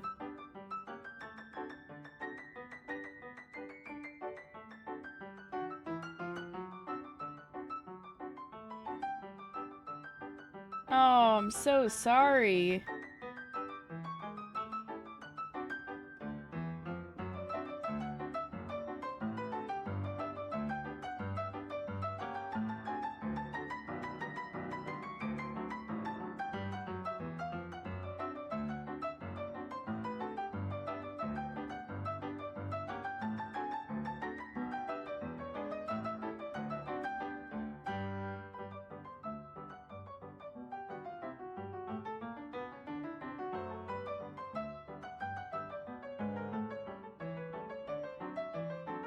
Bummer.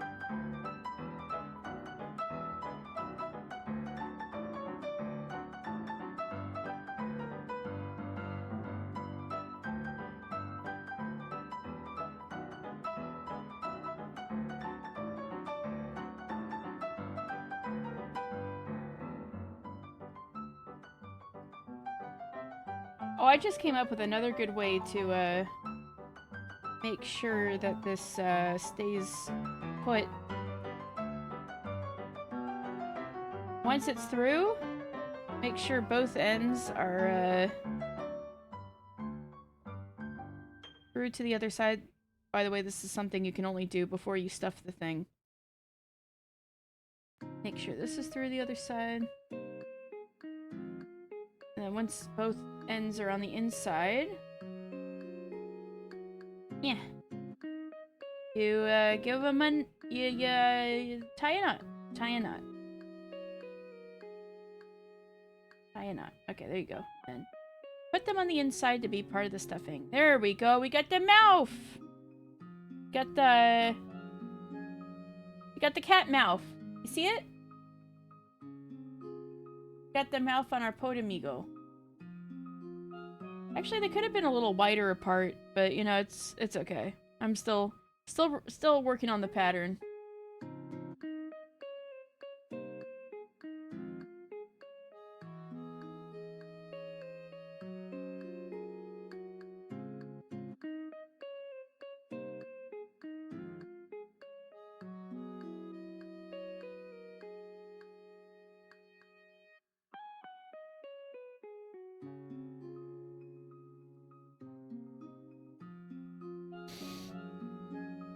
Personally, I didn't realize there was loot point in having a static. I mean, I'm still very inexperienced when it comes to raiding, but I was like, oh, it's fun to raid with the same people every week so you stay motivated. No, it's not the point, apparently. Been busy the rest of the week. You got message, are you free Sunday or Monday? We could get you the clear. And I'm half really petty and don't actually want to do it with them. And just get the book. Kind of want to PF a clear party. And yeah, they got chewed out for it, as what's the point of a static if this is what happens? Are they just gonna do it for M10, etc.? Are we gonna get screwed because, ooh, I can get the loot again? It's just so irksome. We can get you a clear, like they're doing you a favor.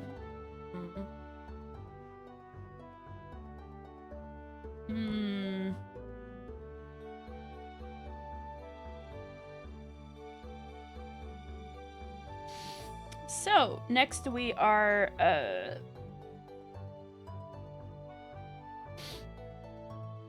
going to...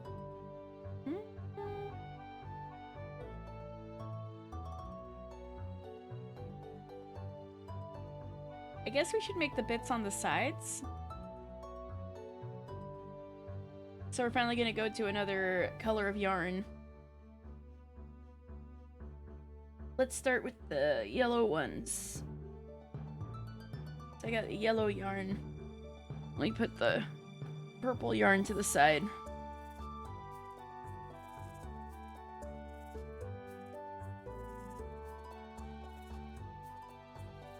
So I had something pretty specific.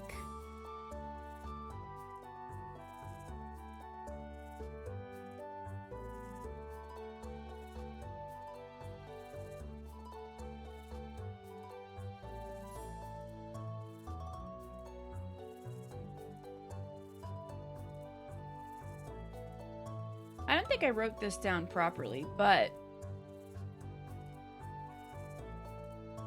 I do have some unsewed versions of like the version I was happy with, so maybe I can just reverse engineer what I did. Hold on a second. As you can see, I'm in the middle of making this pattern. Hold on a second.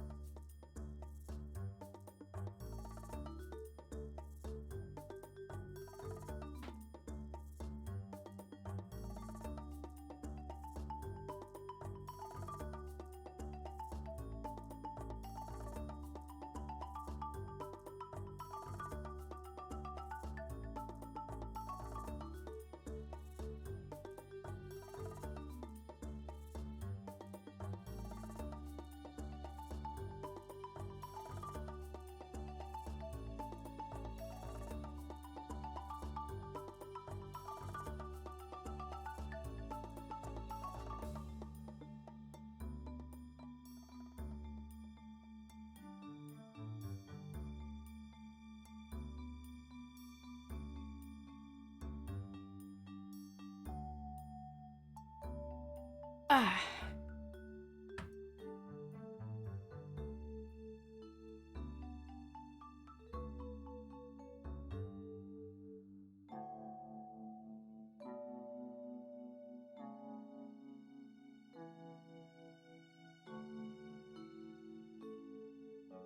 Oh. Sorry all that is happening. Ugh.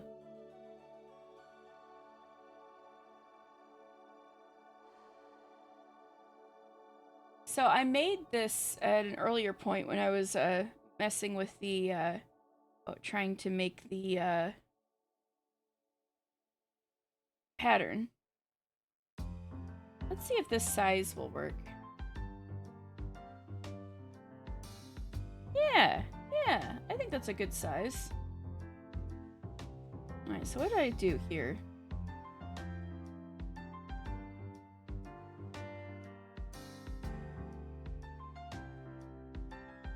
How many stitches long is this?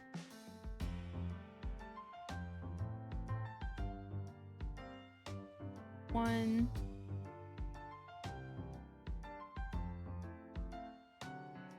Here we go. 1, 2, 3, 4, 5, 6, 7,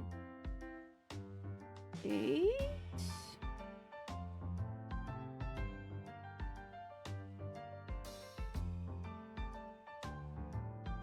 So basically 7 stitches on each side and like 1 on the end.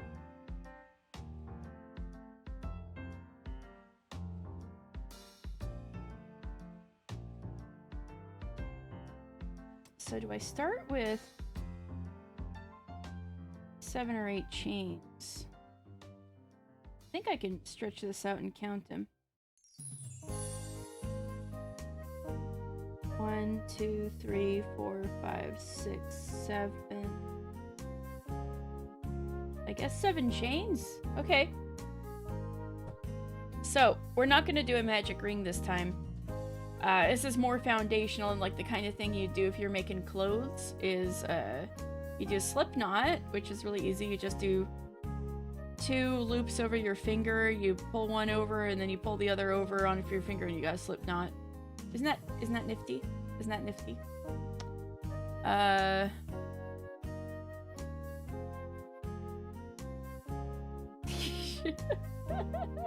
Thanks, Blitzingly. This subathon's been going really good. Way better than I thought. Like, we're so many in. Let me check what which one Nero says hi is at, since the subathon goal tracker is a little misleading.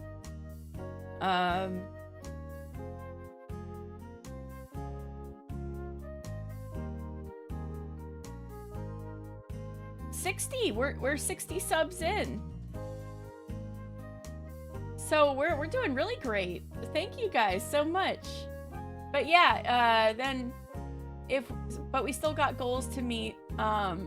Although the PC itself is definitely like probably 3/4 funded at this point, because I solved Daedalus's murder mystery, and he offered to put forward a good chunk of what the PC is worth if I won, and I did it. I mean, with Dan's help and Cece's help a little bit, at least a little bit. I know Cece, you weren't there for the last bit, but you were helping lay the foundations of reasoning. And I did solve it. Thank you. I feel like you did. I can't even think of specifics, but I feel like you did.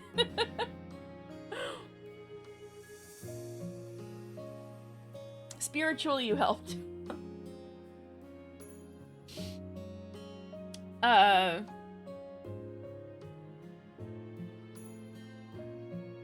Anyway, yeah, the PC itself is almost funded. So, everything else is just icing on the cake, so we'll just see how long this subathon goes.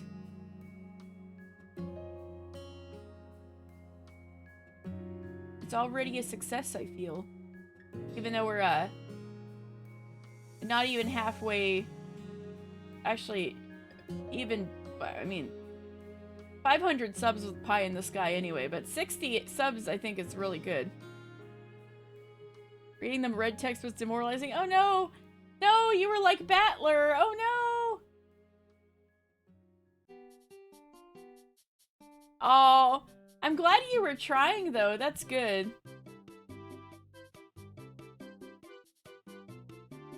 Alright, so we're gonna make 7 chains, so this is like basically the first thing you learn to do when you're learning crochet is doing chains. A lot of people get frustrated with them. I was too for a while, but really the secret is make sure you're going the same way every time. And make sure you've got your yarn all the way down to where the shaft stops. So they're relatively even. And you won't have trouble getting into the next chain link when you're working with it. So 1, 2, 3, 4, 5, 6, 7.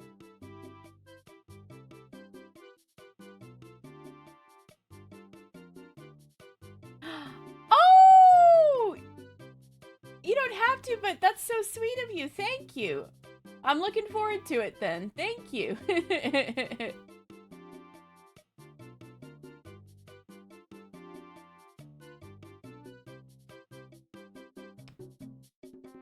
Alright, what did I write down? I didn't write this down. I just gotta go off of this. It looks like for the first stitch I did... Me, like, being like an archaeologist going back what I did a couple months ago. It's a single stitch.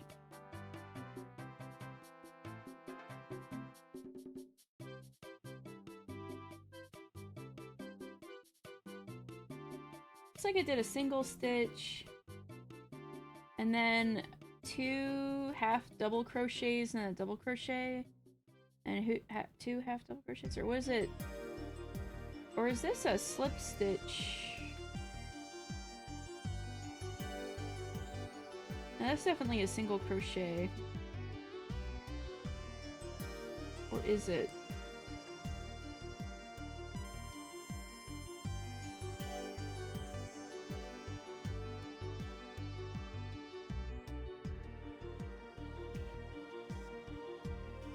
Oh, wait. Actually, it does have to be 8 chains. Sorry, 8 chains. Then we're gonna go back to the chain before this. And in one side... No. Wait. How did this... Yeah, no. Go through both loops on the stitch before this.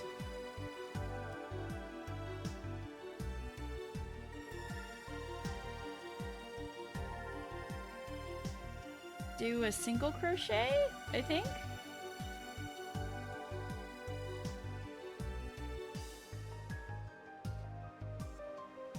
Then we're gonna do a half double crochet.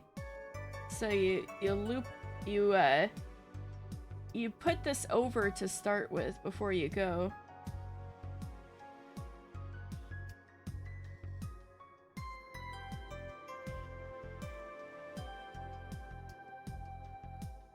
Then when you pull this through, you have 3 loops on your hook.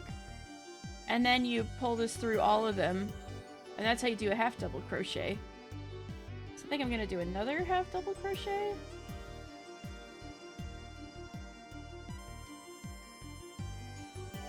This looks fucked up. I can just do a slip stitch instead of a...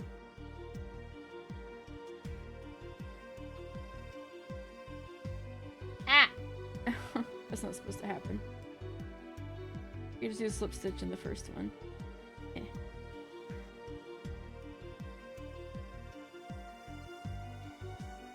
This era, we have found a single stitch chain, and as you see, it was done by the hands of the creative person. I wonder who that could be. As part of a larger whole, this project isn't marvelous. David Attenborough voiced me about myself. Amazing. Nature documenting the archaeology. Still. I see what you were going for. So now we're going to do a double crochet.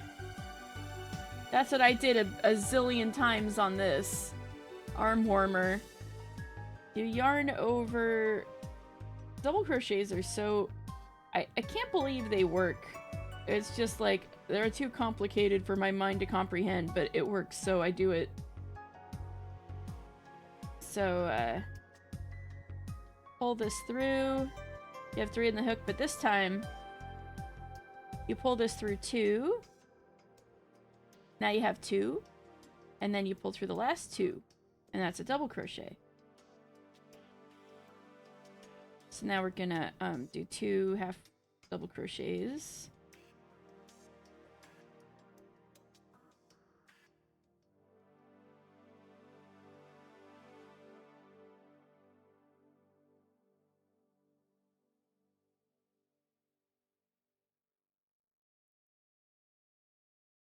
Wait, no, that goes through here. Haha, caught myself.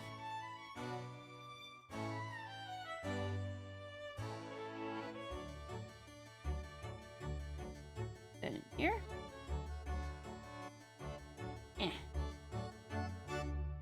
Pull through all 3.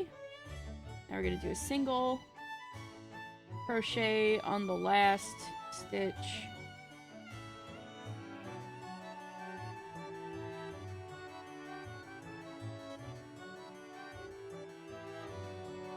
Isn't marvelous? Makes you sound like an asshole. You're fine. Okay. So I think we're gonna do 1 chain. 1 chain like that. And then we're gonna go on to the other end. So we have all of these little bumps. I think you can see them on the end. It looks like all these little bumps. So we're gonna, those are the back of the original chain.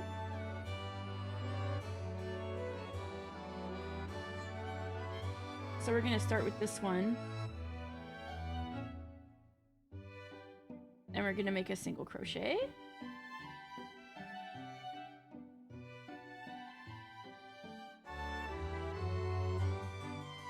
So we're kind of just doing the whole side stripe thing off of 1 chain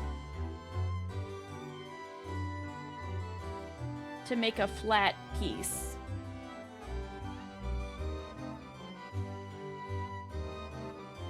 So yeah, finish our single crochet, go to the next bump, do a half double.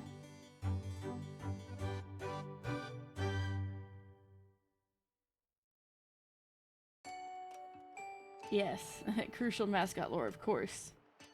Exactly. Pull through all 3 loops.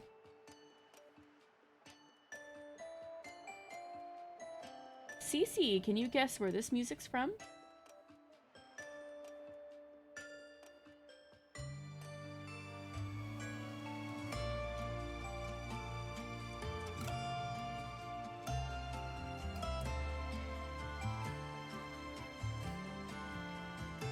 I need to yarn over. Whoops.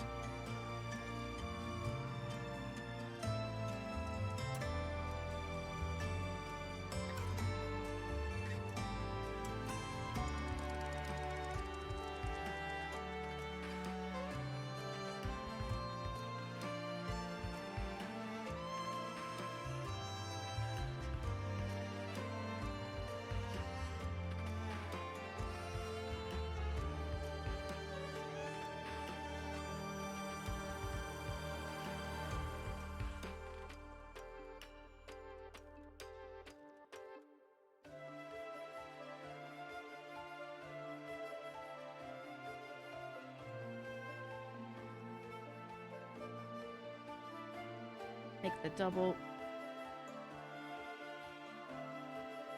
And make the double crochet.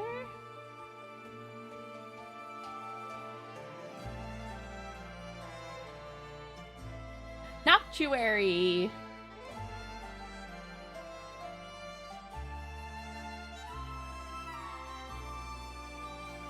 You watched a little bit of our Noctuary streams, right? Yeah! This is like the Noctuary music.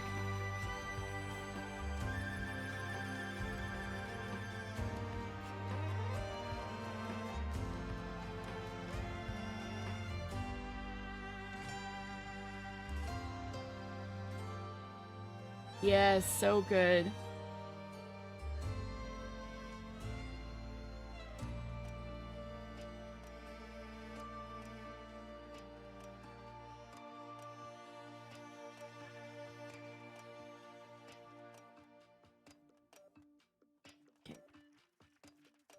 double.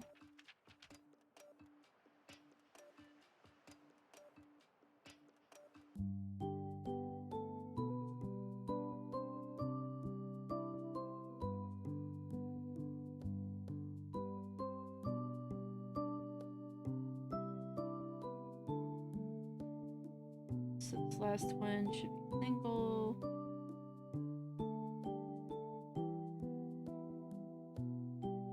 And then in this end little thingy.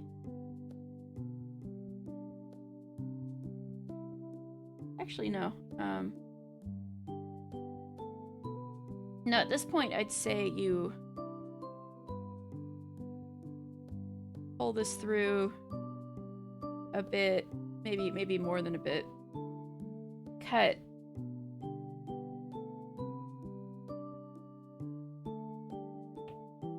Pull this out. Put this end that you just cut onto the needle.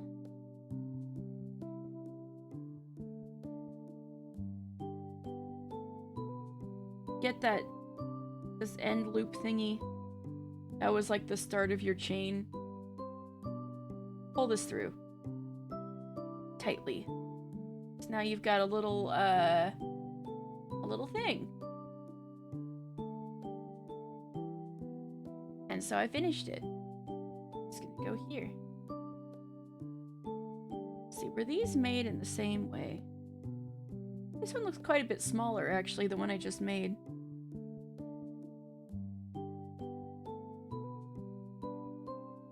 I wonder what's with that.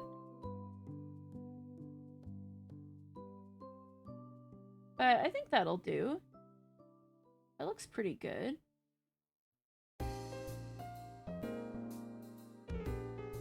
So I'm going to do that again.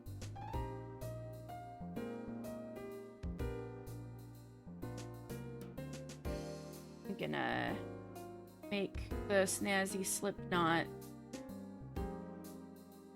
Whee! Just like that. Make 8 chains.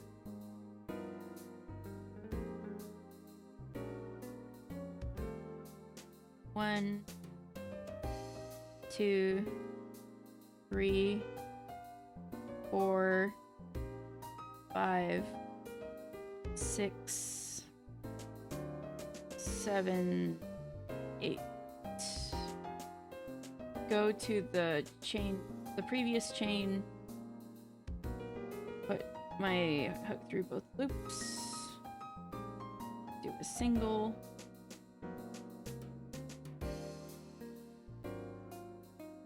Both loops.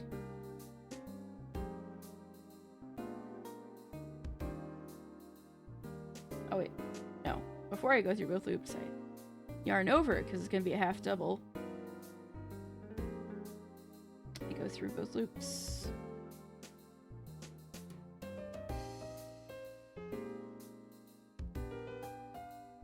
Yes, I've moved on to yellow. Things are happening. But yeah, look, Daedalus, I made the mouth.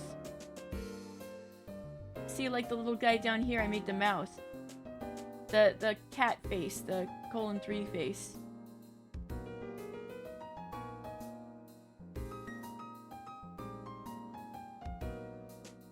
Alright. Through. And I'm moving on to fancier stitches now for this flat part.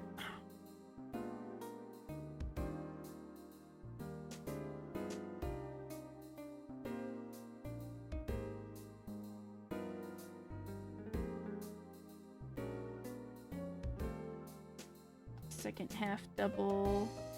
Got the 3 loops on my hook, and then I pull through all 3. And then double.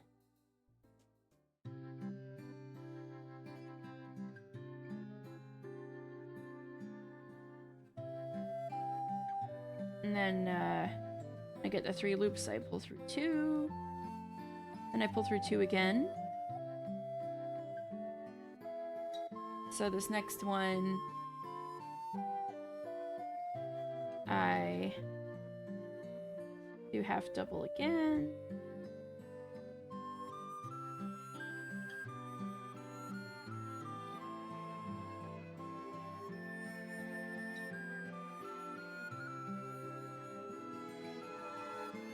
Pull through all 3. Half double again.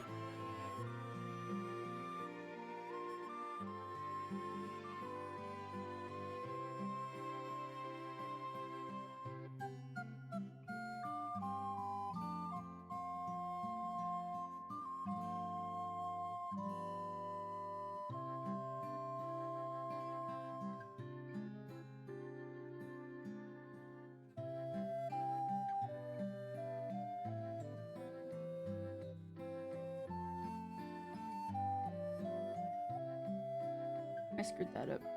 I didn't yarn over like a fool.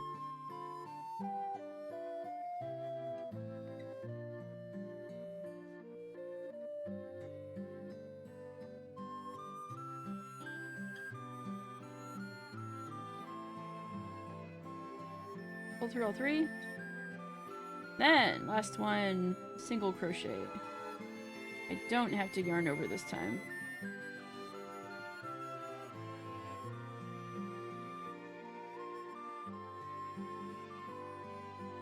Now we make 1 chain.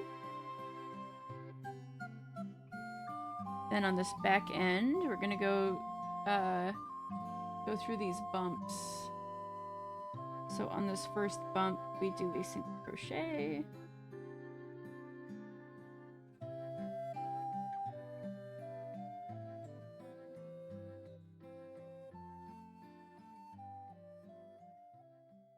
Now we yarn over on this next bump. Oh no, if Rowan's still lurking, they're gonna think their alarm went off.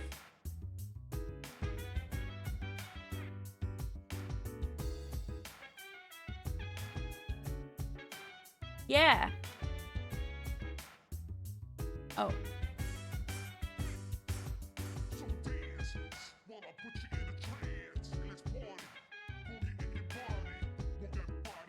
Or what Cece was saying.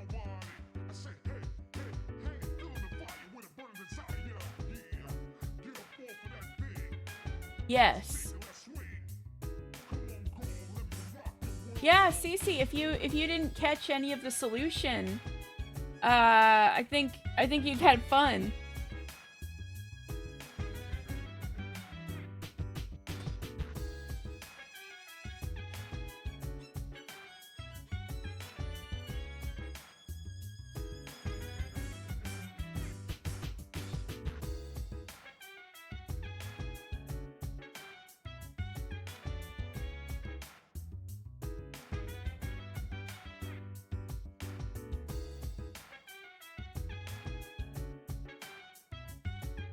Alright, so now second double crochet here.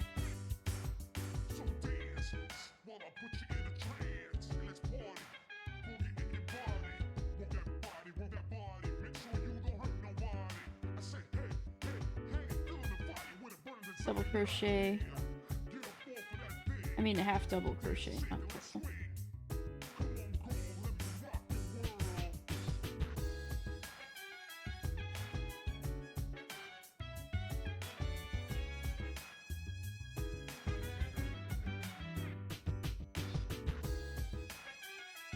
Oh. And double here again.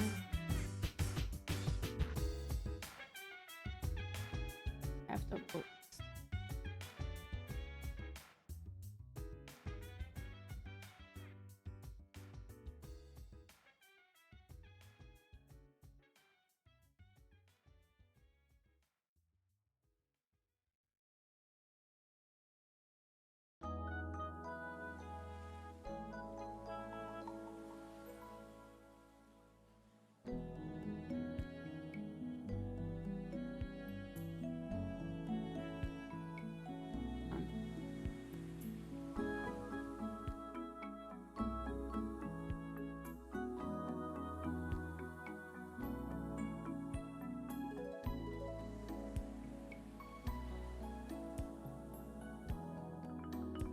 Yeah, something a little funny is happening.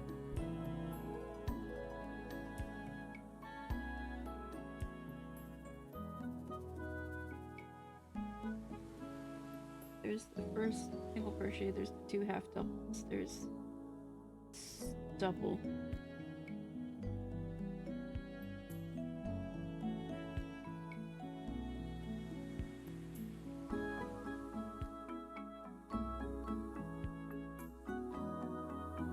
Eh.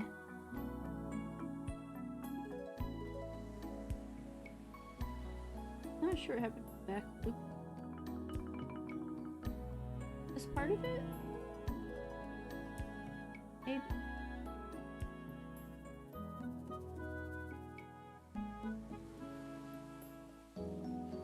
I just stick with this. Things can be a little funny sometimes when the yarn is multiply.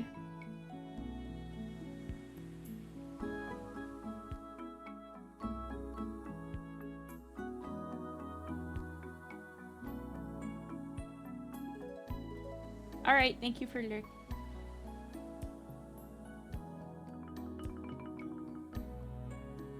Come on. Row 3. See that? It got a little tight. And that's what you want to prevent by moving your yarn down. Oh. Scared myself for a second. And shape this.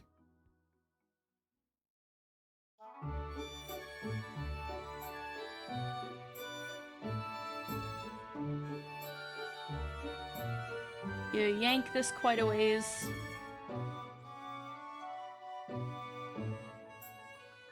Cut this in the middle of the loop. Pull this. Get your needle. At the end, you just cut into the needle.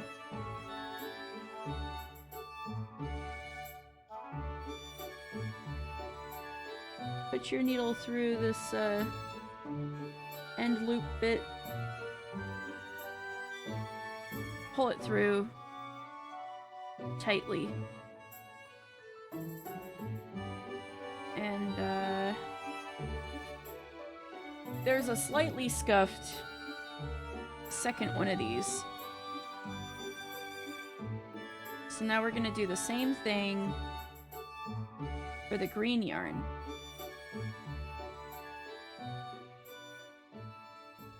Maybe I should just go ahead and sew these.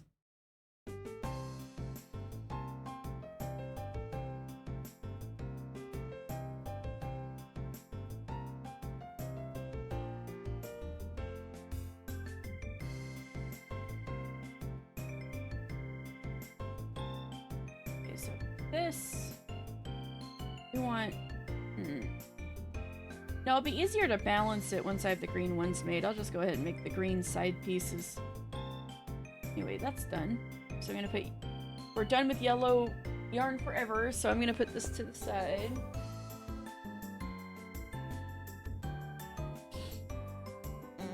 Stretch my hands just for a second. And then get the green yarn.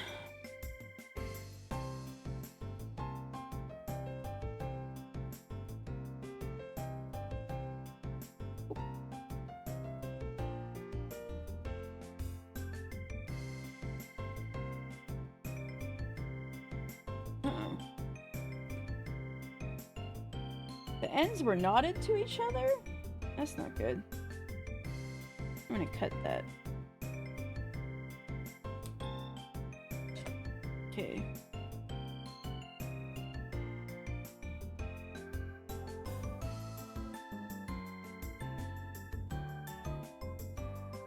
Okay, this seems right.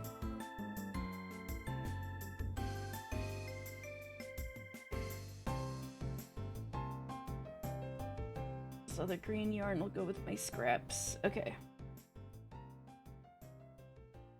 So we're gonna make another slip knot. Alexa, play Discolor. I've heard Discolor so much in the last couple weeks.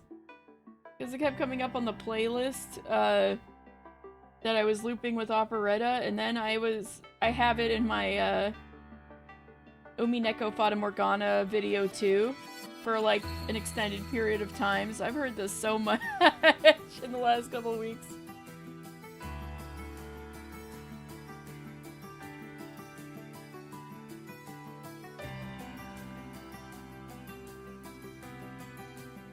One, two, three. You definitely need more than vibes alone. It's definitely something you need to ask questions and get red text for. 1, 2, 3, 4, 5, 6, 7, 8.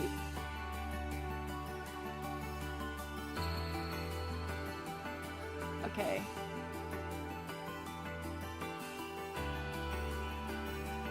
Now, we go to the previous stitch. Go through both. We know the drill. Single stitch.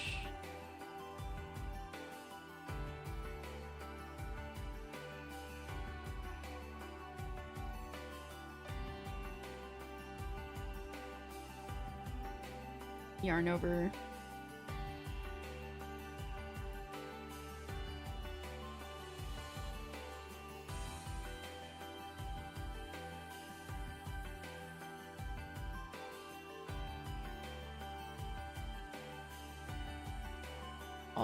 Through all 3.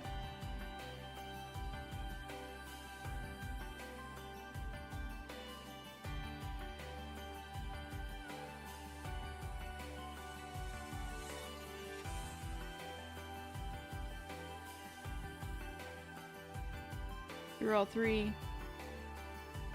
Yarn over. Oh, Natsuhi!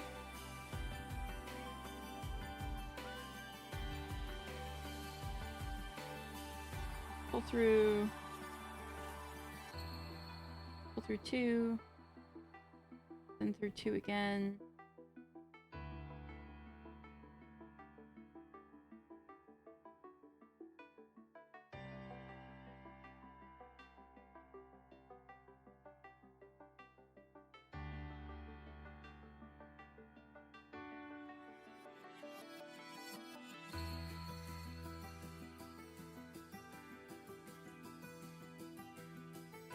Do another half double crochet.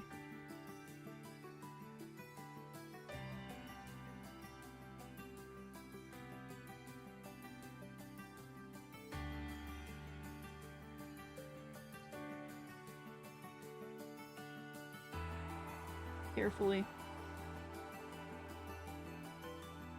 get into the correct loops. There it goes. Sometimes dealing with chains is tricky.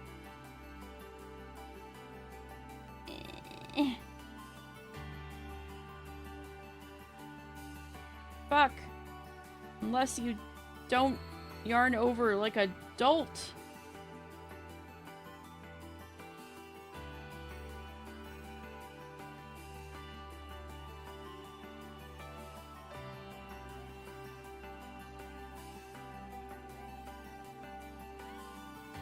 Yeah.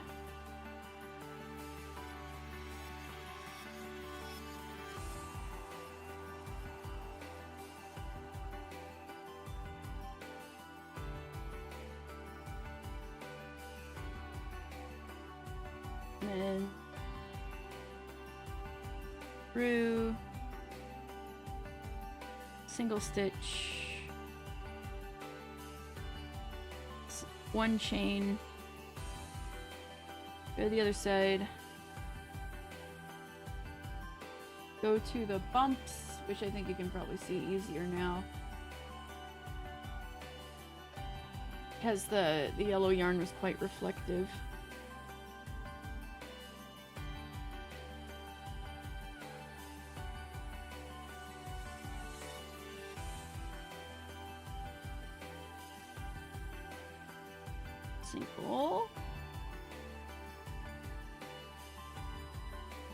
half double.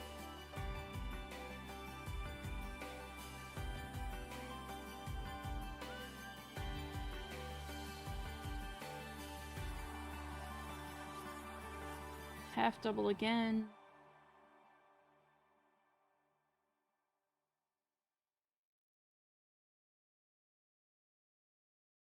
Double.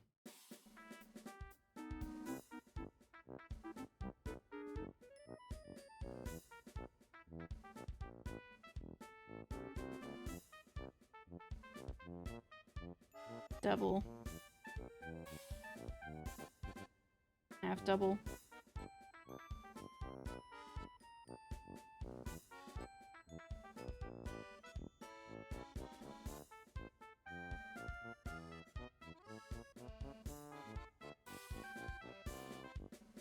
Half double.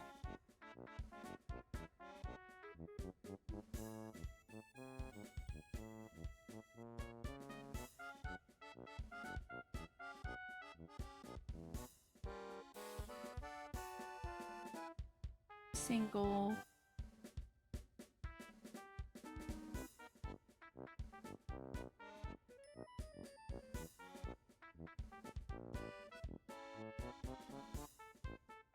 Just like that, you yank this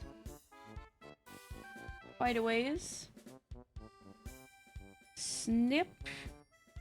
Middle of the loop. Yank. Put the end that you just cut into the needle. Find the end loop.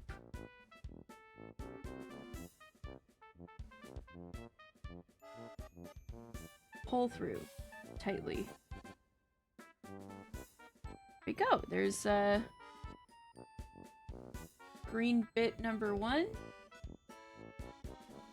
And we move on to green bit number 2 and then start sewing these puppies on.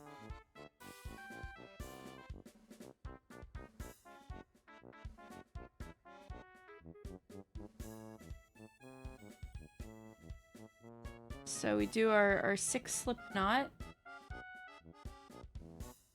1, 2, there it is.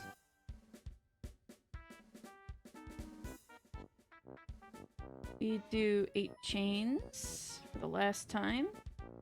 1, 2, 3, 4. Unless the leaf also ends up needing 8 chains, so maybe I shouldn't say the last time. 1, because we're gonna make the leaf in kind of a similar way. 1, 2, 3, 4, 5, 6, 7, 8.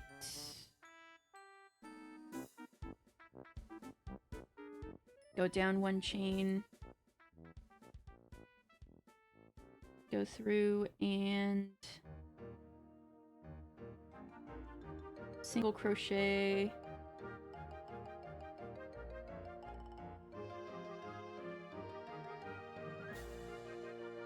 Then we're gonna go round, yarn over and do a half double.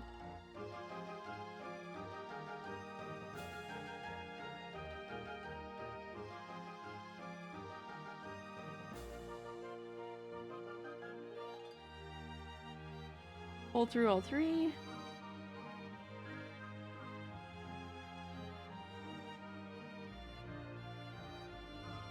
Oh, come on. What else is going on in this monstrosity of a yarn ball? Some more stuff's knotted up. Why'd that happen? Oh well, I think we'll be able to get enough out of this to make the thingy at least. Oh wait. I think I got through the knot. Yeah. Okay, never mind, we're good. Just a little tangled. But not irreparably so.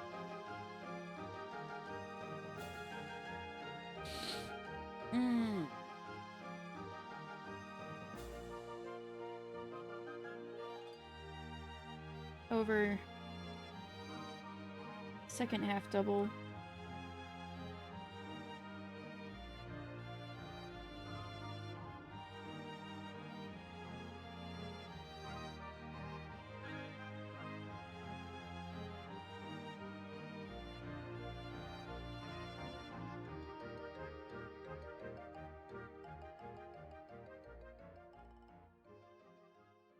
yarn over.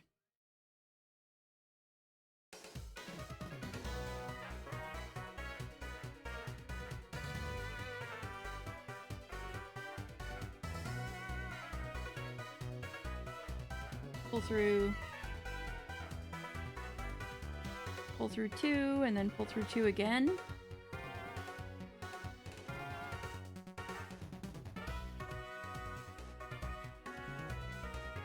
Then half double.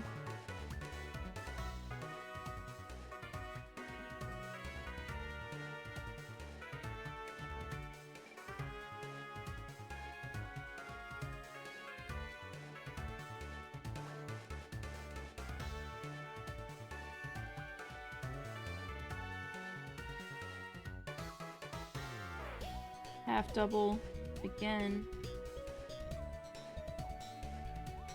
Don't forget to yarn over.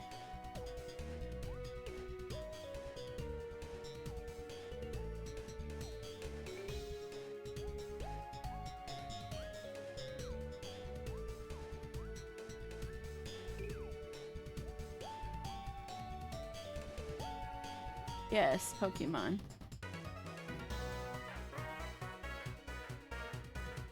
Pull through.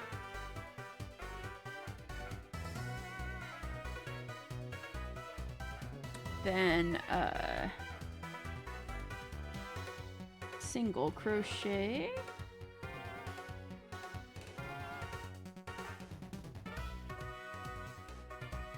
I also got Pokemon right here!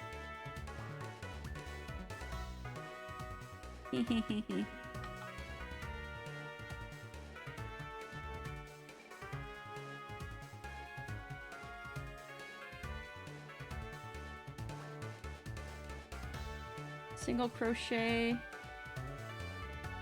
1 chain on the other end.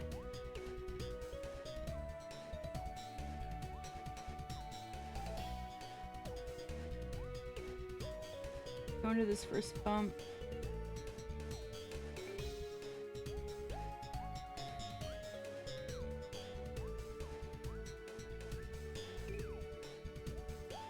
Single crochet.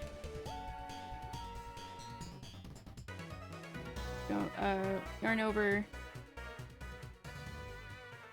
Half double. There it goes.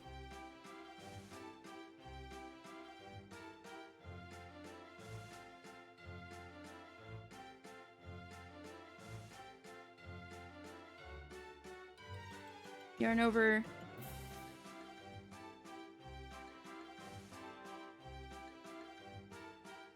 Half double.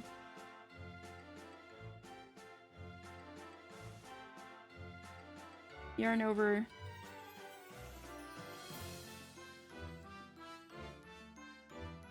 Double.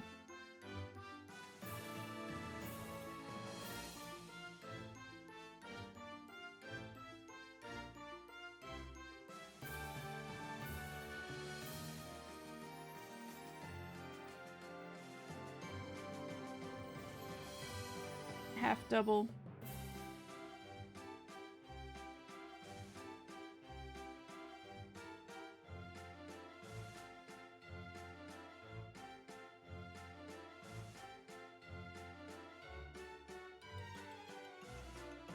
Yarn over.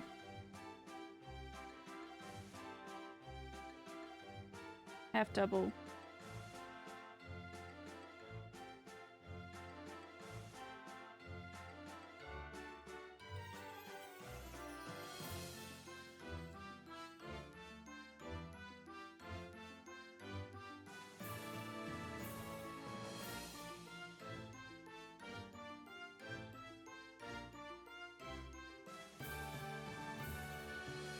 Single.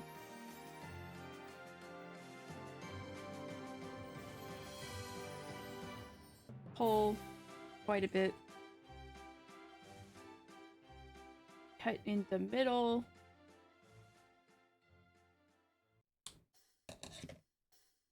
Yank. And just cut. Put it in the needle.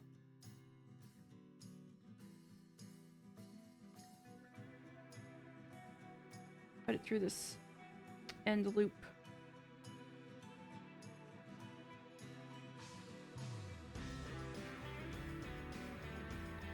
Pull hard. There you go. There's the 2. That went pretty fast. I'm glad. So let's start with placing the green ones.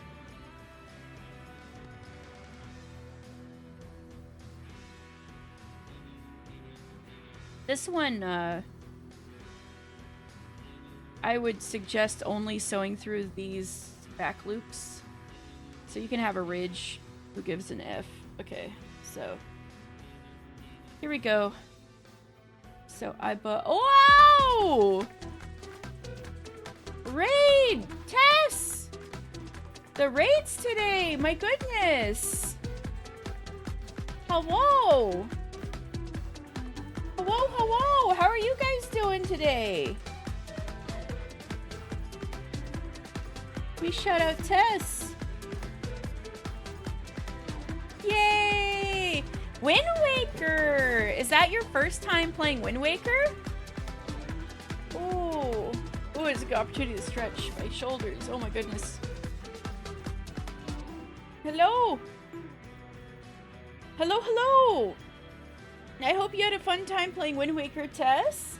And, first time playing and Chef is being your Navi. Oh, cute. Very cute. I haven't played through Wind Waker myself. I started it like at my cousin's house back in the day. But I never had it myself and went through it. But I love watching speed runs of it with all of the going really fast in the ocean and stuff. So I know a bit about the game just because I was watching a lot of Wind Waker speed running.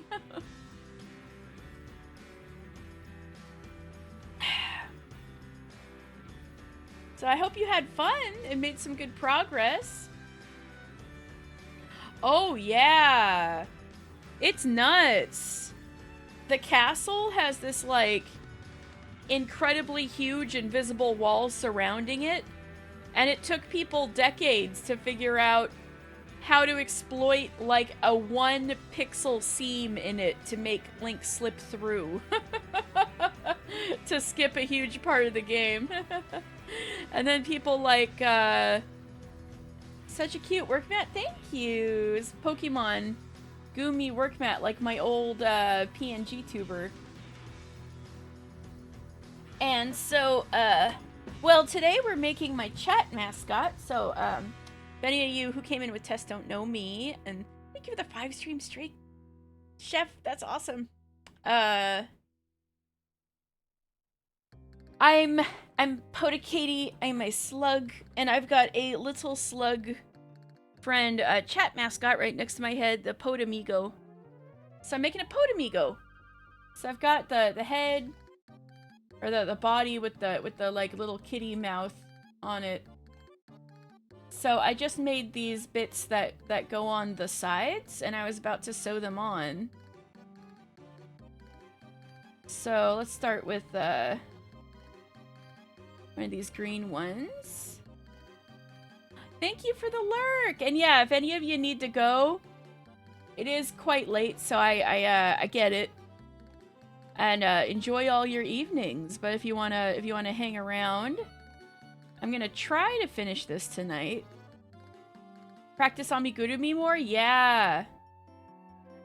That is certainly what I'm doing. So we want this to kind of be on the sides. Maybe we should flatten this a bit and make sure it's kind of even. But that might not be perfect because I don't think these mouthpieces are very evenly placed either. How should I go about this? Let's say... Oh, maybe like start from here. That's 1, 2, 3, 4 rows in, maybe like 3 stitches back from where the mouth is. Let's try that. See how that looks. feel like... Well, when we consider that we need room for all of the antennae, maybe this is good. So, let's try to keep it... I think I'll use the... Where's my... I can't finish a sentence! Ah! Stitch marker. Found it. I think I'm gonna use the stitch marker to keep the end of this relatively in place.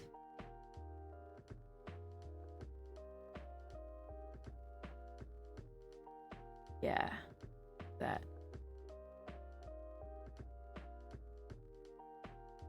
Leaf. I am gonna make a leaf out of the same yarn, but that's I guess it is kind of supposed to evoke a leaf, but it's not the leaf that goes on top of the head quite yet.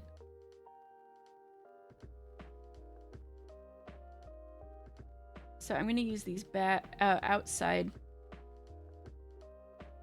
loops when I'm sewing it with the ends.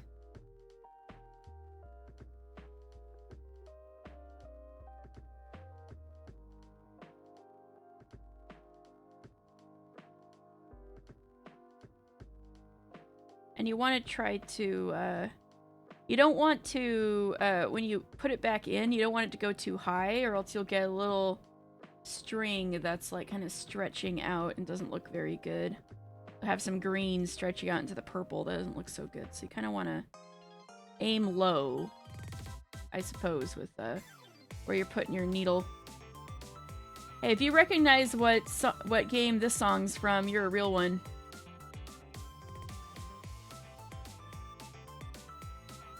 If you recognize this, you're cool and awesome.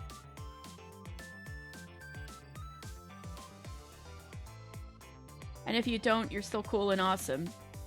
Just, you get bonus points.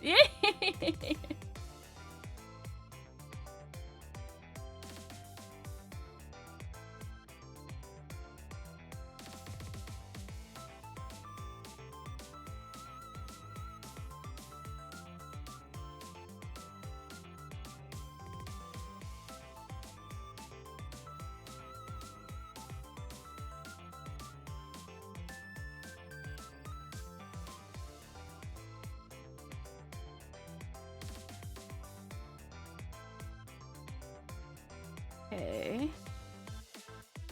So we're almost to the end where the stitch marker is, and then it won't need to hold it in place. Actually, yeah, I'll take it out now. It did its job. Okay.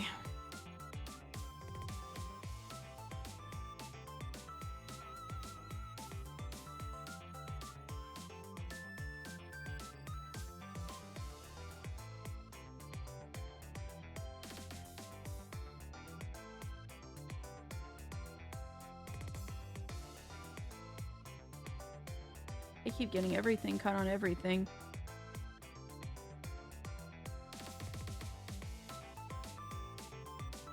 You do want to be a little careful since I haven't stuffed this thing yet. You want to be careful not to stitch your stuff over this purple yarn if you can help it. Don't get this caught up in the sewing on you're doing.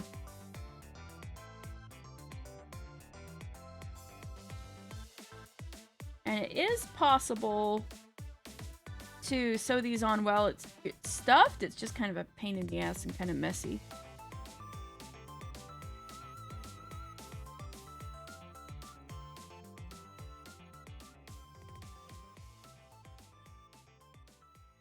Okay.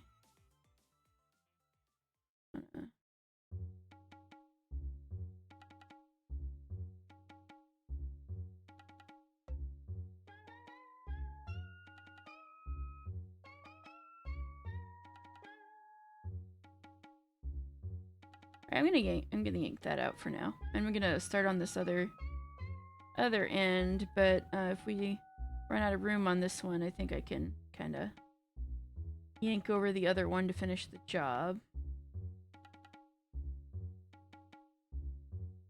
So yeah, this sewing's kind of tedious, which is why I was trying to avoid making a pattern where you had to just sew all this stuff on, but I think it's a little... It's just going to be a different kind of tedious if I want beginners to do this with 5 zillion color changes, which is also tedious when you're starting out, so... I don't even know how to color change in a way that looks really good on Omigurumi. That's kind of an advanced tactic. Tactic? I've been playing too many games. Tip, I guess. Technique. That's the word.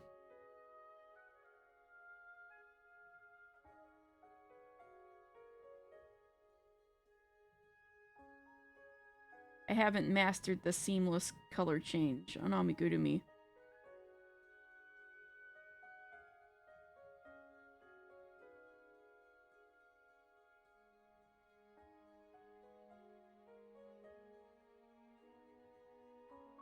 I'm already kind of running out of yarn.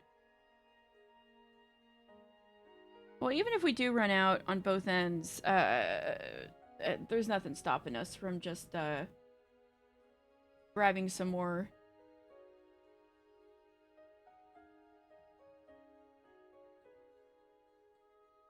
Yeah, I'm just gonna pull that through.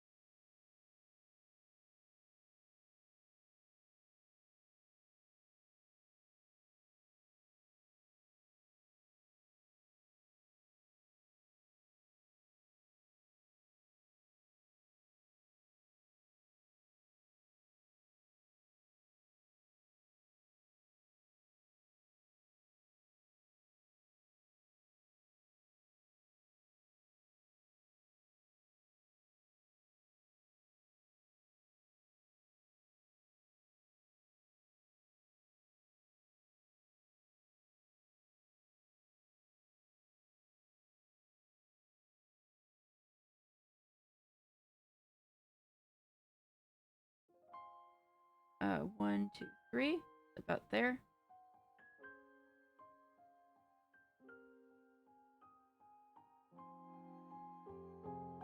I lost it.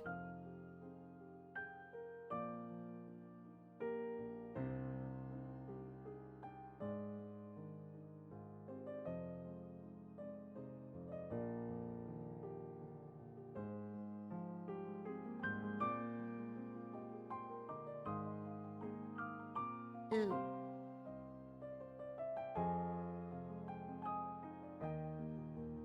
I think this will be okay. F it, we ball. F it, we ball.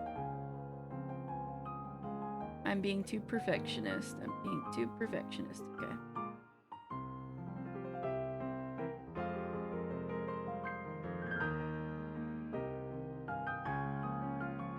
Now, I don't expect anybody to guess what game this song is from, but if you're not Dan and you do guess, you are very baller.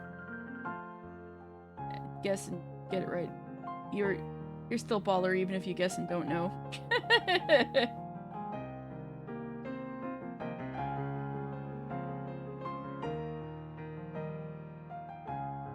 This looks a little weird, but you know, I'm going with it. I'm not, this isn't the final pattern. This is another prototype.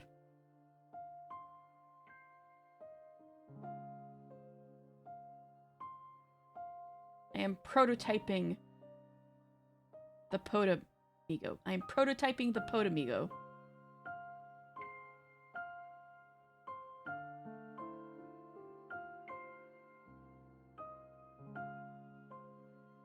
Ah! On our some yarn got caught in other yarn. Oopsie. Oh no, that looks ugly. Oh no.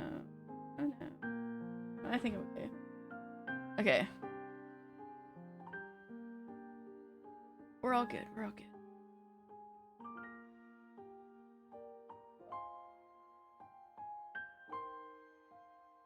I was like, wow, crocheting in these gloves is going to do arm warmers is doing pretty well. But little did I know that when I start using a needle with these, it's a nightmare.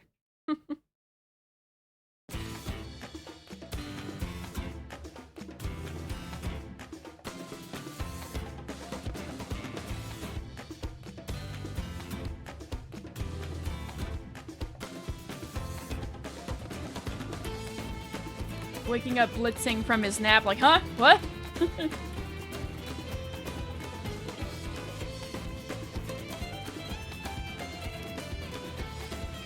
Is this Pokemon CC?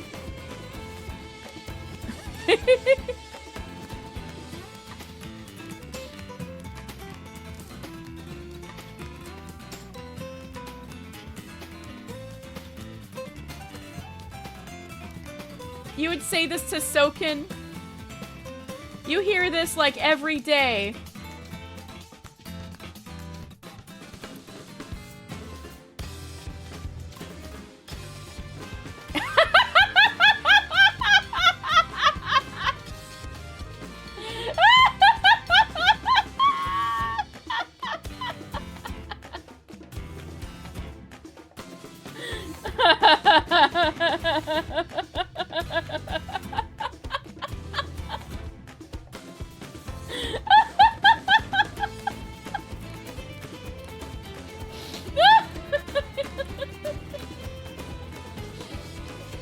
I'm sorry. It's okay, Cece. It's okay.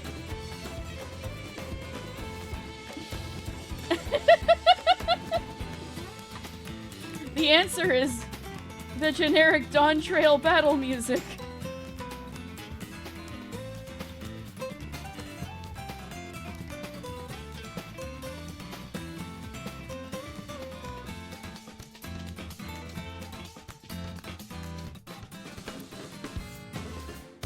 Oh, you see, this is what I mean by the loop going in and looking kind of ugly. If you stretch it out too far.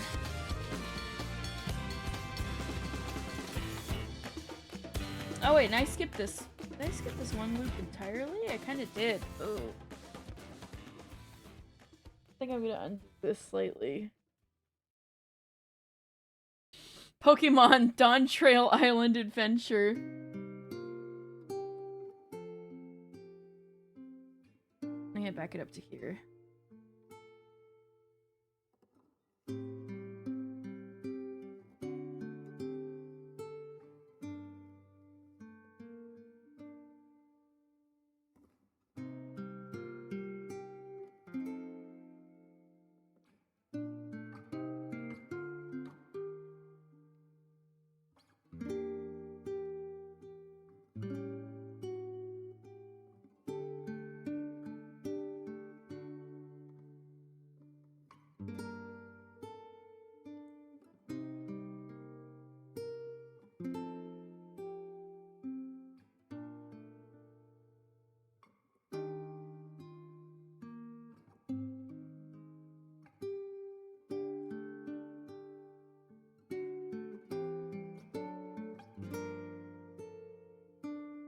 This is not Pokemon either.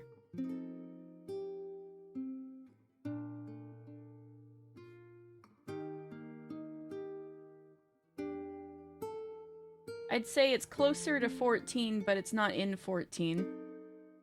But you can think Square Enix as a hint.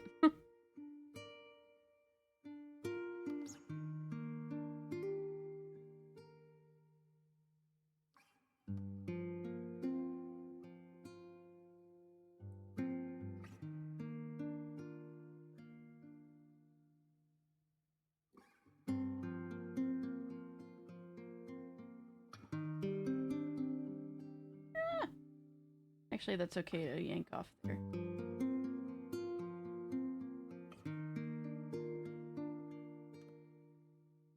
Close! It is from Nier, but it's Yona's theme.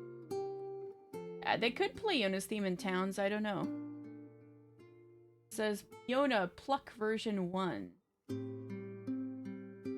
Do they play this in the town in Nier? I still gotta play Nier properly. I have it. I could stream it if I wanted to. I have Nier Replicant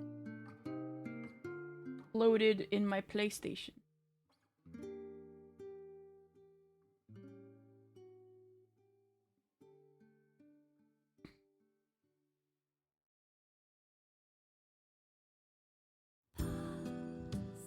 This is Nier again. I was on shuffle. I didn't mean it to go to Nier again. This is Automata. That's so funny that those two went next to each other. They really go together.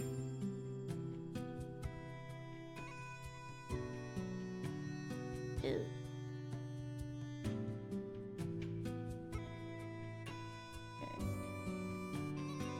Oh, come on.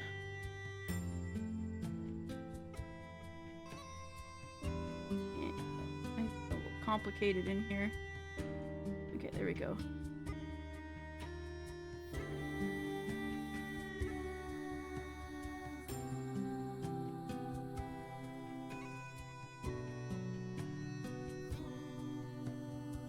Nier 2! Yeah. Uh-oh, that almost went through the thingy. Give me JRPG tracks with soft, incomprehensible vocals. Look at me, that's so real! That's the realest thing I've ever heard. Spitting facts.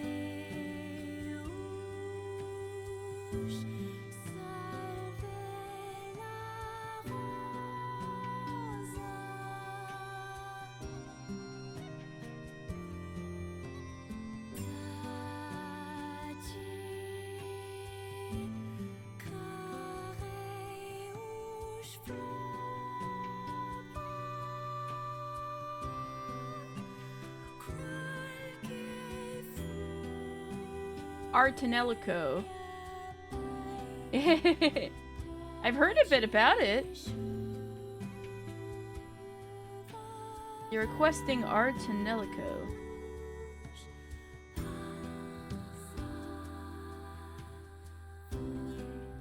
Oh, you know what I got on sale? I got, Utewariru Mono on sale.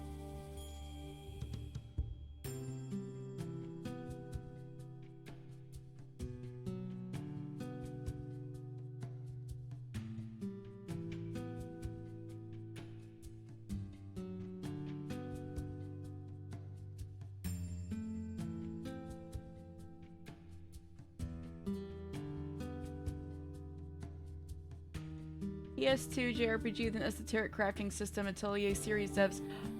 That explains everything. And conlang music, you can't go wrong. I think I'm feeling the vibe. I also need to do Atelier Shally. I'm starting to get the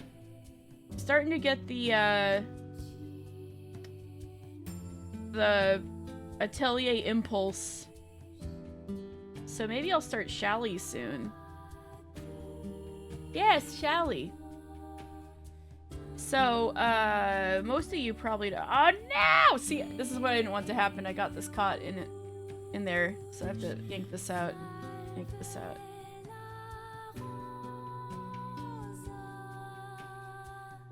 curious which Shally I'll pick. Oh. They're gonna do it like Eska and Logi, where I have to do one for a whole playthrough, right? And then I gotta try the other one on the other playthrough. I guess we'll see.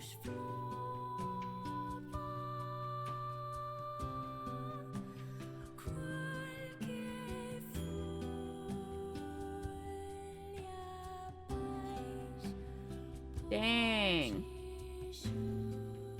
Anyway, most of you probably don't know, but, really early on when I was streaming, I got, like, on a big sale, the Dusk trilogy of Atelier. And I'd never played Atelier games before, but the Dusk trilogy I had been tempted by for a while because the illustrations are done by my favorite illustrator, Hidari. Like, who did, Fire Emblem Fates Shadows of Valentia, that artist. And so, Hidari, yes, Hidari Heart, I love Hidari. So, I wanted to play those Atelier games just for the art. So, there is a trilogy that Hidari drew. So I got the whole trilogy on sale. And so some of the first games I streamed were the first, maybe like the third or fourth game I ever streamed was Atelier Aisha, which is the first of the trilogy. And then a couple of years later, but still in my Gumi days, I did Eska and Logi. And so, but I still have the third game in the trilogy unplayed, Shally. So I might start Shally soon.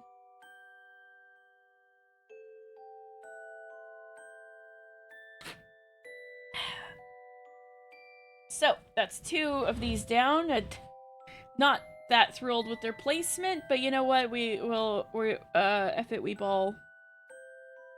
I will figure this out one of these days. Now we got the yellow bits.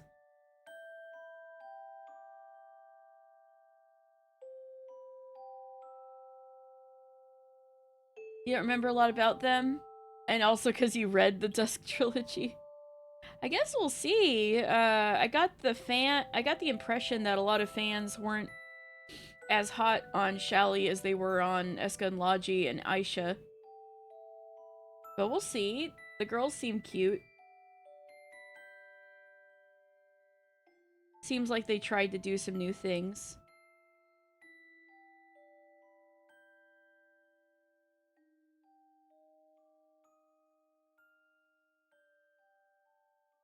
I'll put this one over here. So I think I'll leave one row of Orpal between them to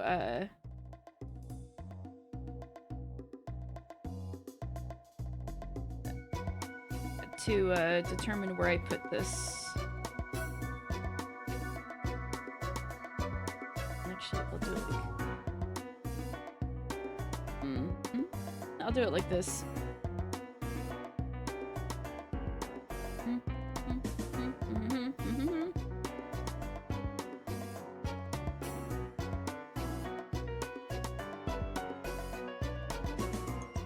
Since they're closer to the bottom, I wonder if I should make the green ones one chain shorter.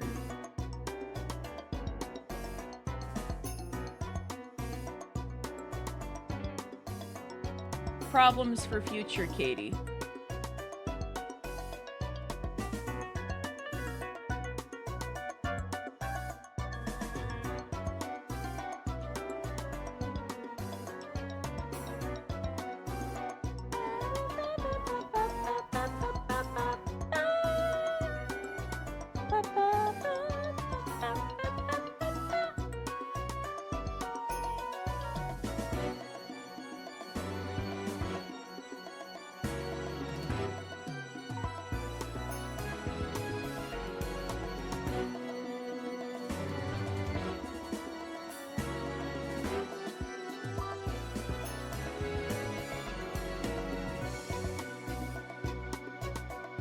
I love the vocals version to Fishy Aromas so much. They really popped off on the vocal version.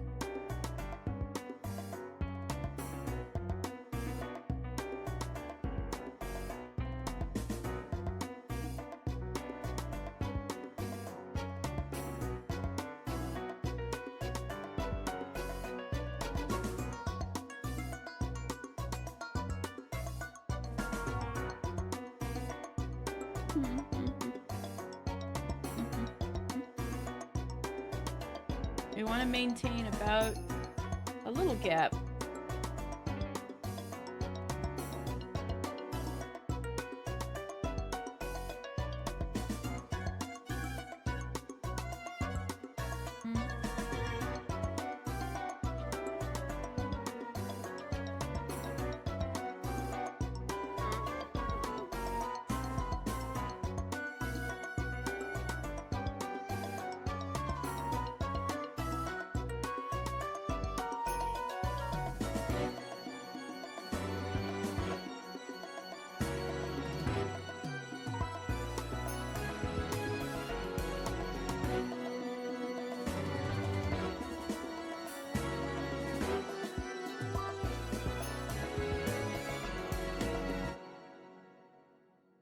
Maybe one day I'll come with up with a no-sew version of this.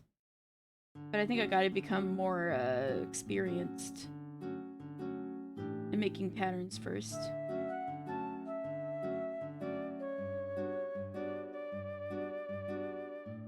Ah, dang it.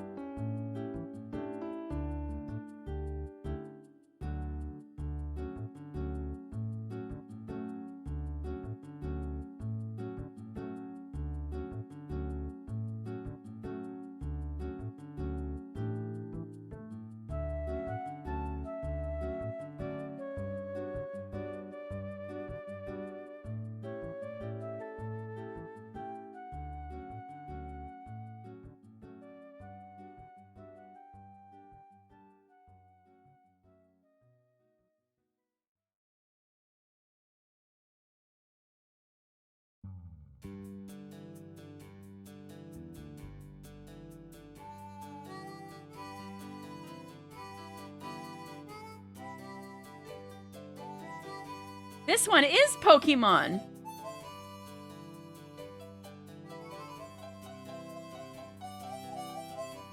What do you mean this isn't Harvest Moon? Nah, dog, this is Pokemon.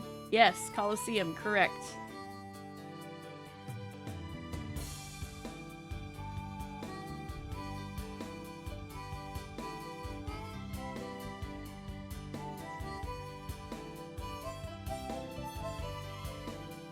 Coliseum is great music. IMO.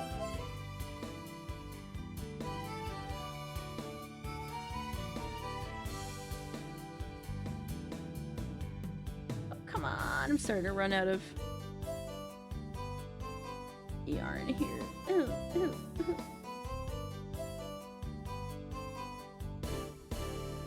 Should have cut this tail longer. I'm gonna yank that through. See how much I can get. Oh, that's pretty bad. I basically got it. It's just one stitch. Just one stitch. It looks flat. It's fine. I'll just lightly tie these two ends together.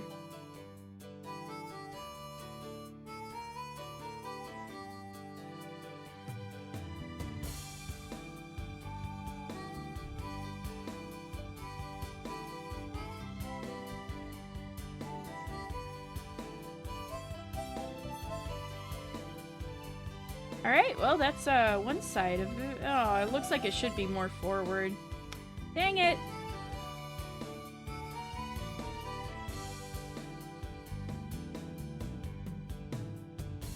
Oh well. This will be the pretty side. Still a work in progress. I love the Mirror Bee music. Whoop! Whoa! I'm pretty sure I got that in the playlist somewhere. You know what? Why don't I go find it?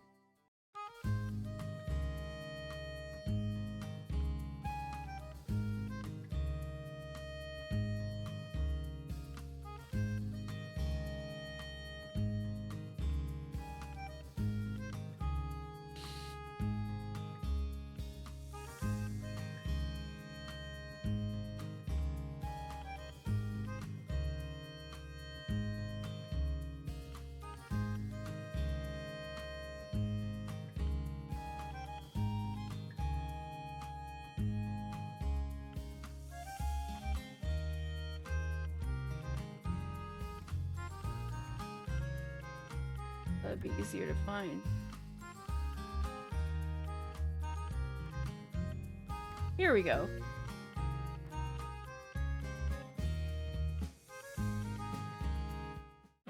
There we go.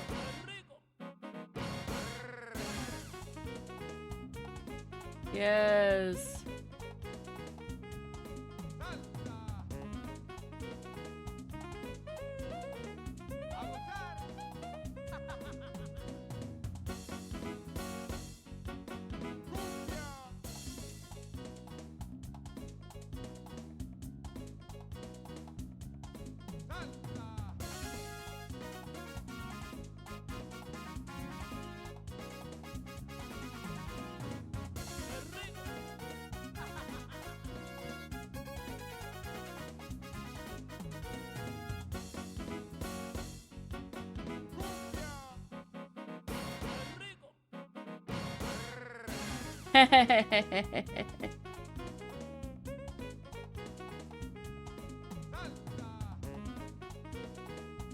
His Ludicolo's.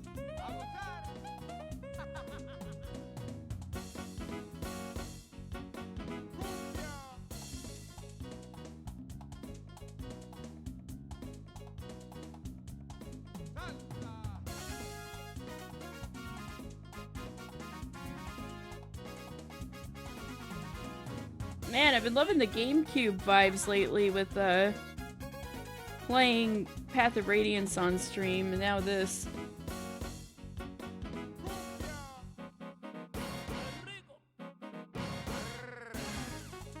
Even this doesn't seem that close. Oh, whatever. Whatever, it's fine, it's fine. It's fine. It's fine. It's fine.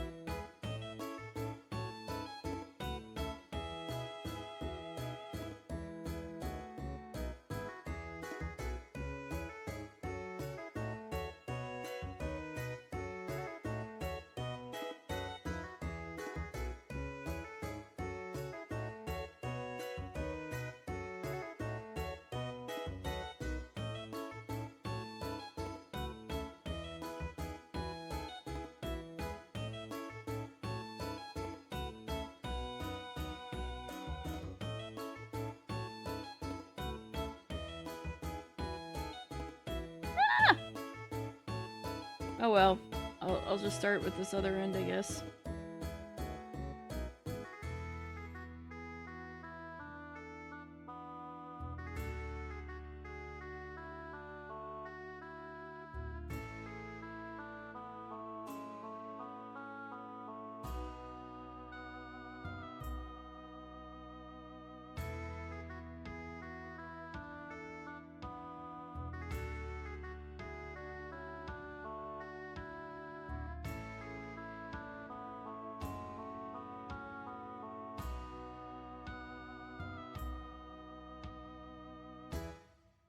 Yes, Dan, that's because it's from Fields of Mystria.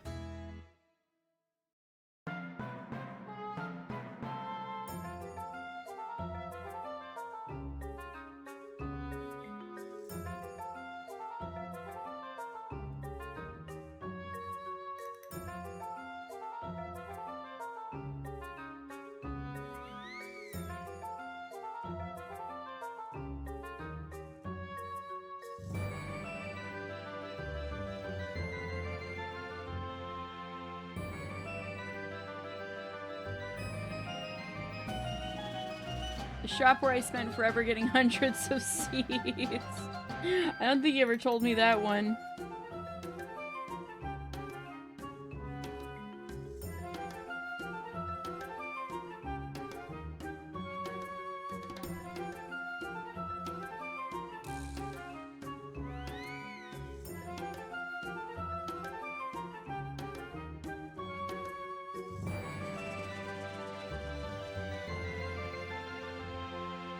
Moogles, correct.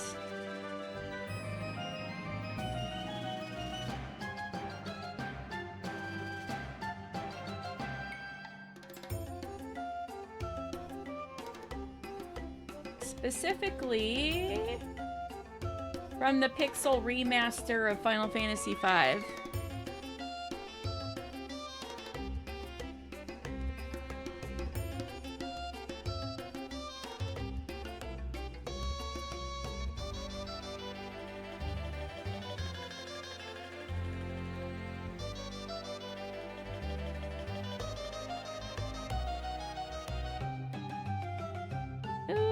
Unfortunately, I think we need some more yarn. I didn't yank enough yarn for the yellow ones.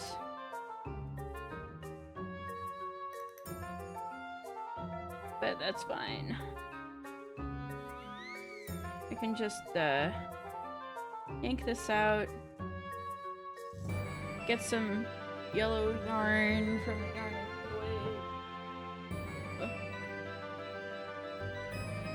Snip it.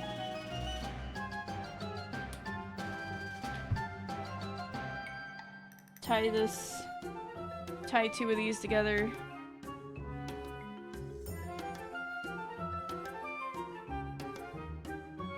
Or well.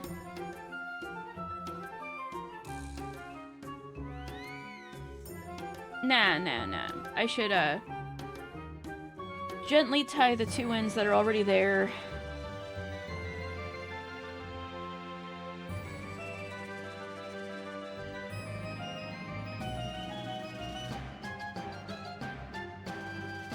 I should do some kind of fat double, triple knot at the end of at the end of this.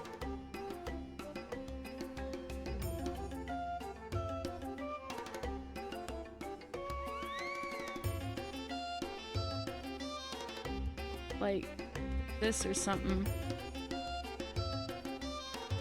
Quick fix. Get the other end. Put that on the needle.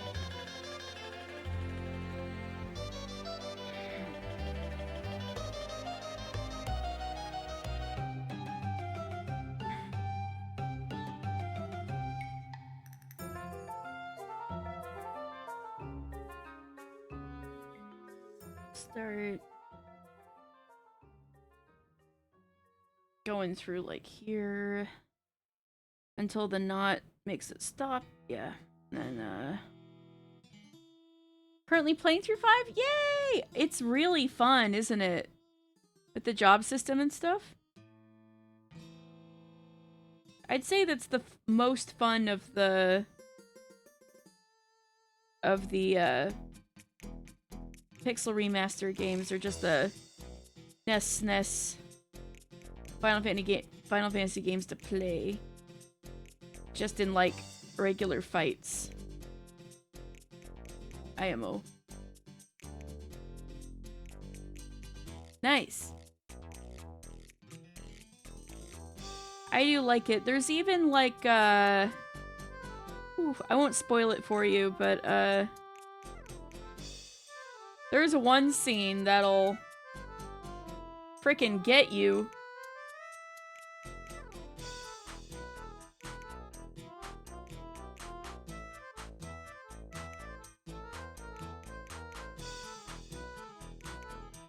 there's just this one scene in 5 that's just really well done. It's like the rest of the story might not be as strong as like 4 or 6. But then there's just this one scene that's just like phenomenally well done. No, I'm tearing up just thinking about it.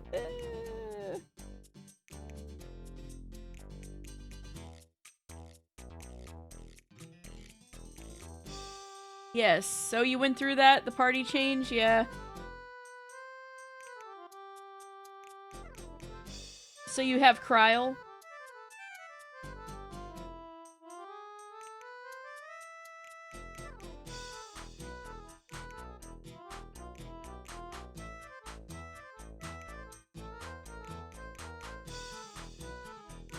So you're right in there. Did you notice? During that scene, that's the music that plays when you're in old Charlian in your inn room at the Baldesion Annex. It's that music.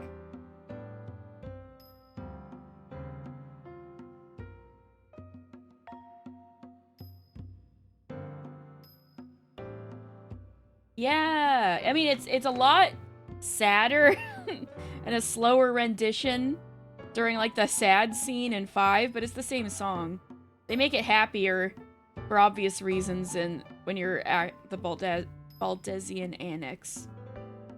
Also, this scene is in this music's in Dawn Trail, but this is the Final Fantasy X version.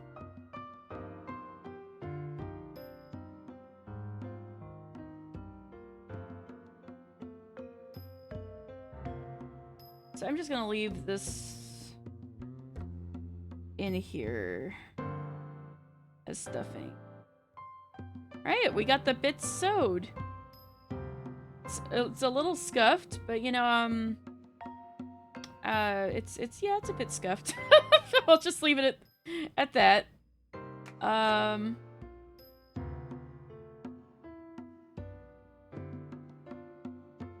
Anyway, I think the last thing we'll do before stuffing is put on the eyes. Oh, this is Rin's travel agency.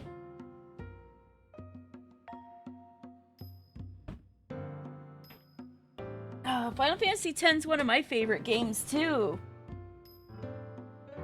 It's the first game I ever streamed.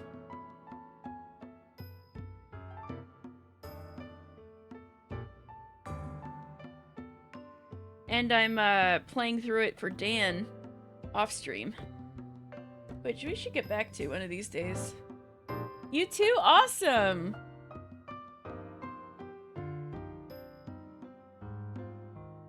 It feels good to start with a game you know you'll like, right? So this isn't exactly black, it's more like a navy, and it's a different yarn than this. I just could not find my black yarn for some reason, so I'm just hoping this will do the trick. So I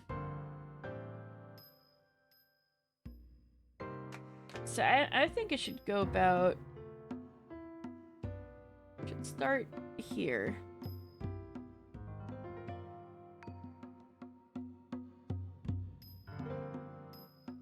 Then maybe I'll pull a bit. Then maybe come out like here-ish? Like 3 stitches across, 1 down. And then in here again. So there's the eye. But I want to make it a little thicker, so I'm gonna do this again.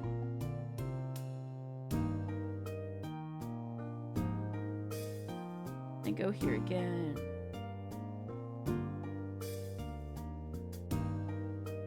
There we go. That's good. Isn't that cute?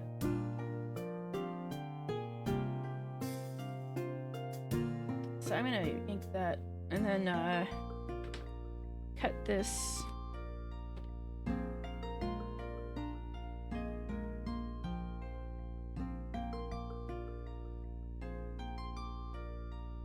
Oh, I hope you get started again. That'd be great. I'll see if I can catch you.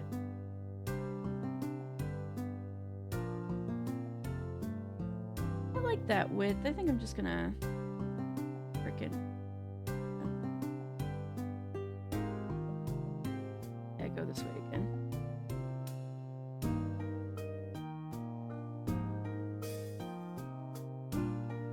There we go. So then I'll just tie these together. Lightly. Oh, these kind of got threaded into one another already. Oh well. That's fine.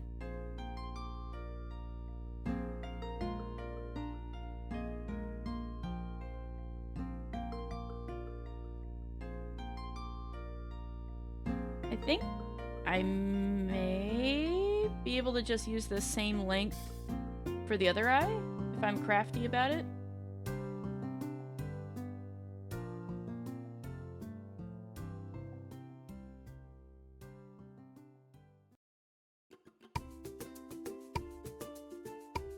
This, unlike the other yarn, is very soft, so our lovely little boy will have soft eyes.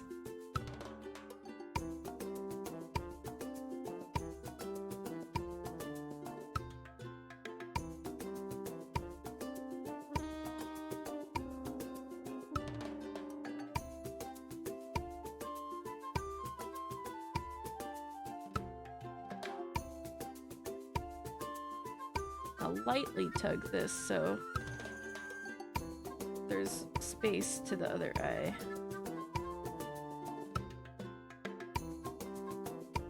Go 3, back and down 1.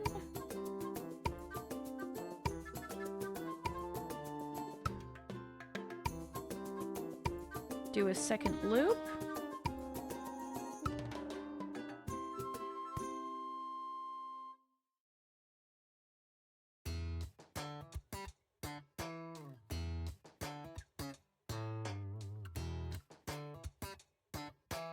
There we go.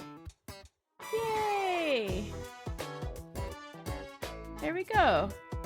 And then another light knot.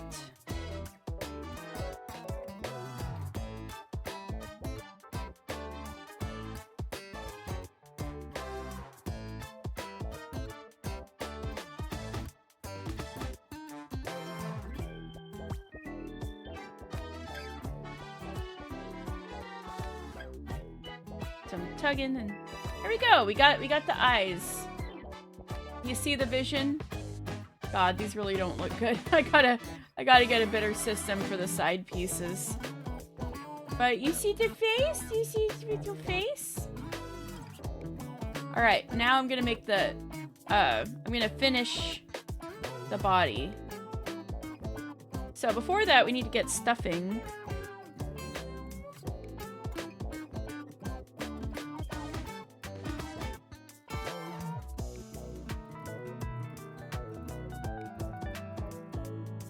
I've got this fiber fill stuffing. This is what people usually use for the amigurumi, and it's probably the cheapest option. I've also used I forget what it's called off the top of my head. Like, there's like natural fibers you can use for stuffing too. But this stuff will probably be your cheapest option. The polyfill.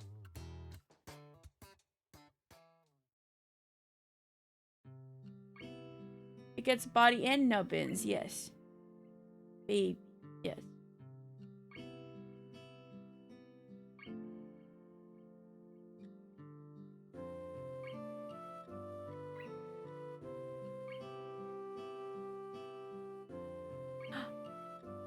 Hey!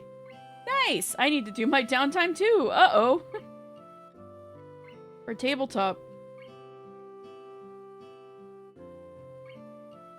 So, you want to kind of push out to the edges to kind of make sure you're really filling out and it goes around, because when you do the ball, it kind of gets hexagonal. And if you kind of keep stuffing into the edges and keep pushing at the edges, you'll kind of push it into more of a round shape.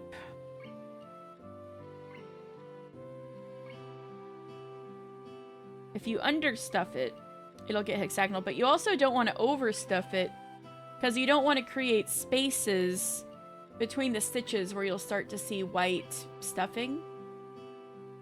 And then it might fall out, you know, all sorts of bad stuff.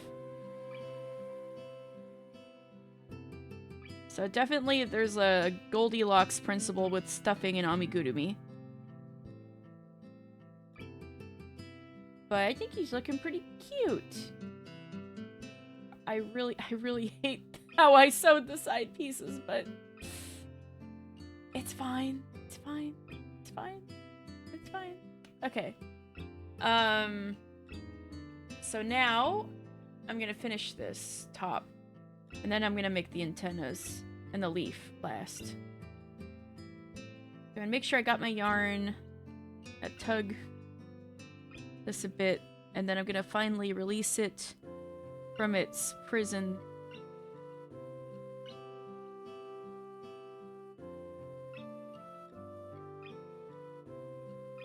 And then,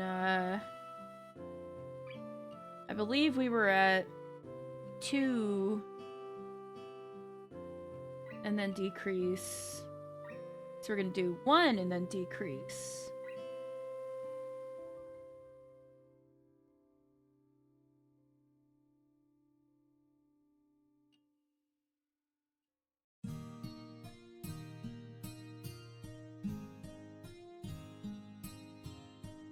Yeah. I keep going back and forth on whether I should, how I should do these side pieces. For, like, the beginner crocheter, right? I've tried just embroidering it on. It looks ugly. These side things are great, but I think placement's gonna be really tricky, because even I effed it up. And I'm the one who's inventing this pattern. But then if I do color changes, it's gonna make the thing really hard to read. And maybe not very beginner friendly. But then you can't possibly F up the placement because it's baked into the pattern. I really don't know what to do.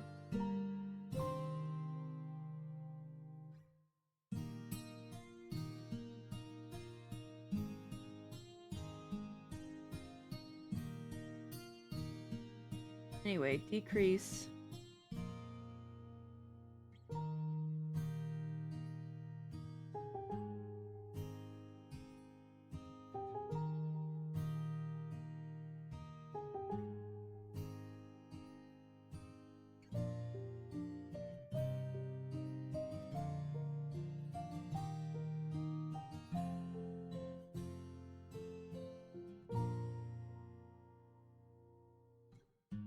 Oh, oops. Just one, just one. So now we decrease.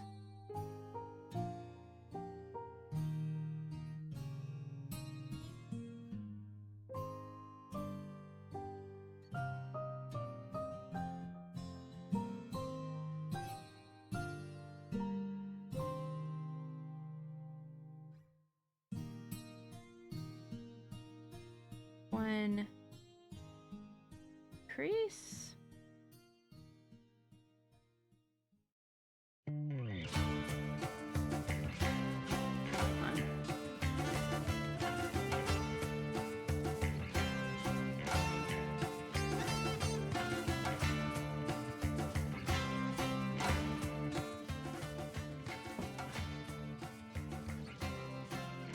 Oh, hey, here's Atelier Aisha music.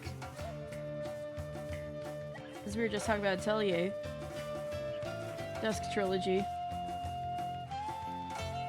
Atelier Aisha has great music.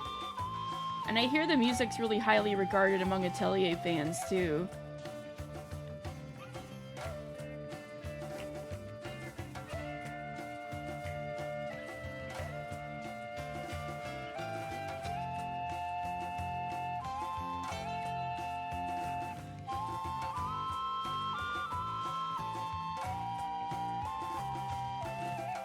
I was listening through the Tell Ya Aisha soundtrack for what would be appropriate for my stream playlist, and I'm like, every single one? Not every single one, but pretty much all of the I'm exploring and going to town kind of songs.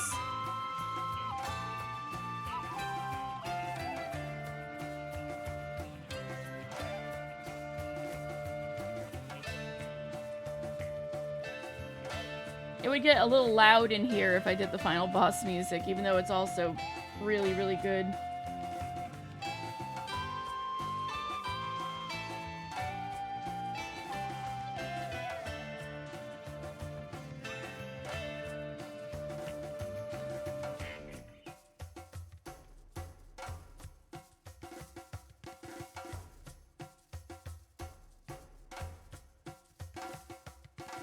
Alright, so now we close up everything. I'm gonna do all decreases.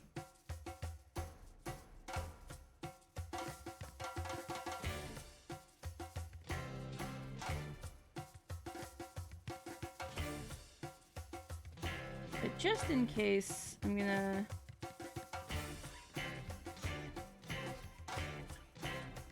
put a stitch here. Just in case I lose track for whatever reason.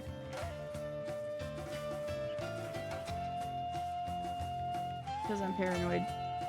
Okay. Yeah. There we go.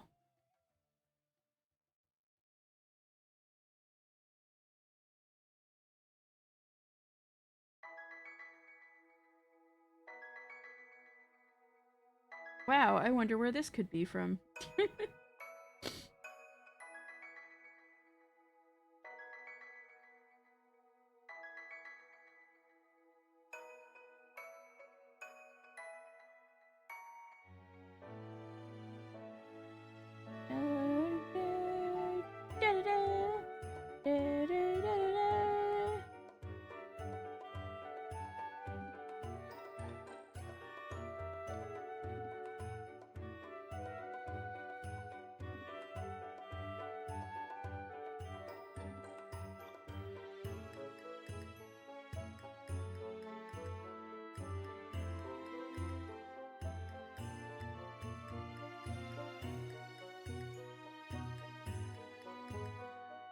Oh right, before I totally close this up, I could probably put a little more stuff in there.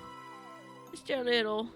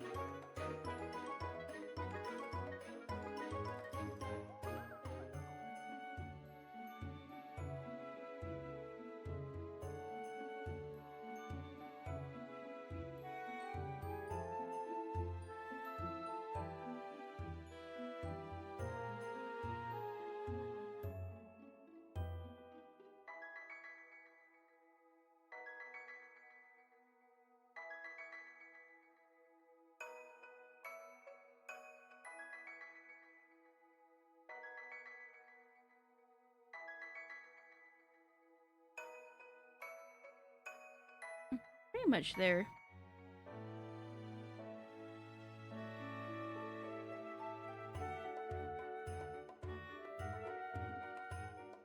I think this, yeah, round in the top could use more. Get a good amount. Yeah, let's get all of this in there.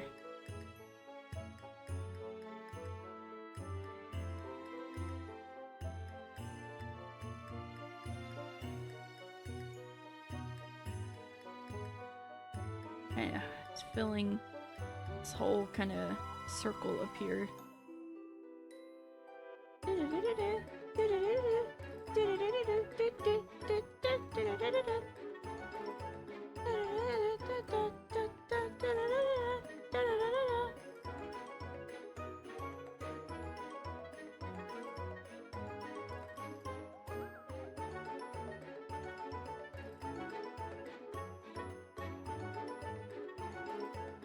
Okay.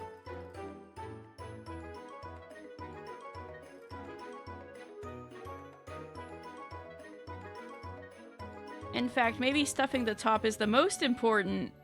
So this boy is as round as possible. But I think if I start stuffing it too much, I'm gonna start seeing gaps in the decreases up here. Maybe this is good. Maybe this is good. This is enough stuffing.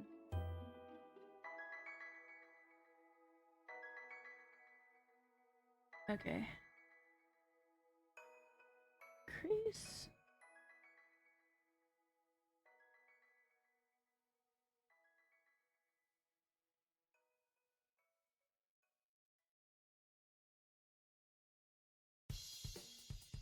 And then, one more decrease.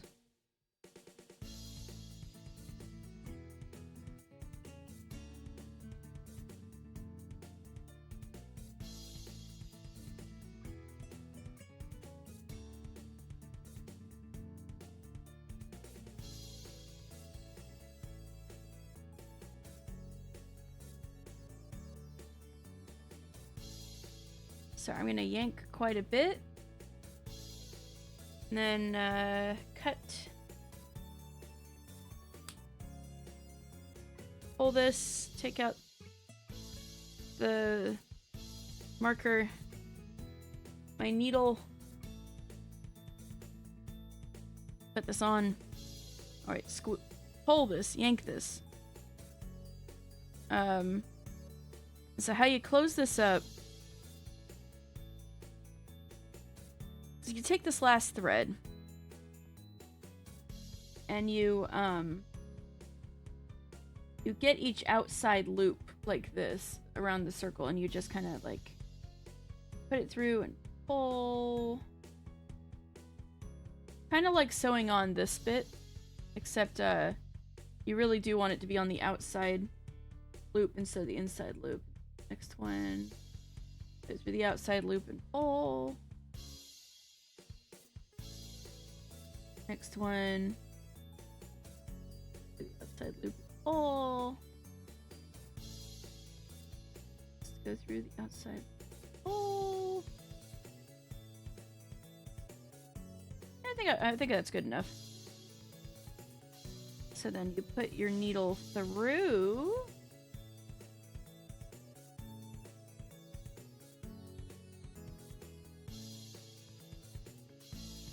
Kind of pull it like this. Here's a fun trick. You yank, you keep tension on this a little bit, and then close to, then you put it in your mouth, yeah. So then close to the surface of the boy here, we're gonna snip with some tension pulling on this so that it disappears inside. Yep, isn't that neat? Now it's like seamless. We got a seamless boy, but he's bald! We need to make him unbald. God, that looks bad. Just don't look at the stripes. Look at this beautiful face. I am going to make the antennae now. Oh, so we're gonna put the green to the side. We still need it for the leaf later. Look who decided to hit your red. I'm gonna put the green to the side.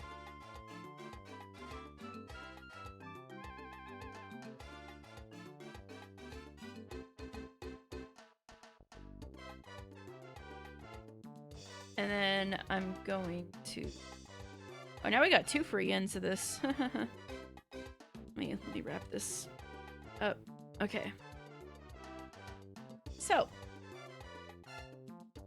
The tentacles, antenna, whatever you want to call them, the four little thingies on his head, are pretty easy. We are going to make a magic circle again, however. Magic ring. Magic circle. Umineko? Come on, out of focus. go. There we not go. Okay.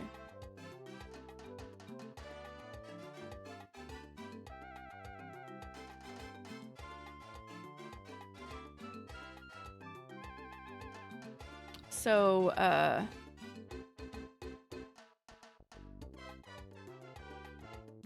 so this one I have the tentacles doing 6. Yeah. Okay, so still 6. There were some versions of the antenna they tried 4 in the magic green, but looks like I really made the consensus that 6 is the way to go. 1, 2. These are like even easier than the mouthpieces, however, so it's really fine. 3, 4, 5, 6.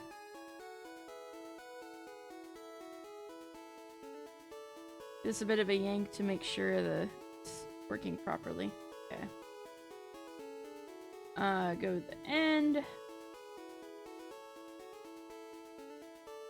This is Pokemon.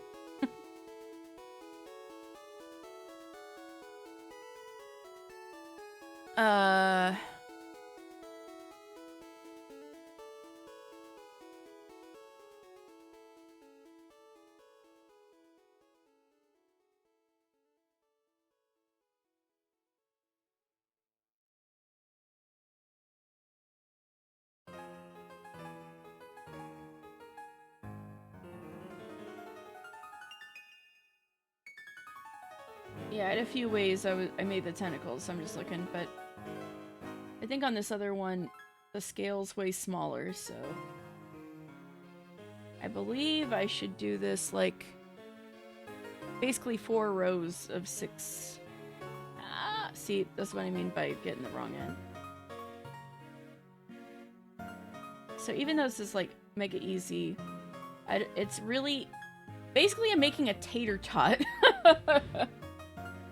And it's really easy to lose track of how many stitches I've put into the tater tot. So I'm still gonna use the stitch marker even though this is like really easy.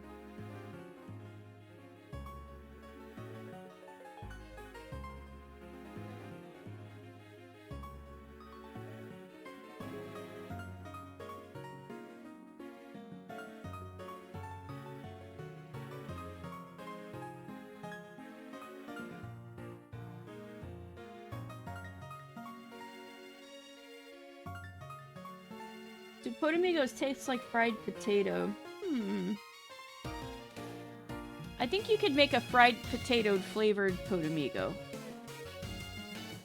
I kind of imagine they taste like taro root or something.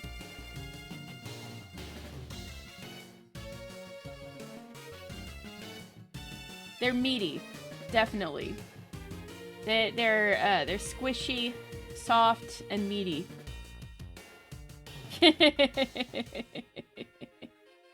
But you could make a crispy one if you did it on purpose.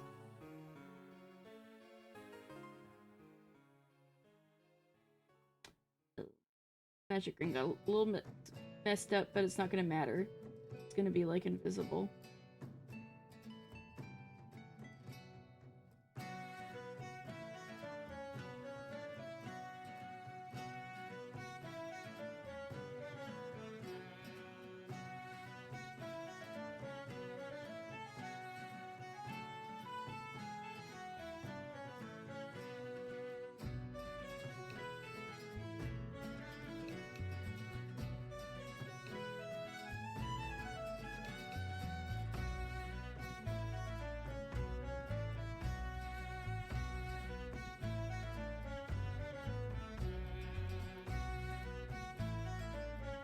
Oh, there it goes. Alright, yay.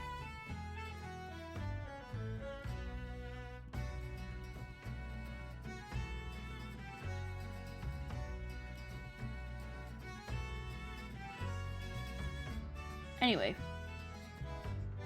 It's 1.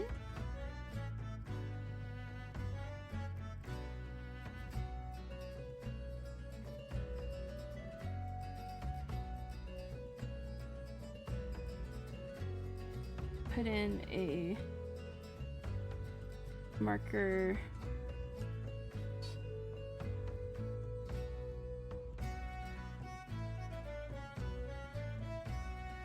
Do you need my beats for something? I have an extra one from Rowan that I'm not sure got logged into my account.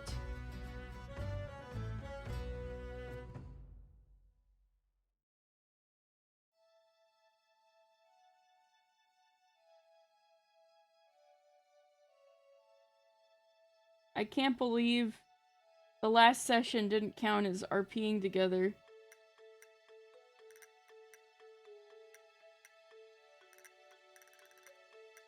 We did a bond tick and everything.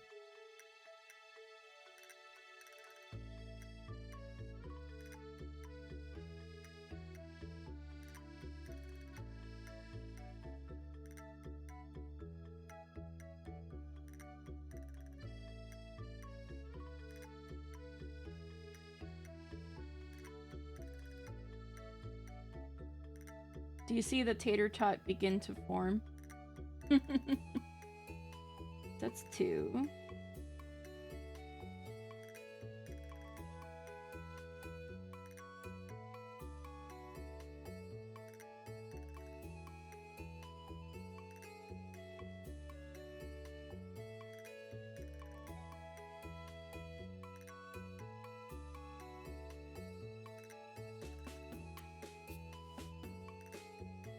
Put in the marker again.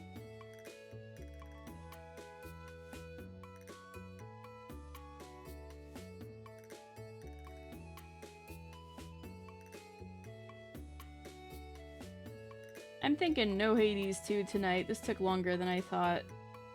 'Cause I'm slow. And I got on a huge tangent about Project Tarian.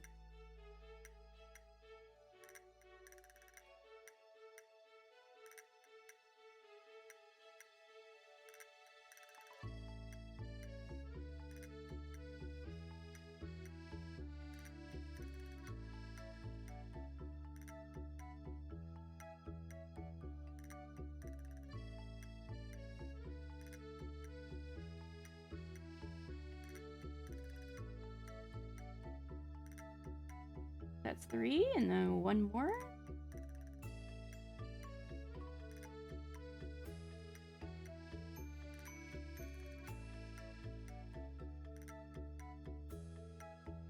Put in the marker.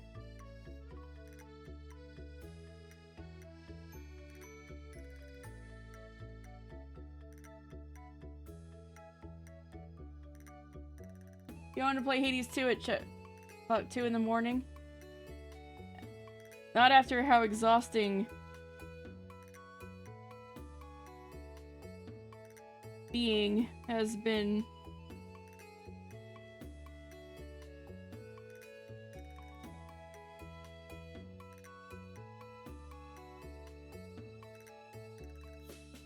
Yeah, get some good sleep for tomorrow, CC. I'll see you at tabletop. I'll put pictures of the finished Podamigo in Discord. The escargot. Is it still escargot if it's a slug? We need to ask the French. Dan, do you know?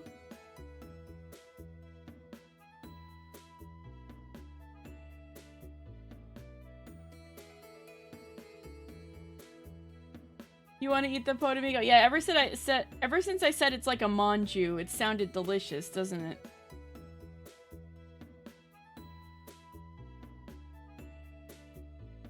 I got one more stitch, yeah. Here we go. So now we do a slip stitch.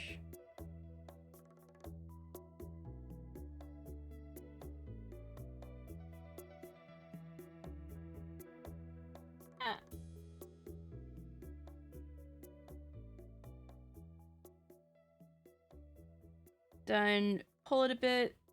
Cut.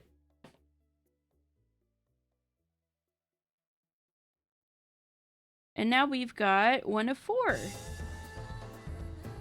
We've got 1 antenna of 4. A little tater tot. I'm not gonna nubbin for a nubbin. The nubbins. The pieces of the bulb. The nub. I call them antennas or tentacles because that's like what people say they are on slugs, but you can call them nubbins. I like nubbin. One thing you can do is you can take the end of, like the blunt end of the needle and kind of stuff the tail that you started the magic ring with into here. So that kind of acts as the stuffing.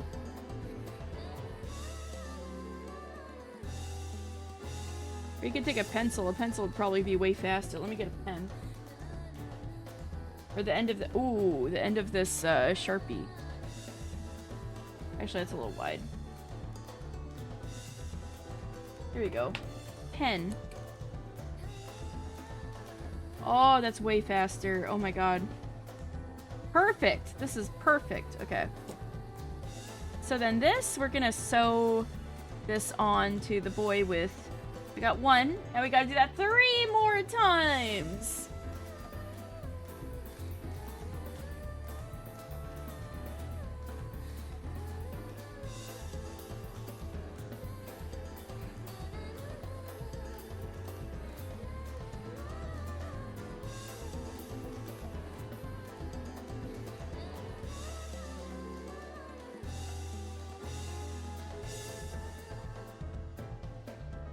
Yeah, because look at the little Poet Amigo next to me. He's got 4 little nubbins. I guess they're nubbins now, Cece. Good night, Cece. Anyway, hello, Rip. 1, 2.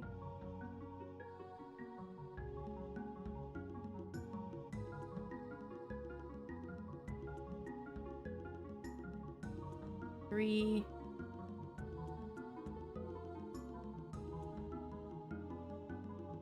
Oh, hey. Yeah, look at him. He's bald.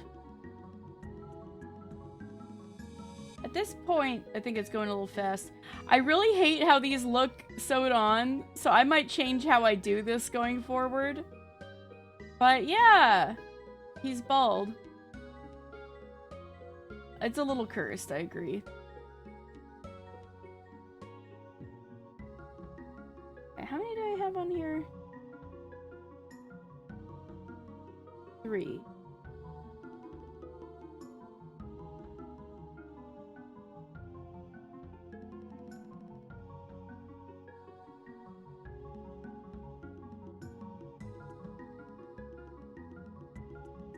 Four.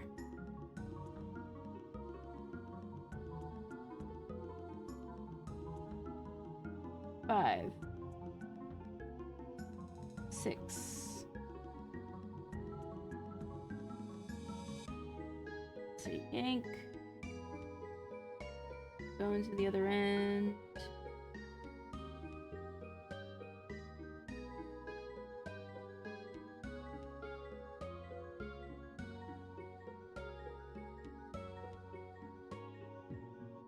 I could make them bigger, but you gotta understand, there's also a leaf. And there's gonna be 4 of these guys. It's gonna get a little crowded up there. Unless you're talking about the side bits. But yeah.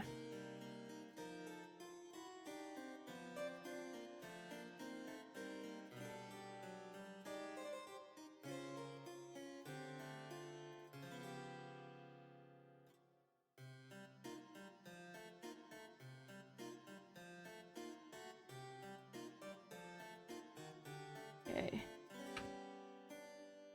I'd probably be done by now if I wasn't slow. Alright, so now I'm gonna tighten the magic ring string. The ring string. Take a sip of water. And go with this. So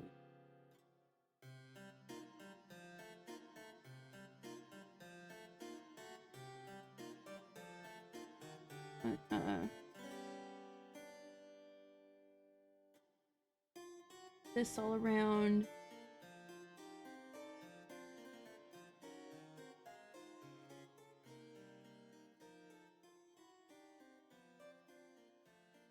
Another tater tot.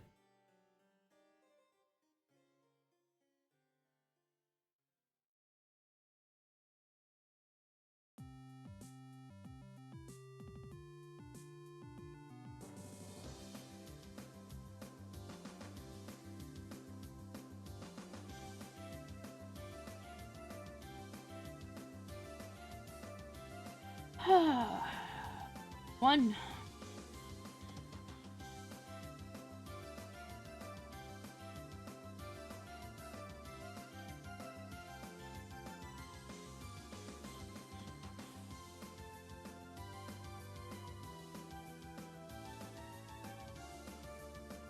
Mark.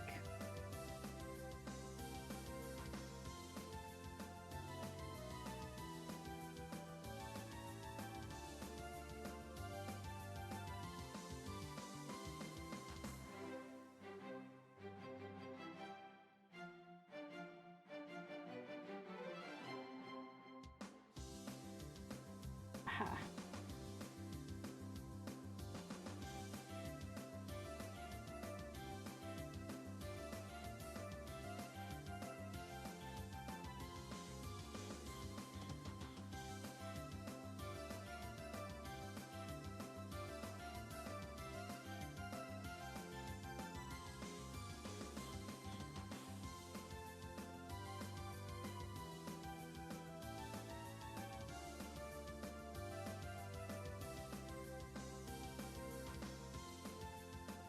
A little harder to see.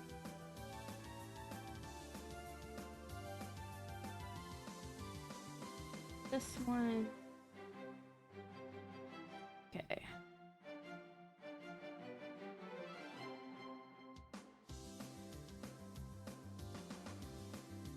Yeah, now it's turning inside out. That's good. There we go.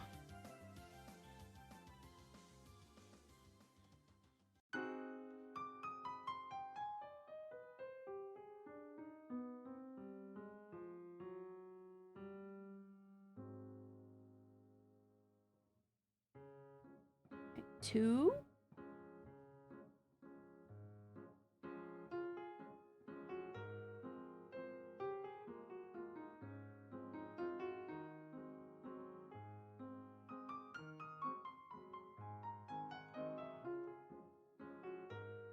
Mark.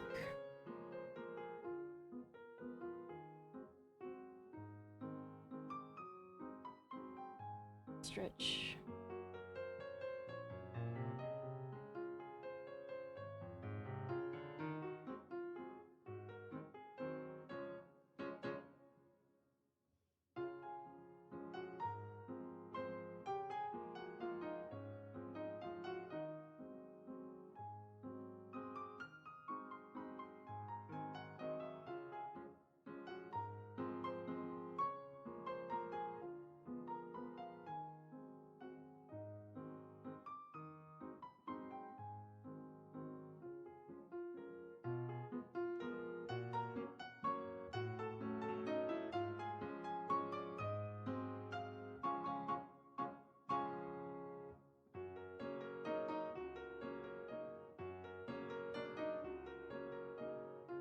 That's three now?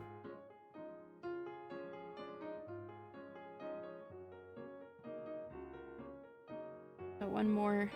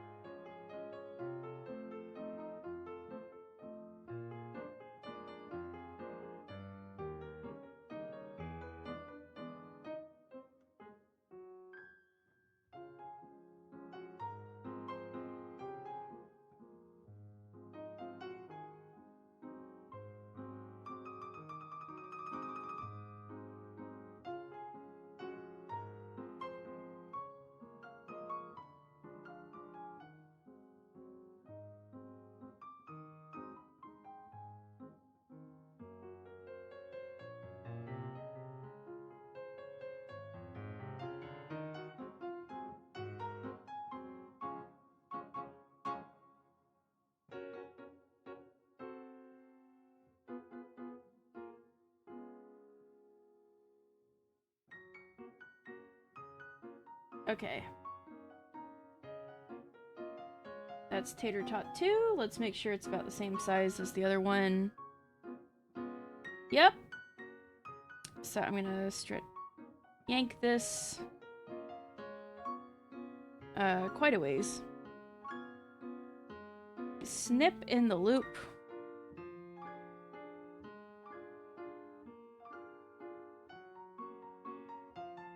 Oh wait, I forgot to do the slip stitch. That's fine.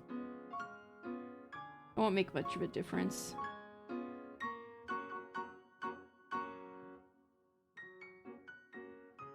It's just for neatness sake, but it's okay. Pen to stuff in this bit in the middle. The magic ring tail inside.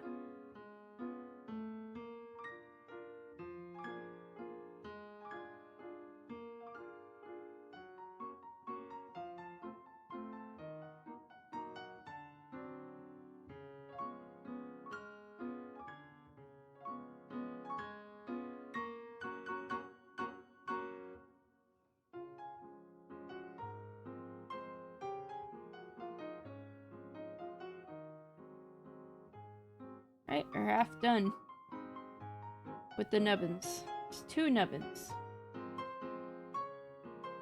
Arm stretch. Okay. Magic ring.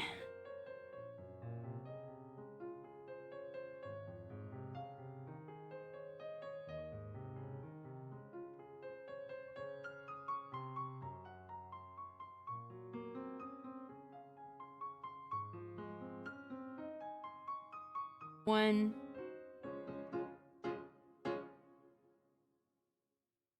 2.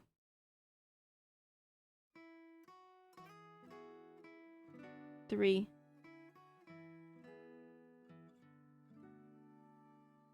4.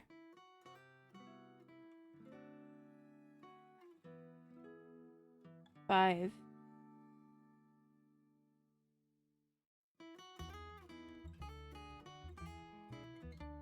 6. I can't believe I was like, oh, this will just take me like 2 hours. No. 7 hours later. No. I'm slow. Why couldn't I have just set my expectations for myself with I'm slow? That was just gonna be so simple that I was gonna end it so soon. No.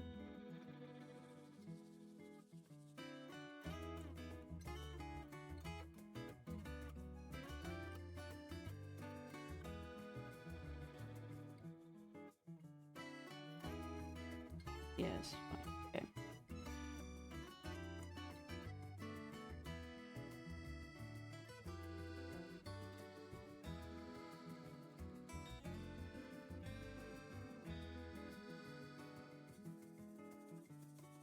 What's wrong?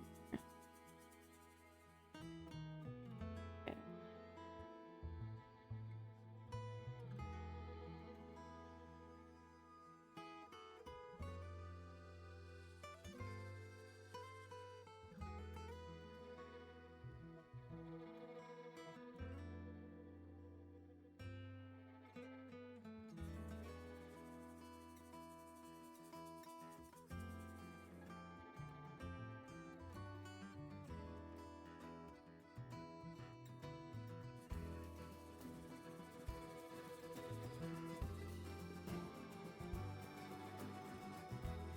What am I? What's wrong with me?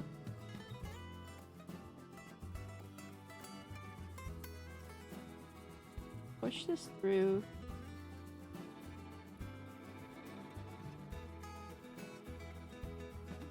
Maybe should be yanking the yarn this way.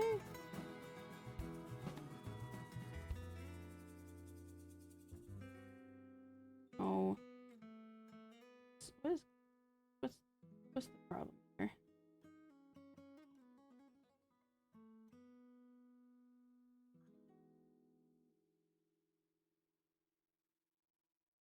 In here. Get Get the yarn. Pull it through. There we go.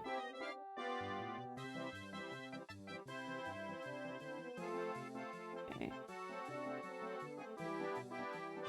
We put a marker in here.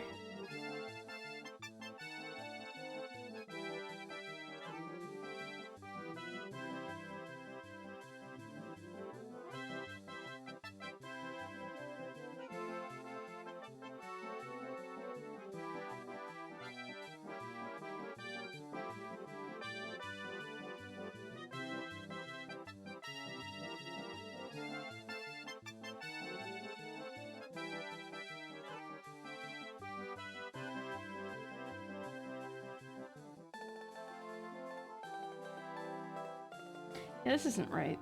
I need to...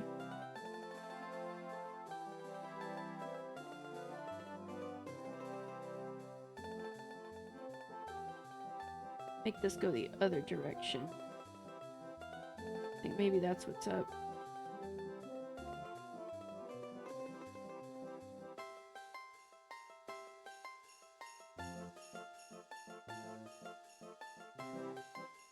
Yes, feels better.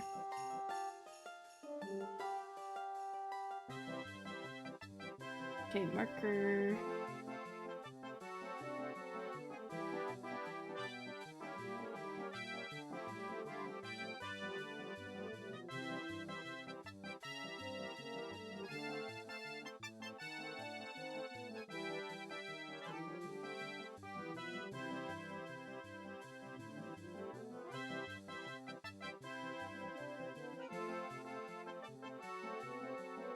Alright, I got it. I got it now.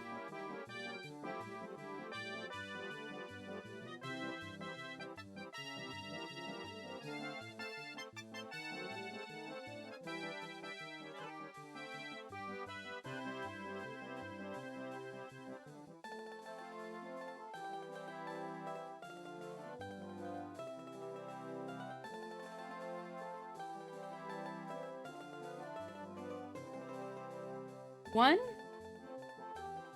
Think this.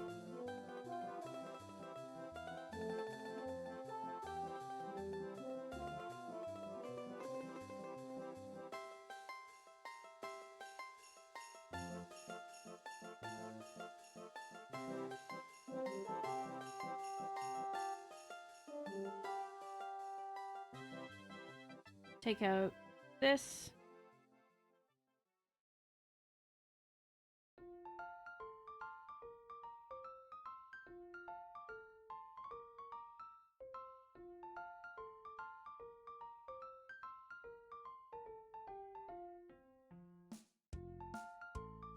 Put in a marker.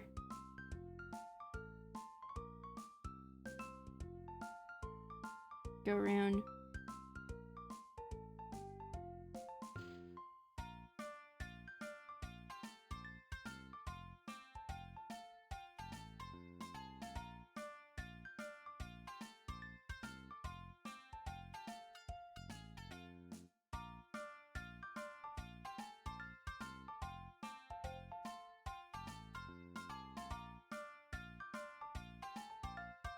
I am unfit to be a mass production line, folks.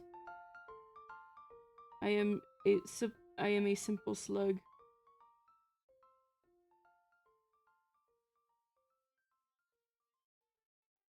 If I end up in any artist alley, that shit is blood, sweat, and tears.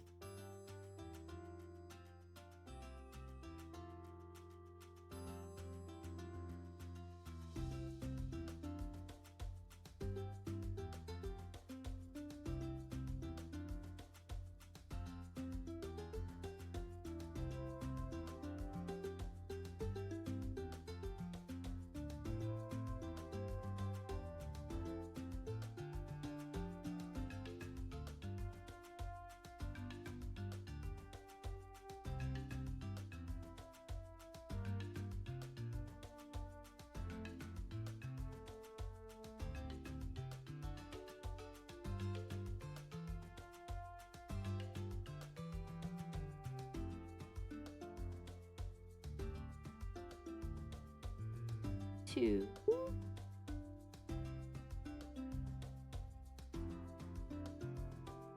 Where's that one? Let's say 2.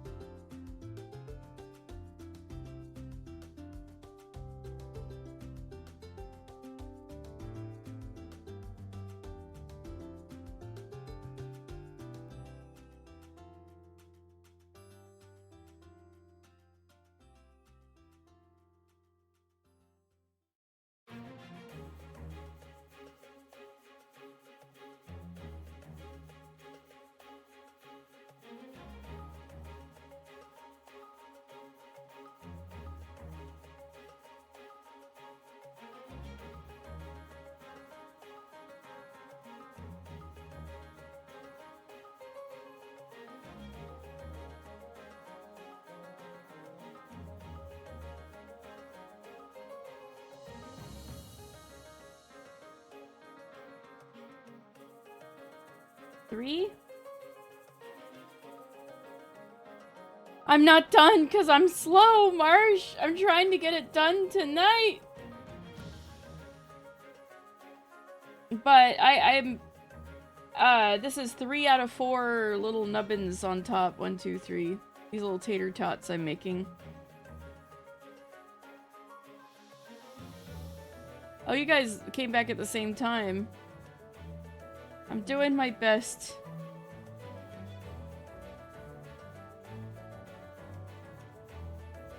One, 2, 3. Then I need to make one more. And then the leaf. And that's it.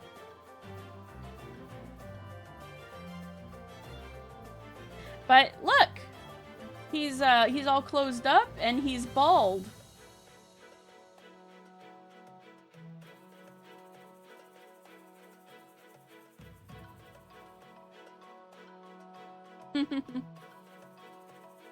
Thank you! I'm glad you think he's cute.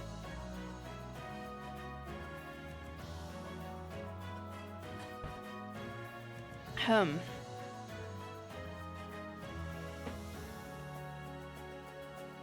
one more go around.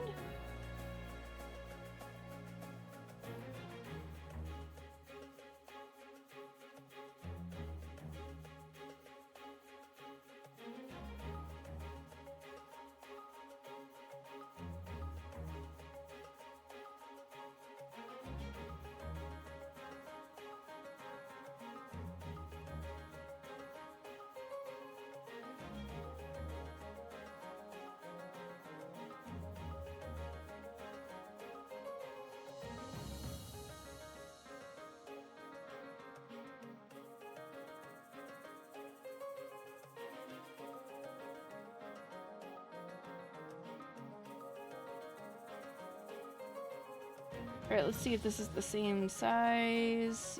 Yeah. I think I'm gonna do the slip.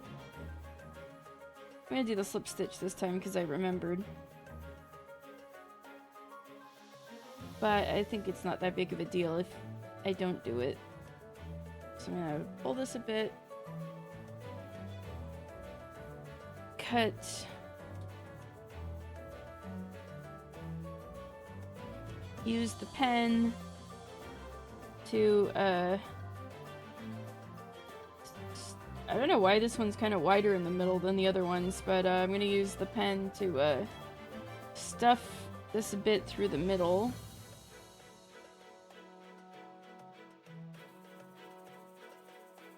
Very easily. There we go, 3 out of 4 tater tots. 3. Purely coincidentally. Oh, how far did you get?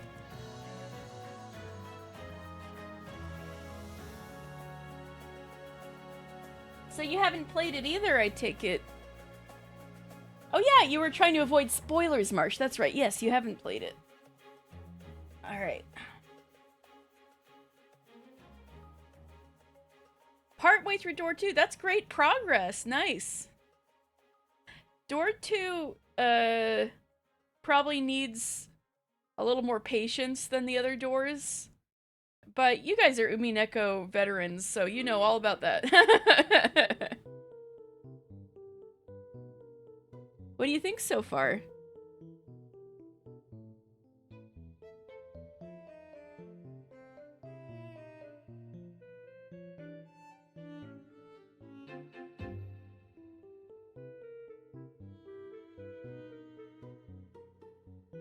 Oops, I don't want to slip knot. No, I don't want to slip knot. Yeah, help. Where's the end of my yarn? Undo this foul thing. Ah! No! Yeah. Do I really have to cut this? Are you kidding me right now? Oh my god. Well, it'll be a nice stuffing for something else, I guess. That was silly.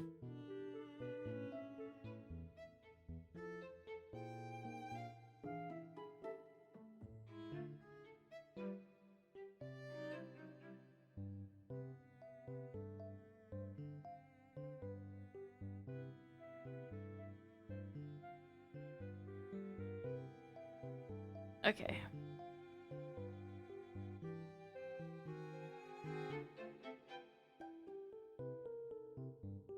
One. Two. Last nubbin. Three.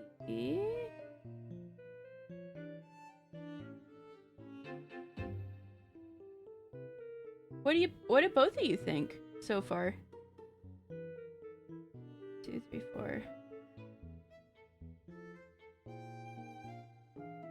5. Pretty good. Bit more heavy-handed. Yes. Oh my god. Even though Umineko repeats itself 5 million times, it's still like the least heavy-handed VN I've ever read in my life.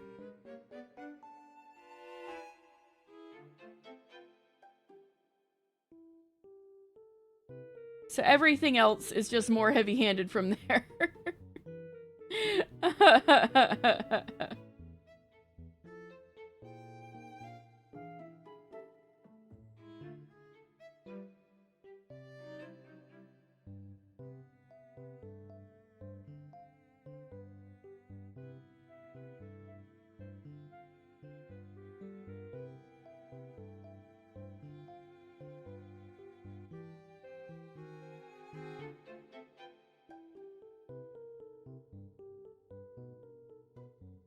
Yeah, the music's neat, isn't it?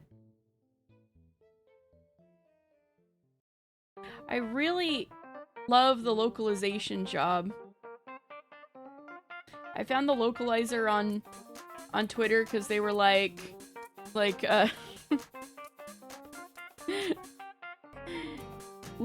translator of the top game on Metacritic from like when I was in the video at one point when House of Fata Morgana was like 100 on Metacritic for a brief time. That's probably the most media attention it ever got, was that brief time when it was 100 on Metacritic, but wait, I need to put a marker.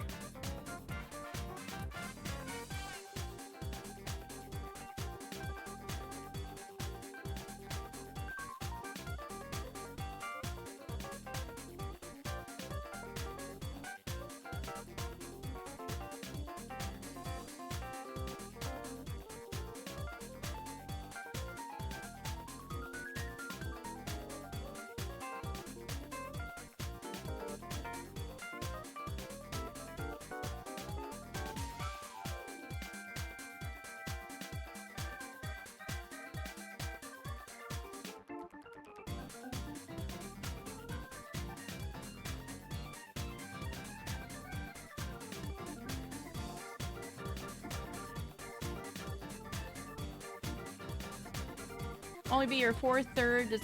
Now, Danganronpa, that's... Talk about heavy-handed. I'd say, Fata Morgana is a little less heavy-handed than Danganronpa.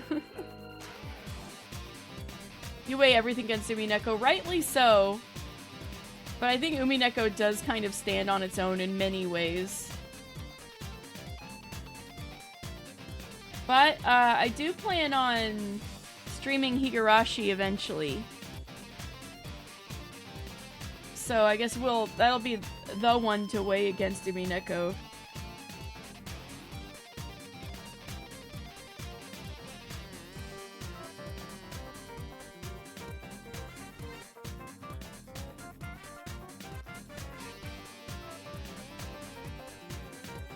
But yes, I would count Danganronpa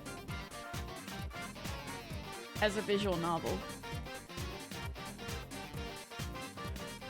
Personally. Ow! How would you compare? In, like, vague terms.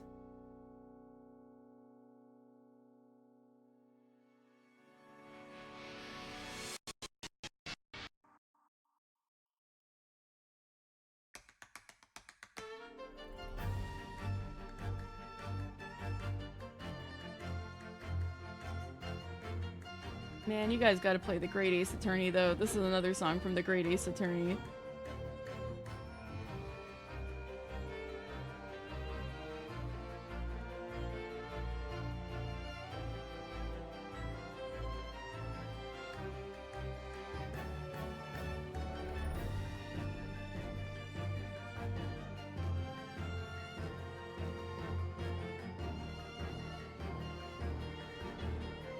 Okay, marker in. I think this is... This next one's gonna be 2, I think.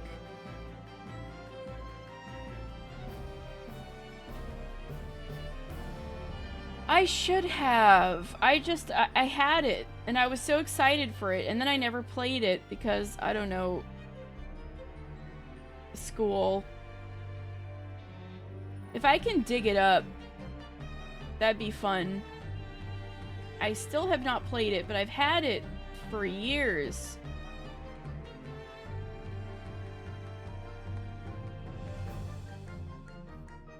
But you really liked it?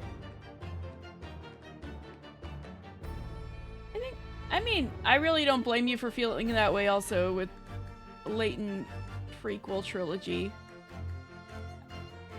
I think Miracle Mask was pretty good, if it's the one I think it is. There was like one... I forget if it was like the first one or the second one in the prequel trilogy that I thought was pretty decent.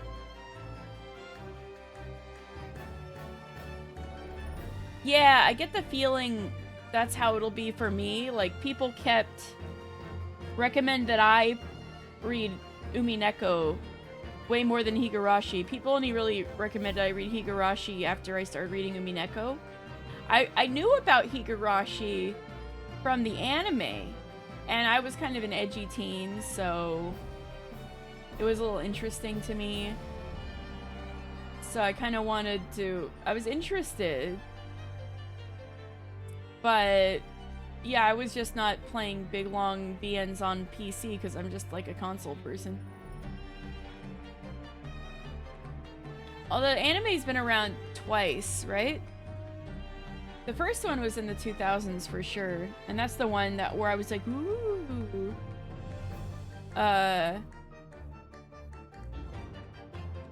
With my edgelord teenage self, but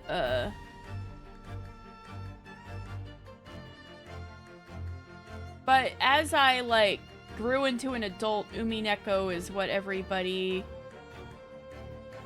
Oh, boy! What was your first? Well, how did that go at 3 AM?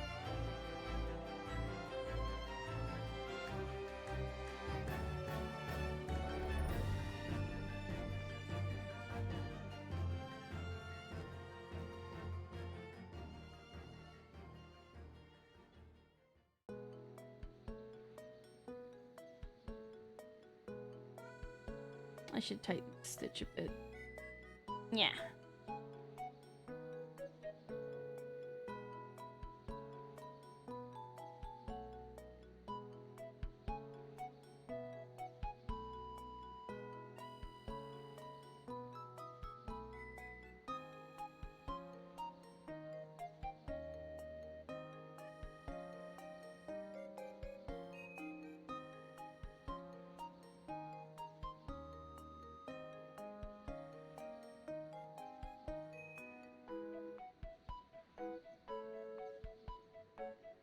I think if Danganronpa is a visual novel, then Ace Attorney is too, in my opinion.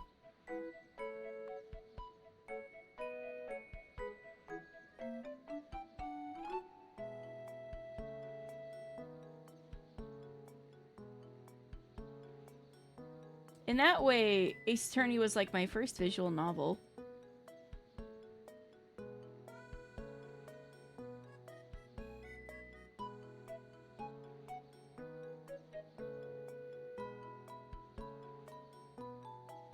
So I think that was 3.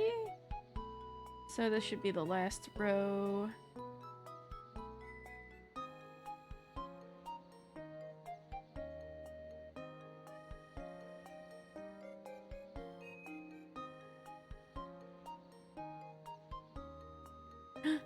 The rest of the morning after playing Doki Doki, they're like...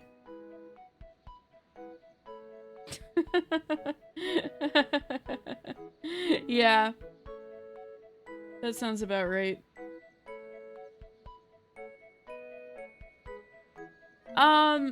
You know, when I was doing research for the video, I found out that,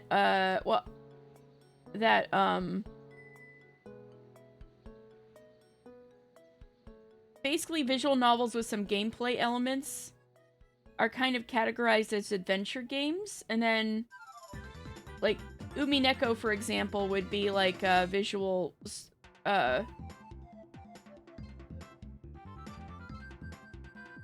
there's different terminology than visual novel. Visual novel's not really Japanese terminology, but like the Japanese equivalent of visual novel would be like Umineko. So they do make a distinction.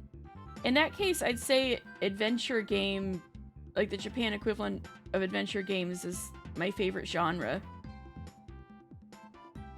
Which would be like Ace Attorney and Danganronpa and Zero Escape.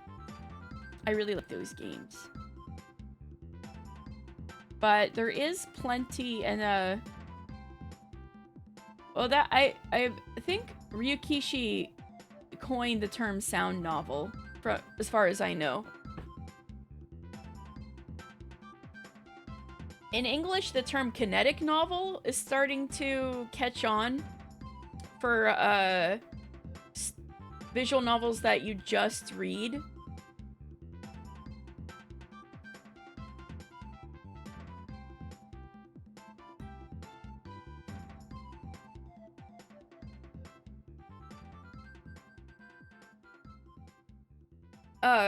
I feel like The House in Fata Morgana is in a funny middle ground between the two.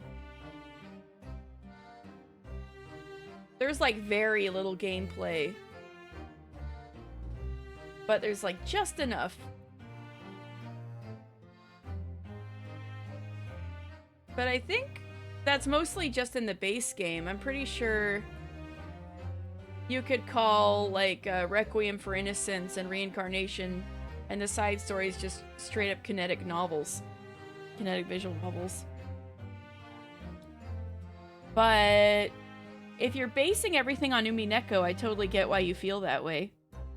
Since I started more from like Ace Attorney and Danganronpa angle, I feel like they're both visual novels. But I think your perspective really depends on where you start, right? So I totally get why you feel that way.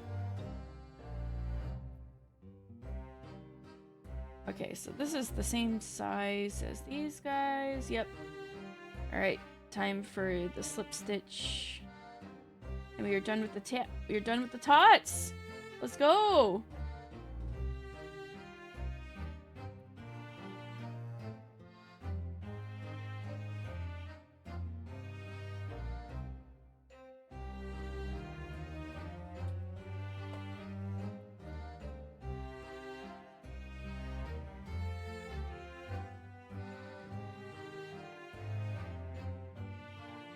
You read Higurashi, Umineko, Doki Doki Literature Club, and a handful of small EVNs. Yeah, I get that. That's why streaming's been great. I mean, that's how I got through Umineko and the Great Ace Attorney. I'd been putting them off for so long. But streaming gave me the time to finish them.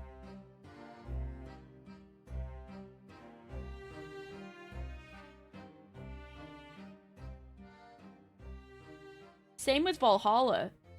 You guys should play Valhalla.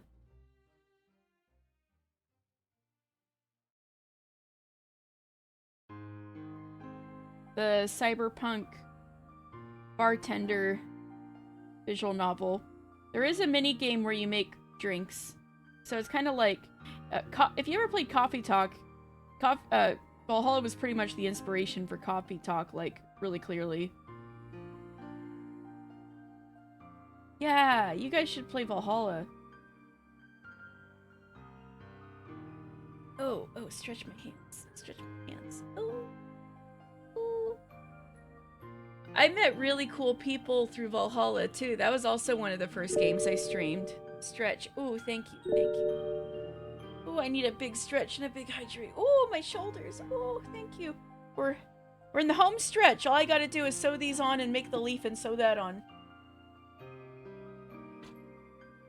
Oh, stretch my neck. Stretch my neck.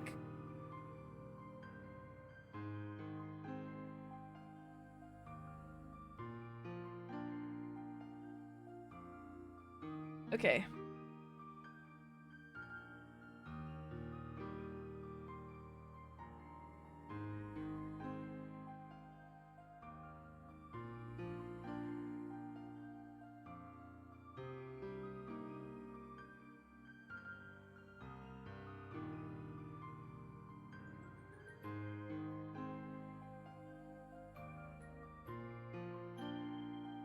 Alright, so we want to go across the middle,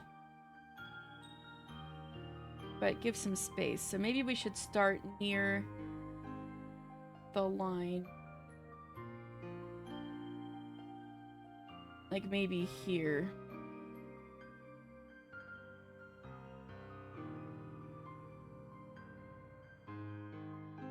Like that. So I'm gonna do the outer loops again. Sewing.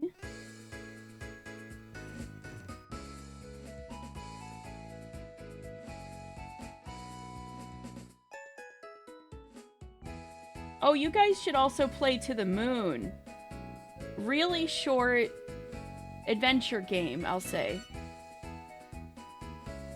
It's mostly dialogue, but there's enough that I'd say it's safe to call it an adventure game.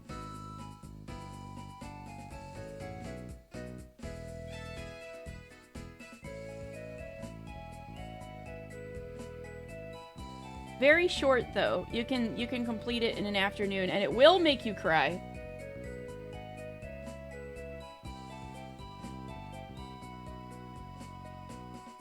Someday you'll play Great Ace Attorney Chronicles. You got it way back when you were thinking of becoming a mystery puzzle streamer or Let's Player and never did it.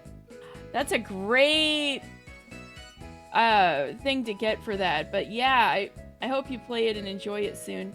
I'd been throwing around the idea of doing like a literary book club kind of thing. For a second Great Ace Attorney playthrough. Like, I did the playthrough on stream. But,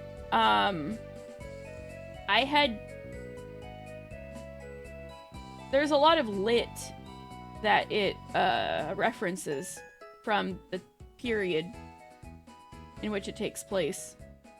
And I thought it would be fun to, like, maybe read the books and go at it from that angle.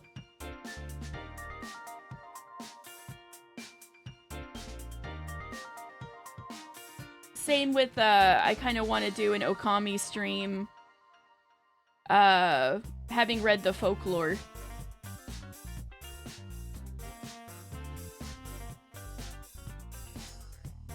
Started To the Moon, but it kept glitching on your old PC at the time. No! Everything is alright is... yeah.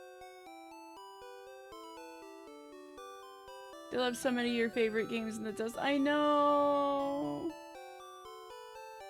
So sad. I'm so glad Path of Radiance is finally on something that isn't GameCube.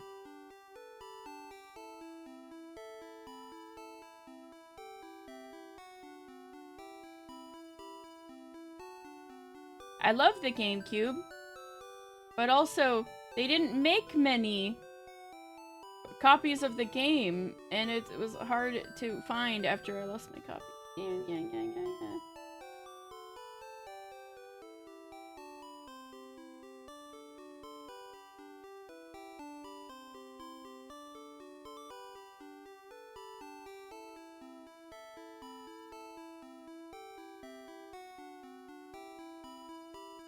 Okay.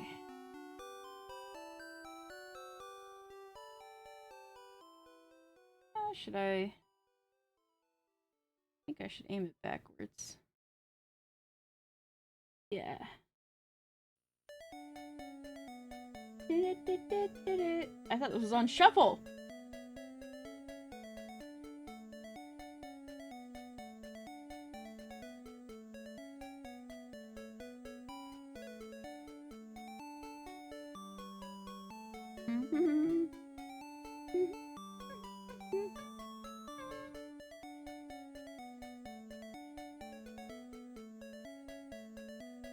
Alright, see you next stream, Daedalus. Thank you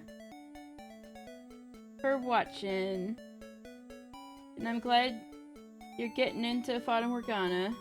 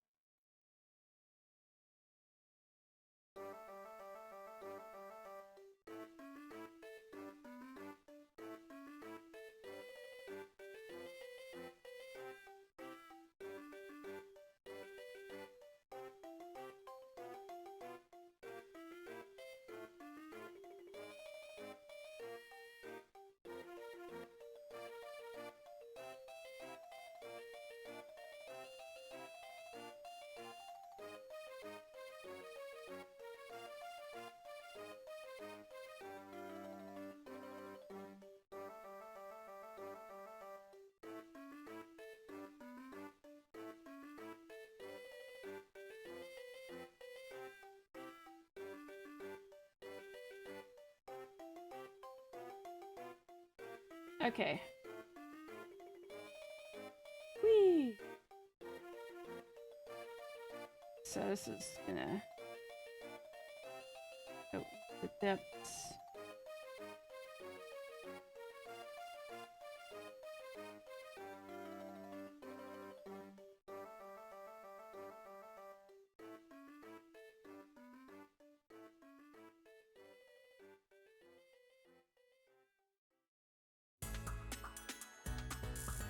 Okay. 3.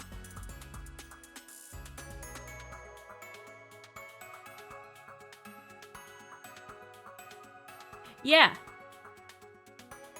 Using a tapestry needle, so it's pretty big. Kind of dull on the end. Yeah, this part is a lot of sewing. And I've been really undecided as to whether I should have a bit with this much sewing or if I should try to make it less sew. But the thing is, if I make a pattern that doesn't require so much sewing, it's going to be a little harder for beginners. So I've been having a bit of a dilemma.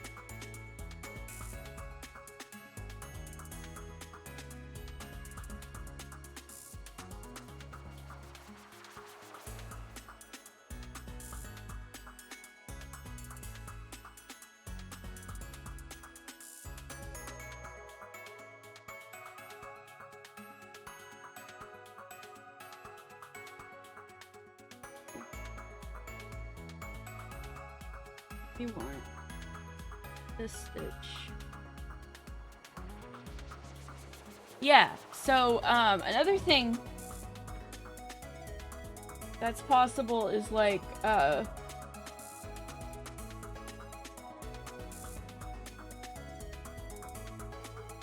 for example, making the mouth and the antennas out of puff stitches. I actually have something of puff stitches. This is a slug version of me that I made with this really puffy yarn.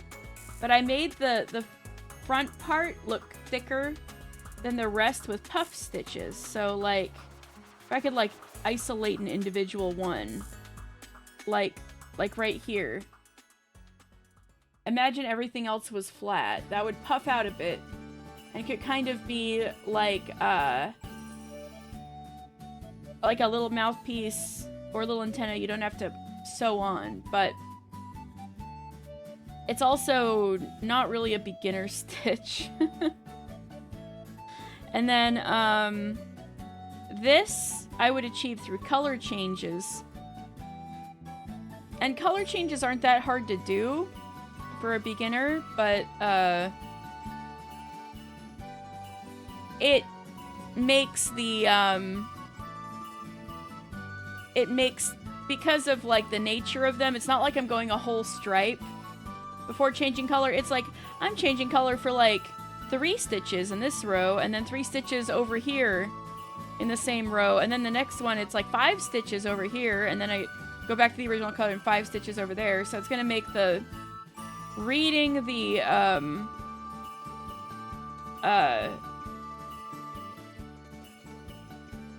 pattern not that easy either for a beginner. So it's like maybe this is just not a beginner pattern.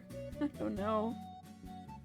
But I'm not too pleased with how these look sewed on this time, so I'm starting to lean towards doing the color changes for the stripes.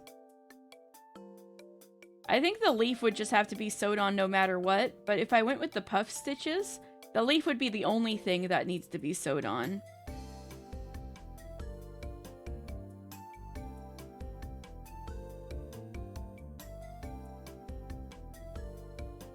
Green feeds a little bit. You can see the stripe right next to me.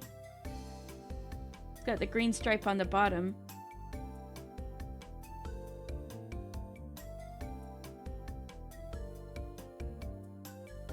Yeah, that's the other thing. If I did color changes, the stripes would be flat to the body.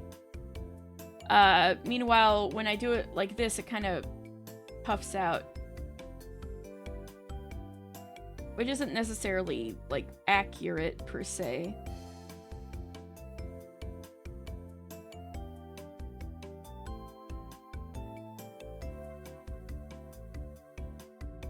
So maybe I should just do the color changes in the final pattern.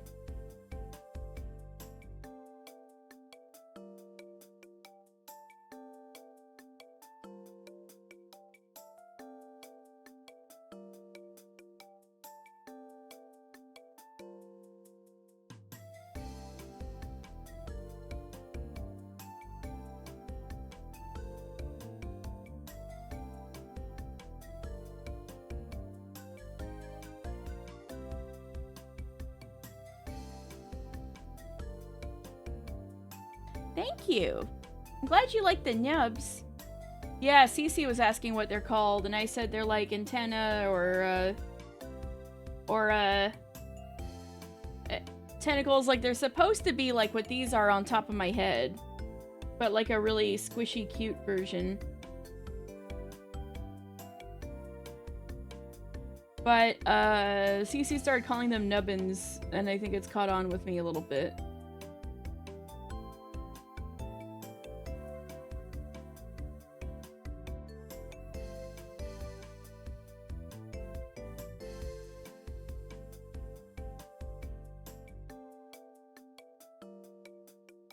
That's done. Alright, it's done. It's done. I just need the leaf now. It's a little lopsided, but you know, I'm kind of in a hurry and not being very careful. Oh well, this is another prototype. Yet another Podamigo prototype. So let me through. Yeah.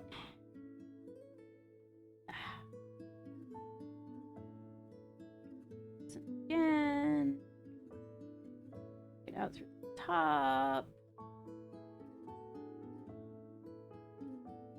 Stretch this a little. Give it a snip. And then, voila! It just needs a leaf.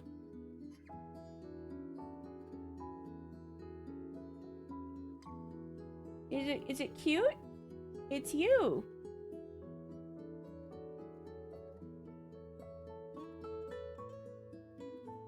Yes, I am tired. That's why I'm kind of in a hurry.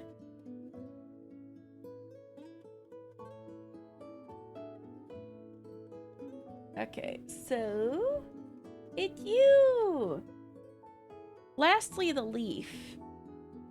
I have a leaf pattern written on one of these docs, but I don't remember having it mastered. So let's see.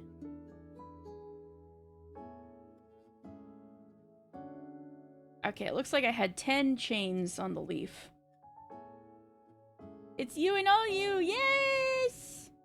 My pod amigos. It's all of you.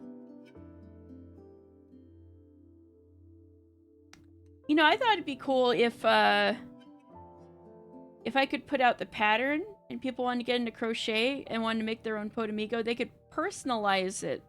So they could use their favorite colors, or they could put something else on top of their head instead of the leaf. Or something like that. 2, 3, 4, 5, 6, 7, 8, 9, 10. Yeah! Sky's the limit.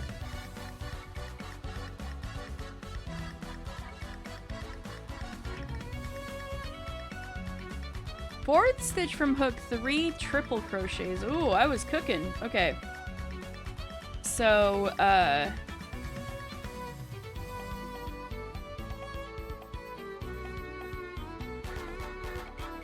do I do those again? The treble crochets.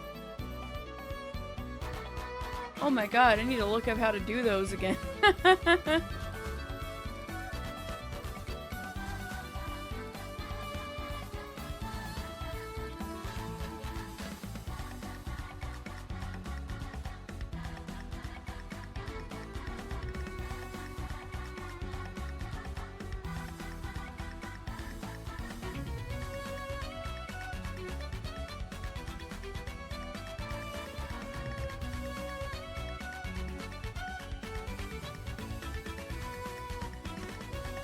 Okay, okay.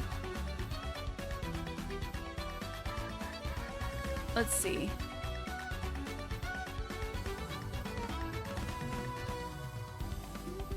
So 3 from the hook. 1, 2, 3. 4. 4 from the hook. 1, 2, 3, 4.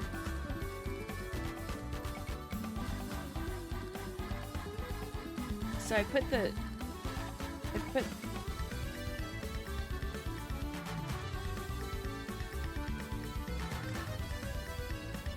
in here.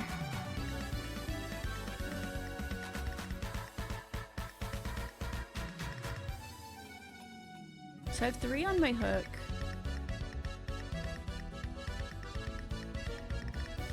I yarn over twice. Oh, never mind. Okay. 1, 2. Now this is gonna be a heck of a stitch. Real fancy stitch. 1, 2, 3, 4. I have not done enough of these. I do need to look this one up. Okay.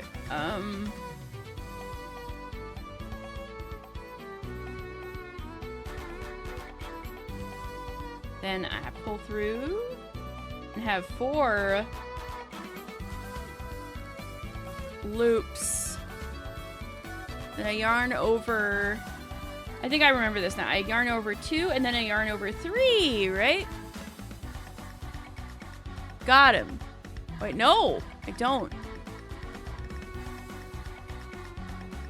Okay. 2, and then I yarn over and draw through 2 loops. So now I have 2 loops on my hook. And now I finish it. That's a trouble. Okay. And I put... One thing about Fata Morgana you forgot to mention when you feel like is the case whenever you see anything with a slight building as a character element, but it reminds you of House of Leaves a bit. Oh, I've heard of the... I've heard on the internet, like, the book and how it's kind of spooky with how, like, different it's written. The house is coming to life. I see, I see.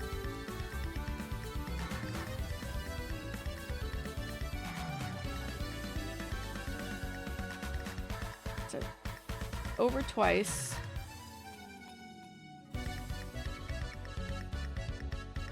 Go into the same loop.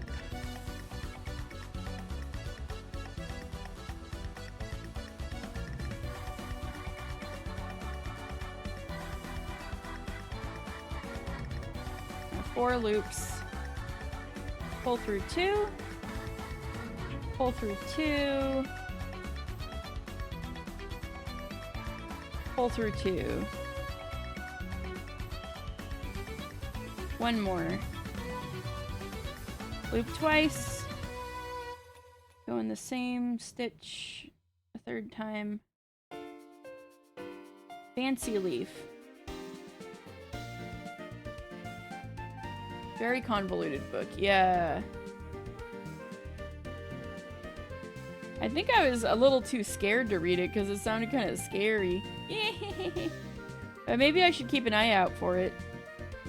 Through 2, through 2, through 2.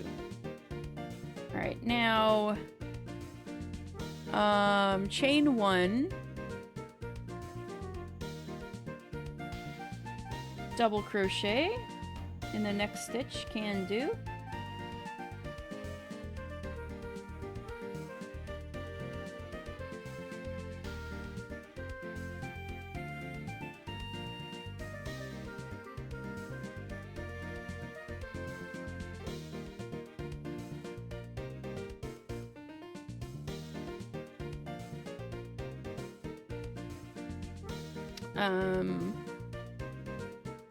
Chain 1,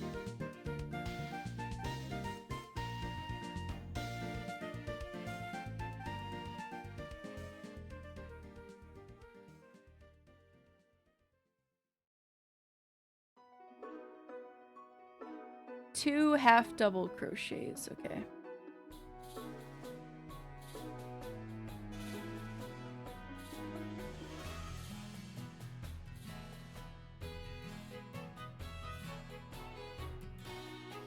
Kind of like the flat bits, so pull this through 3 loops.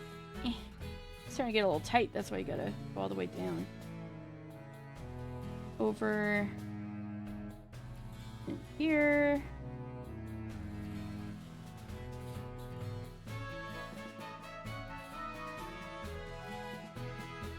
Yeah. Pull through.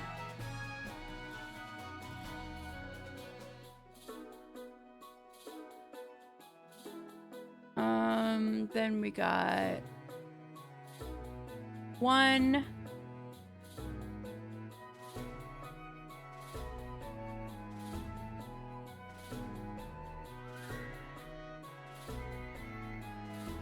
oh, that's kind of funny.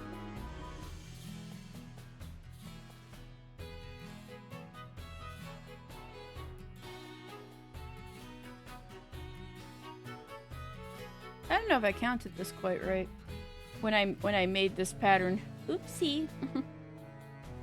I'm sure it'll be fine.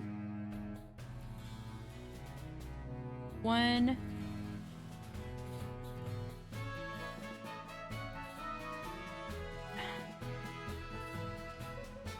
single crochet, and then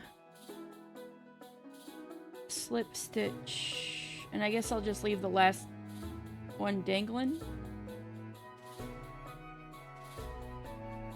No, I can't.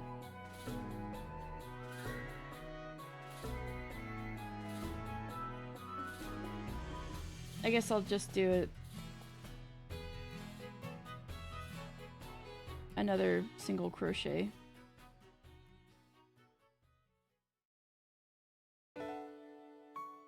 Or I just gotta change this later.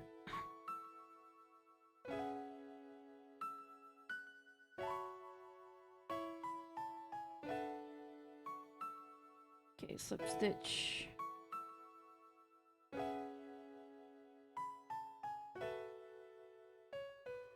So now we go in the back bumps, kind of like on the thing, the side things. So now we do slip stitch.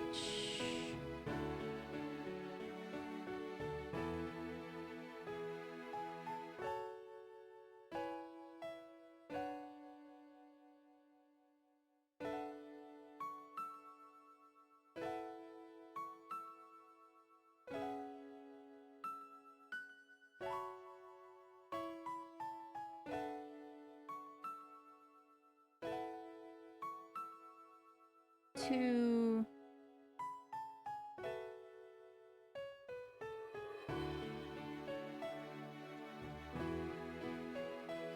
That next one.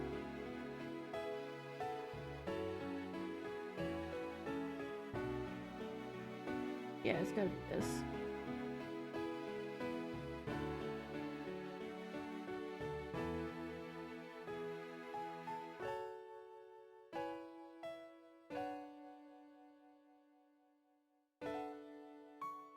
Another single stitch.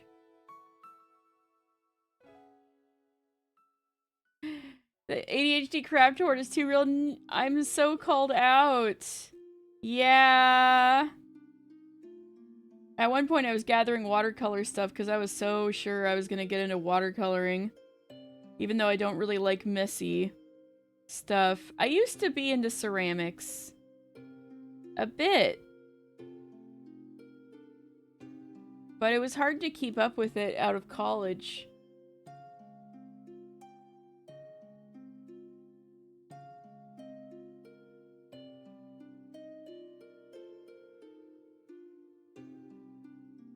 And then it didn't make me as happy as it used to when I joined a studio. So maybe I'll do some more someday. But I used to be pretty into it.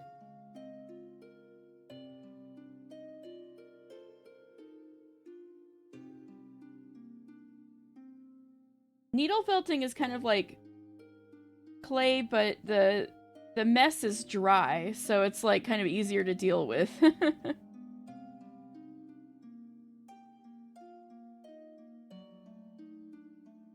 The mess is just hair.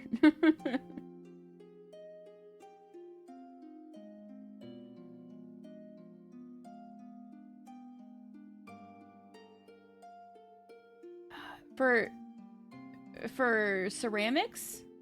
Expensive?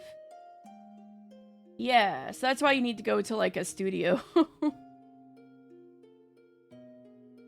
Unless you do really simple things at home.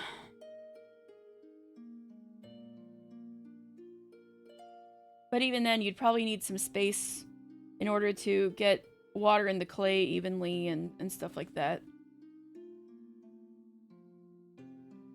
You don't find clay very messy, but fibers are certainly drier. Oh, interesting. I used to follow someone on Instagram who had a small kiln. Ooh. I think people have kind of been getting around that with, like, polymer clay. I know polymer clay is pretty popular.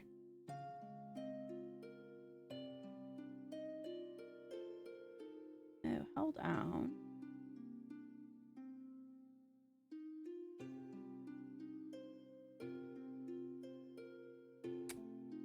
That's not right.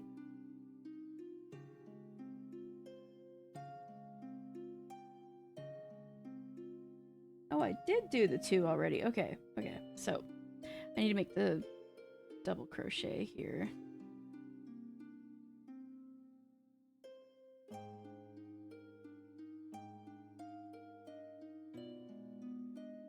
Oh, yeah, okay. That explains why you don't think it's so messy then. I was thinking of, like, clay. Like, yeah, you put that on the wheel. You got the water everywhere. The muddy clay.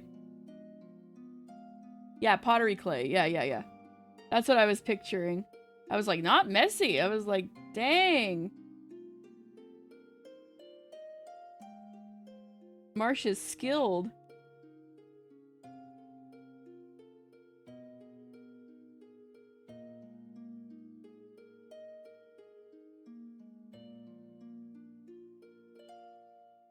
No, that is definitely... Wait, no, that's right. I just need to, Oh, I forgot to do the chain. That's what's funny. Let me do the chain. Now do the double crochet.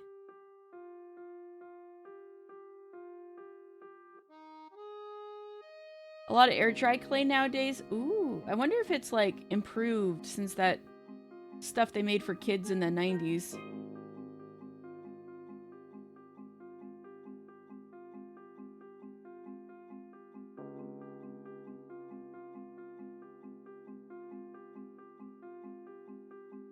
Wait, no, I need to put this over twice. 1, 2, go in here, pull through, then through 2 loops, through 2 loops, and then through 2 loops, and then 1 over twice. I'm finally going fast. Through 2 loops, 2 loops, and 2 loops. One more time, or twice, for here. Pull up, 2 loops, 2 loops, 2 loops! Yay! And then I gotta do 4 chains. Kinda, slip stitch it in here.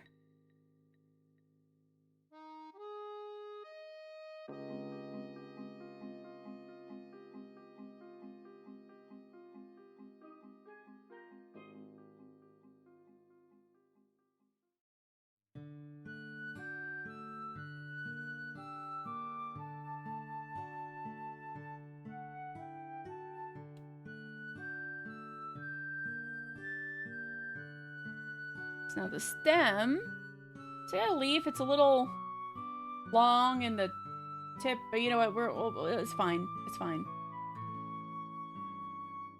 That's for future me to fix. Still working on this pattern.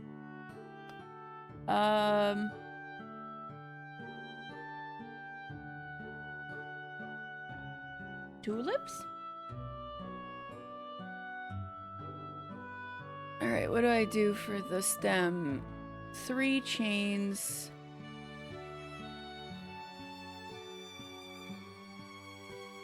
One, 2, 3.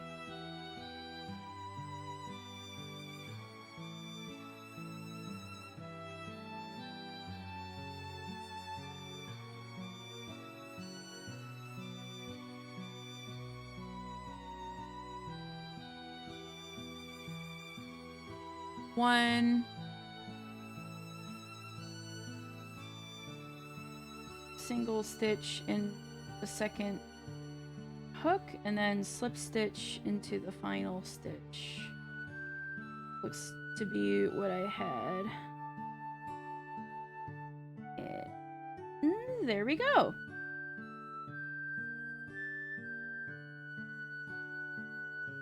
Yep. Yeah. I want a longer end for this one. Okay. So let me snip this. We're almost there, guys. Now, the finishing touch.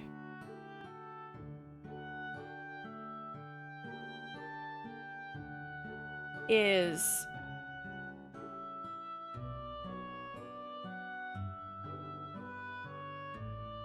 the little thing on the leaf, and I need to sew that in. That's not going to be crocheted.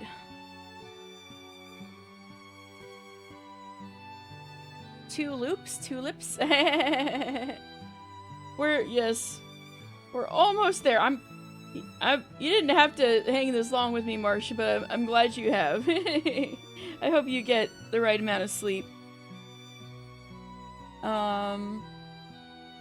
We are almost done, though. Finally. It's a little scuffed. My final...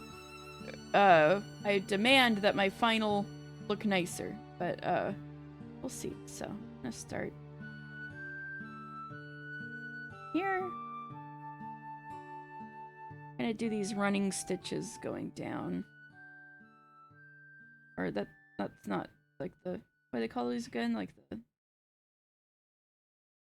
saddle stitch? Something like that. Actually, that looks a little effed up. Maybe I should do that again.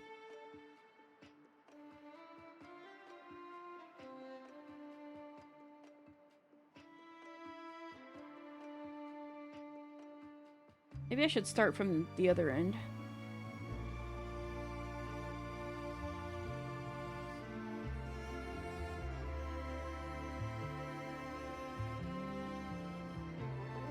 Okay, good. Alright, I'll try not to keep you waiting. So, I guess I should start about here?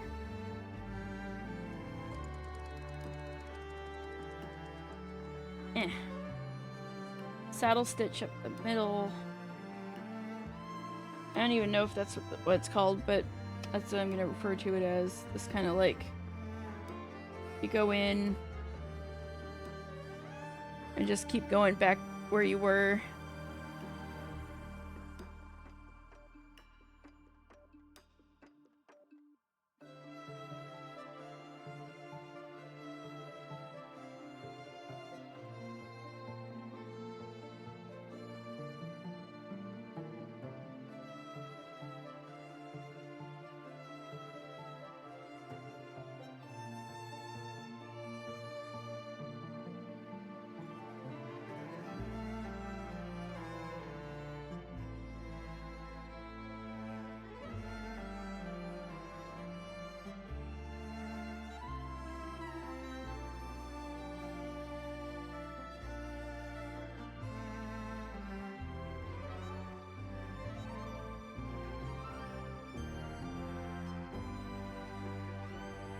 Come on.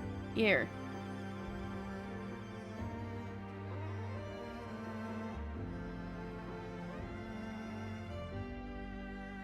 Actually, I feel like this should be a little longer.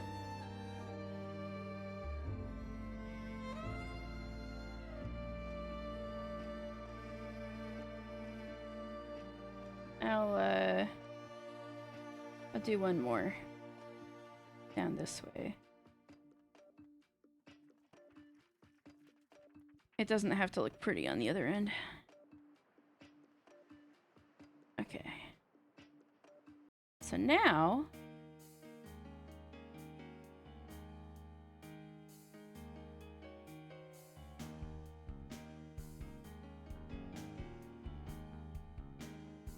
I'm gonna go here.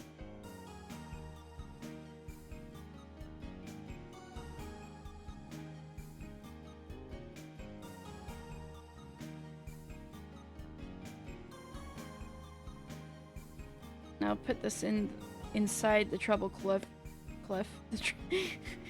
the treble stitch, so it stays.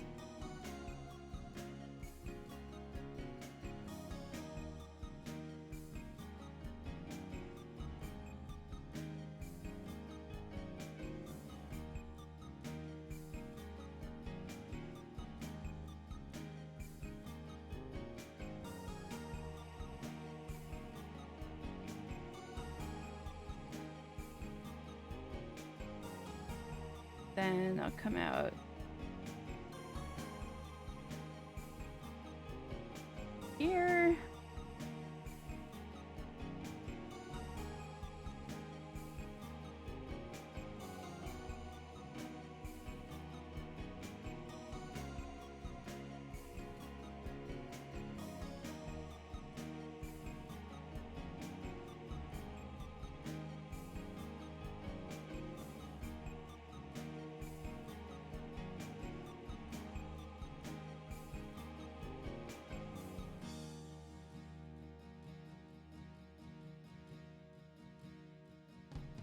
we go. Leaf.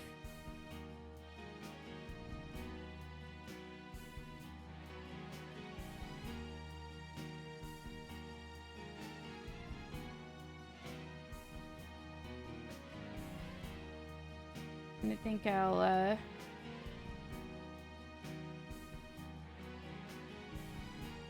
snip.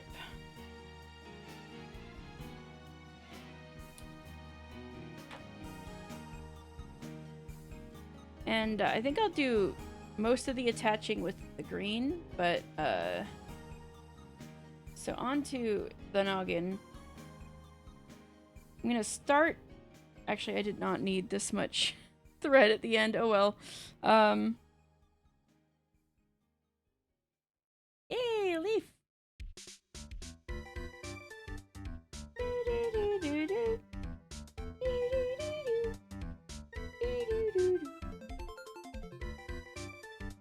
Right, tighten.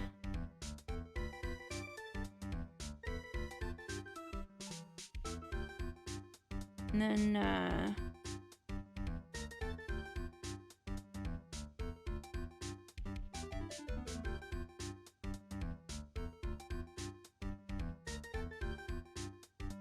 do another attachment thing.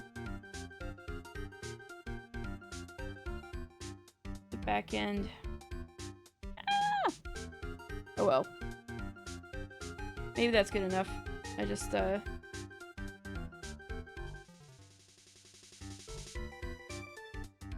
pull this through.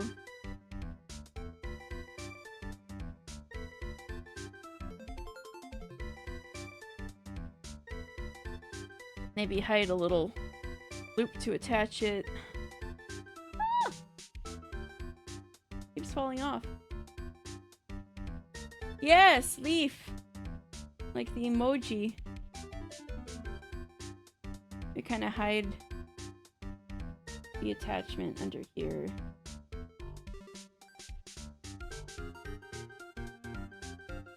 We kind of go through.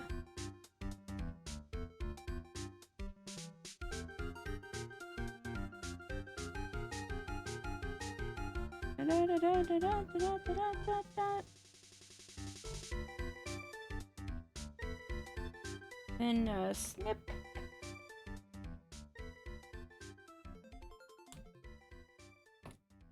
And that sinks back in. I've got some scrap. Now, this one.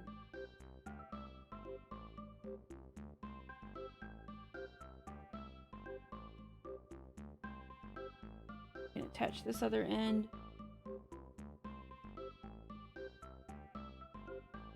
Here.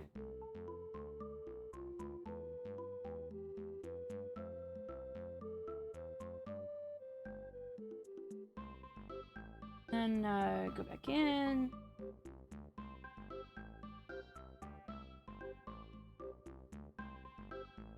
Snip this.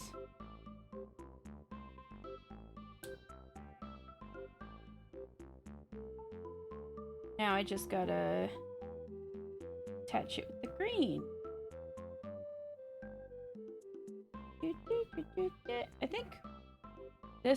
I think I'll leave this a bit floppy and just have the this end get kind of weaved into the leaf itself. Leave this a little floppy.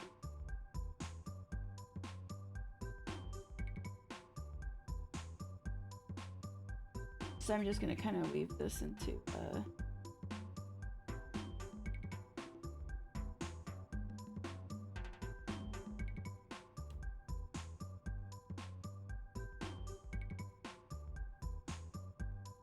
this.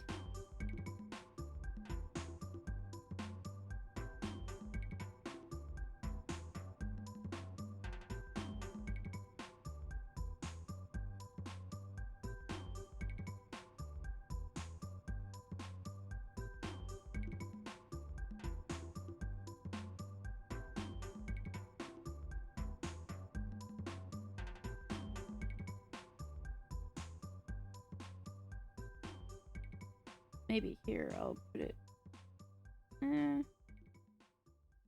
I think I'll tie it to this.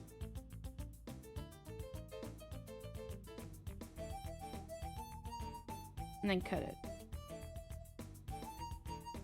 Kind of underneath the leaf.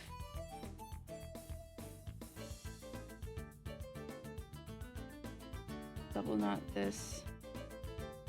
And then snip. There we go. Then lastly, kind of like using this green string to make sure it's securely attached. The leaf is securely attached to the noggin. I know, it's a nice jam, isn't it?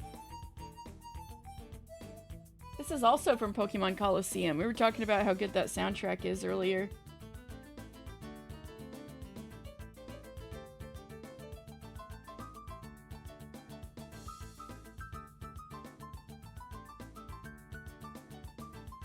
Another GameCube game.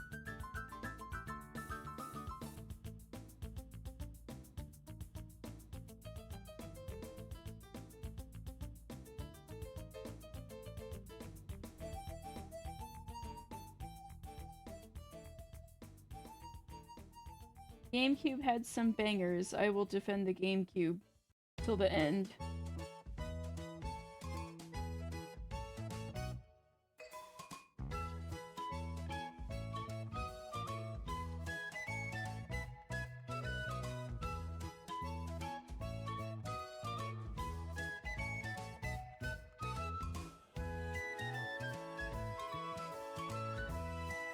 So I make sure the stem stays put.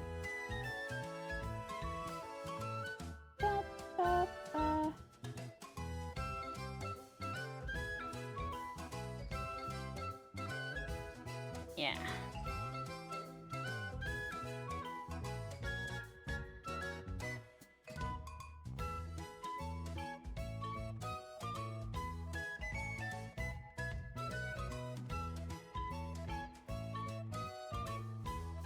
What's the Gabe cube?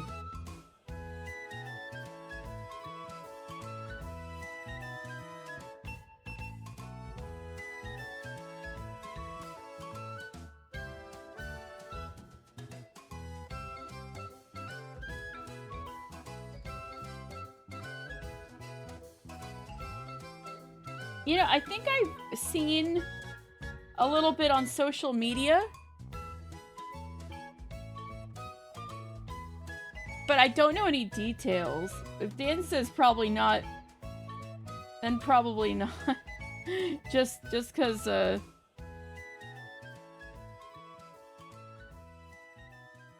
mean, I guess I could get it if I wanted to, but, I didn't even know about it, so obviously I'm not stoked for it.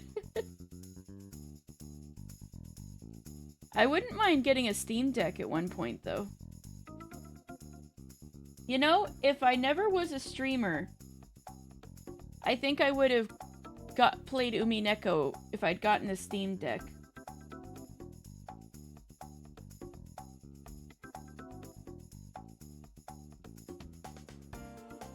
Maybe I would have a Steam Deck if I wasn't a streamer.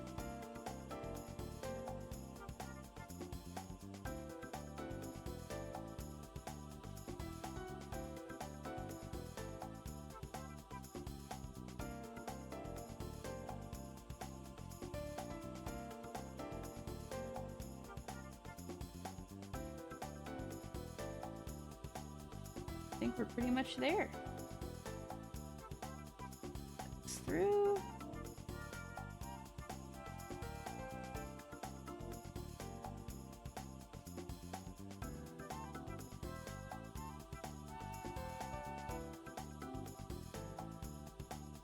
Through stitch. Go someplace else.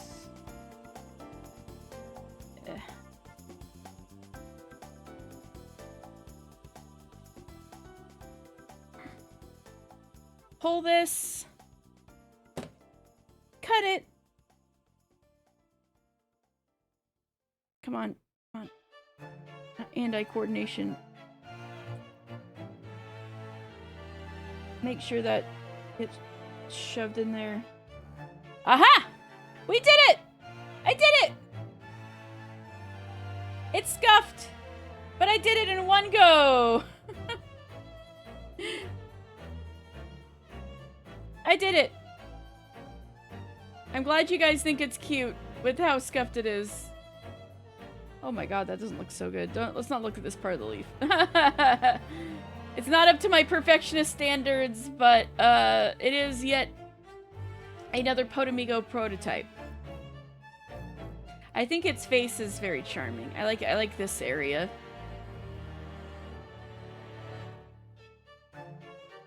It's you!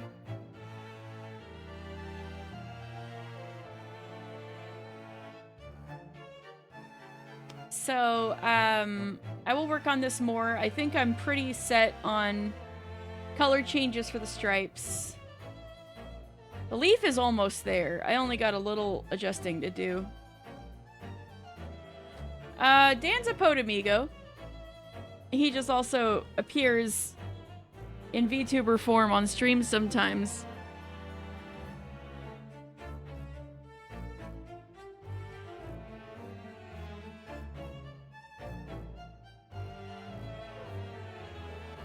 Hey Dan, you can customize your Potamigo. You could give me your Potamigo Sona. Maybe I should, you know, I should probably make like a blank template of like a bald Potamigo, so you can put something on its head besides like a leaf, and let people like make their own Potasona. You're a creature of many forms and many names. That's right, because you can any pronunciation of your name except Daniel is correct. So it's true. Alright, well we did it! Yay! Potamigo complete! I can finally, rest. I think its face is cute. Yes, I am absolutely not playing Hades 2, so, let me set you guys off for raid. Oh, you want me to stay up until the sun comes up? Another 10-hour stream, like Golden Operetta. Oh, I vastly overestimated myself. I was like, oh yeah, that won't take too long. Wrong. Yeah, yes, please go to sleep. Thank you, Marsh, for sticking with me, though. It's made the end of this very fun. Have somebody cheering me on. Thank you. So let me see who's on, if anybody.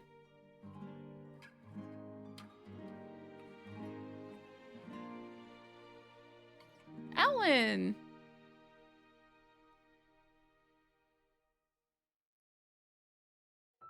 Yeah, I think we're raiding Owlin again. And Owlin's playing Twilight. Wow, loud! Count next to this one.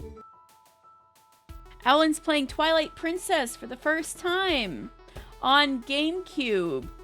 Whoa! Oh no, my grody. I'll just type this in like this.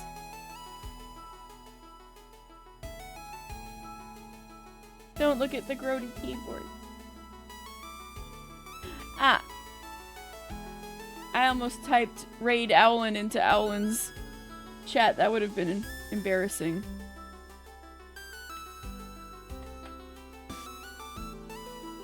Okay. Raid is going out. Thank you very much for everything. I will not be back tomorrow because I have tabletop. But, oh, let me put in sub pause. Sub pause. There we go, paused.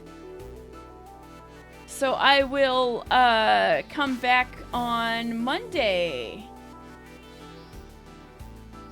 Alright, see you guys Monday, and then Subathon resumes. Oh, I'm glad you like it. I'm glad you got to got to catch it at the end, Blitzing Blade. Yay! Isn't he cute? Isn't he cute? Squishy, squishy. Squishy, squishy. Alright, you guys. See you Monday! Nighty-night. Oh, I'm glad it was a good way to start your day. Yay! Oh, and you got your ring. Yay! Nighty-night.